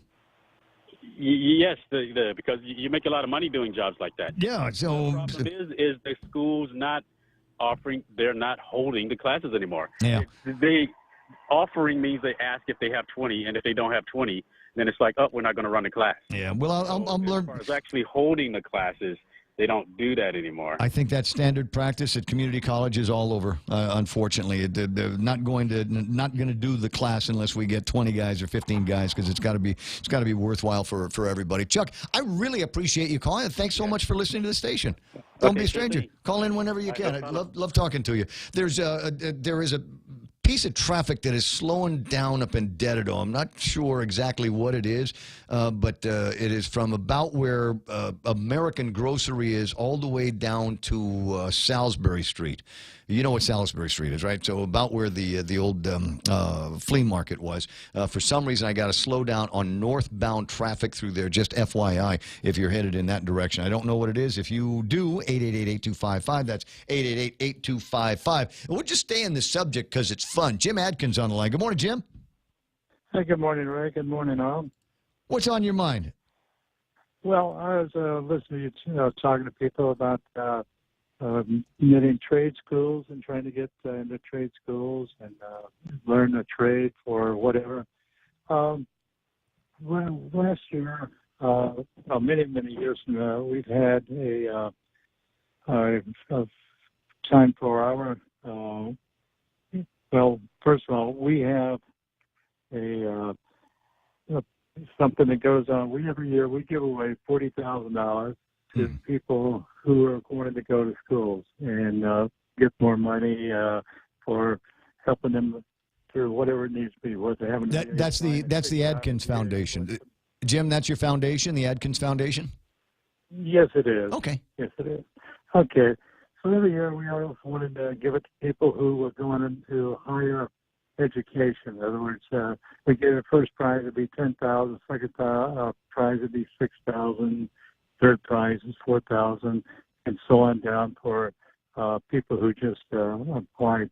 But this year we decided to do something different. Instead of giving away the big prizes, we wanted to give away money to people who really want to get into a trade school. Mm-hmm. And one of the things that came up was when we were talking to the admirals in Hawaii and in the States back in the D.C., they want to get a nice big place out here so they can send their ships to and get them repaired. That way they don't have to wait until they get to off to Hong Kong or go down to Singapore or someplace like that. Well, they shouldn't be going to those places. All of those repairs should be taking place on American soil with American labor. Absolutely. And they were saying that they would like to have a place here where they could have about 400 to 500 people working that could come in and do the job that they need to do here. Now, that is something that we really need. And they were saying, no, these jobs that pay. I asked him, I said, what do you pay?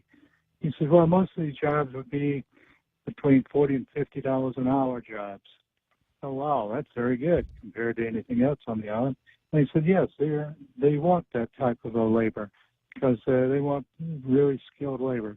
So I was thinking, well, instead of us spending our money this year on something else, we would give it to anyone who wants to go to a trade school, who would like to go. Uh-oh. I think we just lost the signal there with Jim. All right. Well, I got the gist of what you were saying. Is he back on the other line? Which one? Just show me a number. Okay, back to one. Okay, let's try that. Jim, is that you? Yes, it is. Okay, I don't know what happened, but you're back. Oh. So let me for clarity, and I'll do the translation for anybody that needs to get caught up.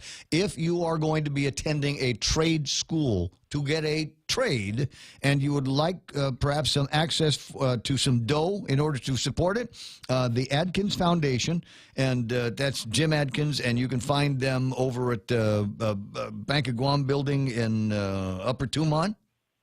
Well, just go to East West Rental Center. East West Rental. Okay, all right. The shop, East West Rental, and talk to somebody about there and fill out the application. You might have to compete with other guys for it, but it'll be worth it at the end. Up to how much money are you trying to give to somebody? Well, we got $40,000 available. We'd like to give it to people who really want to learn a trade. I want to do small engine repair. Does that count? Yes. Yes. And you can. If you want to learn how to be a machinist or something like that, you can learn that and go down to the shipyard, and the military be paying.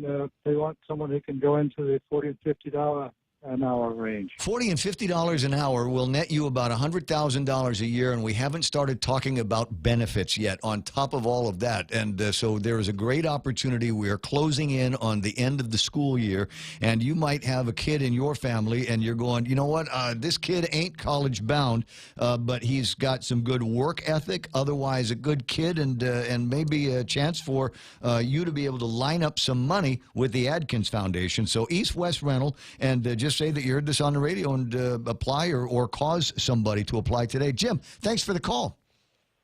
Okay, thank you. And good luck. It's normally we're not in a situation where money is burning a hole in our pocket, but it's the Adkins Foundation, and I have been a part of different ways that the foundation has found to give some money. These are not the richest people on the island, but they got big hearts, and they do want to give back for all of the people that have supported them and their businesses all these years, and certainly giving it back to the kids in this community is going to be a good thing. I've talked myself out of breath. I'll be right back. In this divided world, there are still a few things that unite us.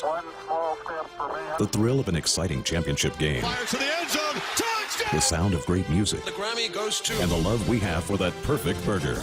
Ruby Tuesday Guam presents to you For the Love of Burgers menu. For a limited time, we want you to put down that fork, tuck that napkin in your collar, and go for broke with an amazing burger for just $11.99. 8 burgers to try, and time is a-wasting. Ruby Tuesday Guam lunchtime. See you soon. What would you do with unlimited internet? With Docomo Pacific, the possibilities are endless. Docomo Pacific is throwing off the data caps so you can enjoy more of the things you love. Watch, stream, download, and play with no end in sight. Stop by any of our stores or check out DocomoPacific.com to learn more. Life becomes limitless with Docomo Pacific. Better together. Family Finance has been serving the people of Guam since 1959, and they'll continue to be there for you in the years to come. Whether you're looking to get a personal loan for that summer vacation or paying off those long overdue bills, Family Finance has got you covered. Apply for a personal loan from $1,000 up to $3,500 by calling Family Finance in Hagåtña at 475-4545, Upper Tuon 647-5626, or in Dedito 633-4473. Family Finance has been serving the people of Guam since 1959.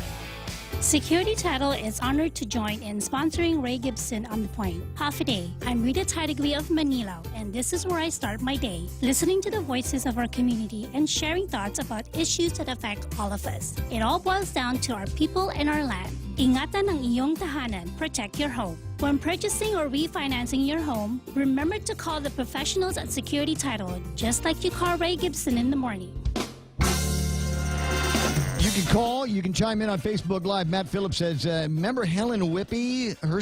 One of her sons, studied auto repair stuff at GCC and went on to the NASCAR circuit or something like that. Ron Frazier, who has since retired from UOG, studied at GCC as well and fixes cars for people in the UOG universe. On landscaping, Tamuning and Upper Tumon, Darrell says, you sound like a tax and spend Democrat, ready to expand government contracts.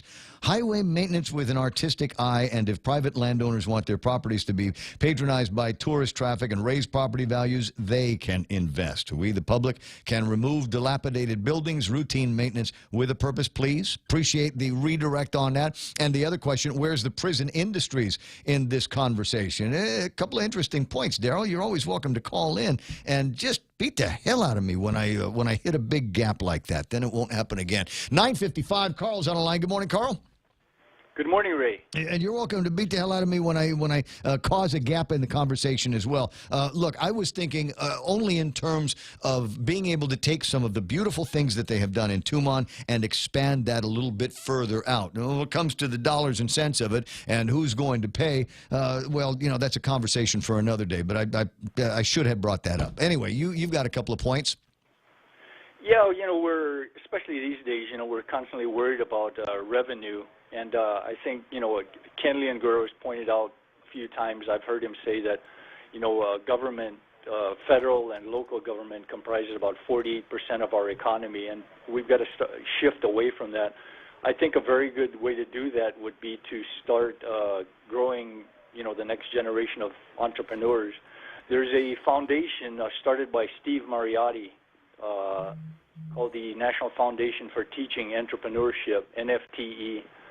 And that's been spreading out across the United States through schools for many, many years, and they've had a lot of success. They have business plan competitions, and if we could get a class like that on Guam and have it taught by an in-the-trenches entrepreneur who's They got it. I just tell you right now, they got it. I was part of a program just a couple of Saturdays ago at the University of Guam where they've done exactly that. They've taken some really, really gifted kids in their management programs, and they take these plans. Remember, it used to be boring, just case studies, but now these kids are actively designing and building business plans, and right up to, it's almost a tabletop exercise, right?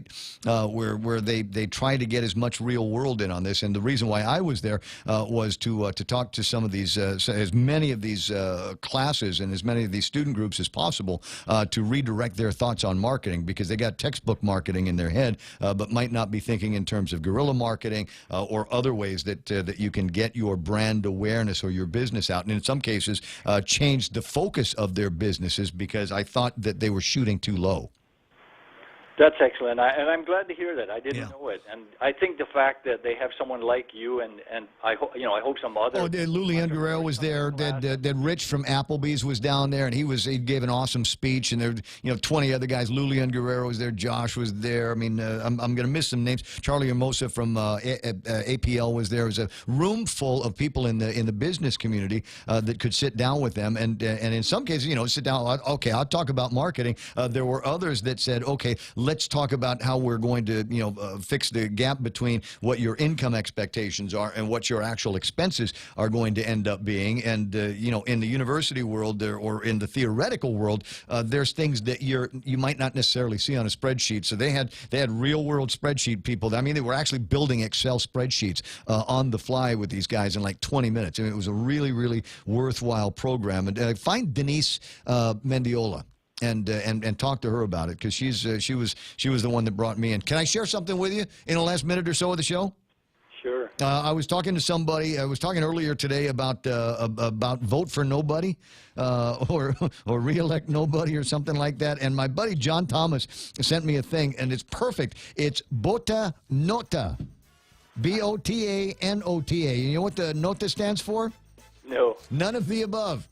None of the above. only on Guam. Right on. Hey, dude, I'm sure you got other points you want to make, and I'm sorry if I sidetracked the conversation or completely monopolized it, but I got another 4 hours. We can check in tomorrow, okay? Okay, thanks, Ray. I appreciate it. All right, Brother Carl, you have a fantastic day. Closing in on 10 o'clock in the morning, and this is going to be it for the Ray Gibson Show. We got Brian Kilmeade and his guys, and Rush Limbaugh's on the radio, and the whole right-wing bomb thrower thing that happens after I get off the air. I got to go back with you tomorrow with Kevin Kerrigan and Michael Knight, and we'll start the process all over again. The radio station is KUSG Agana, headquarters for Fox News Live.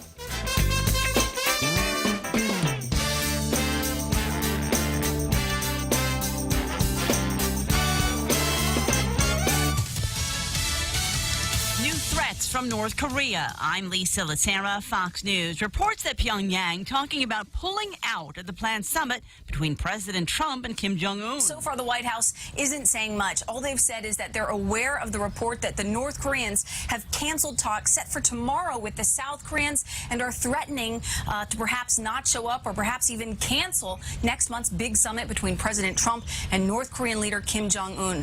Why? Well, because of an ongoing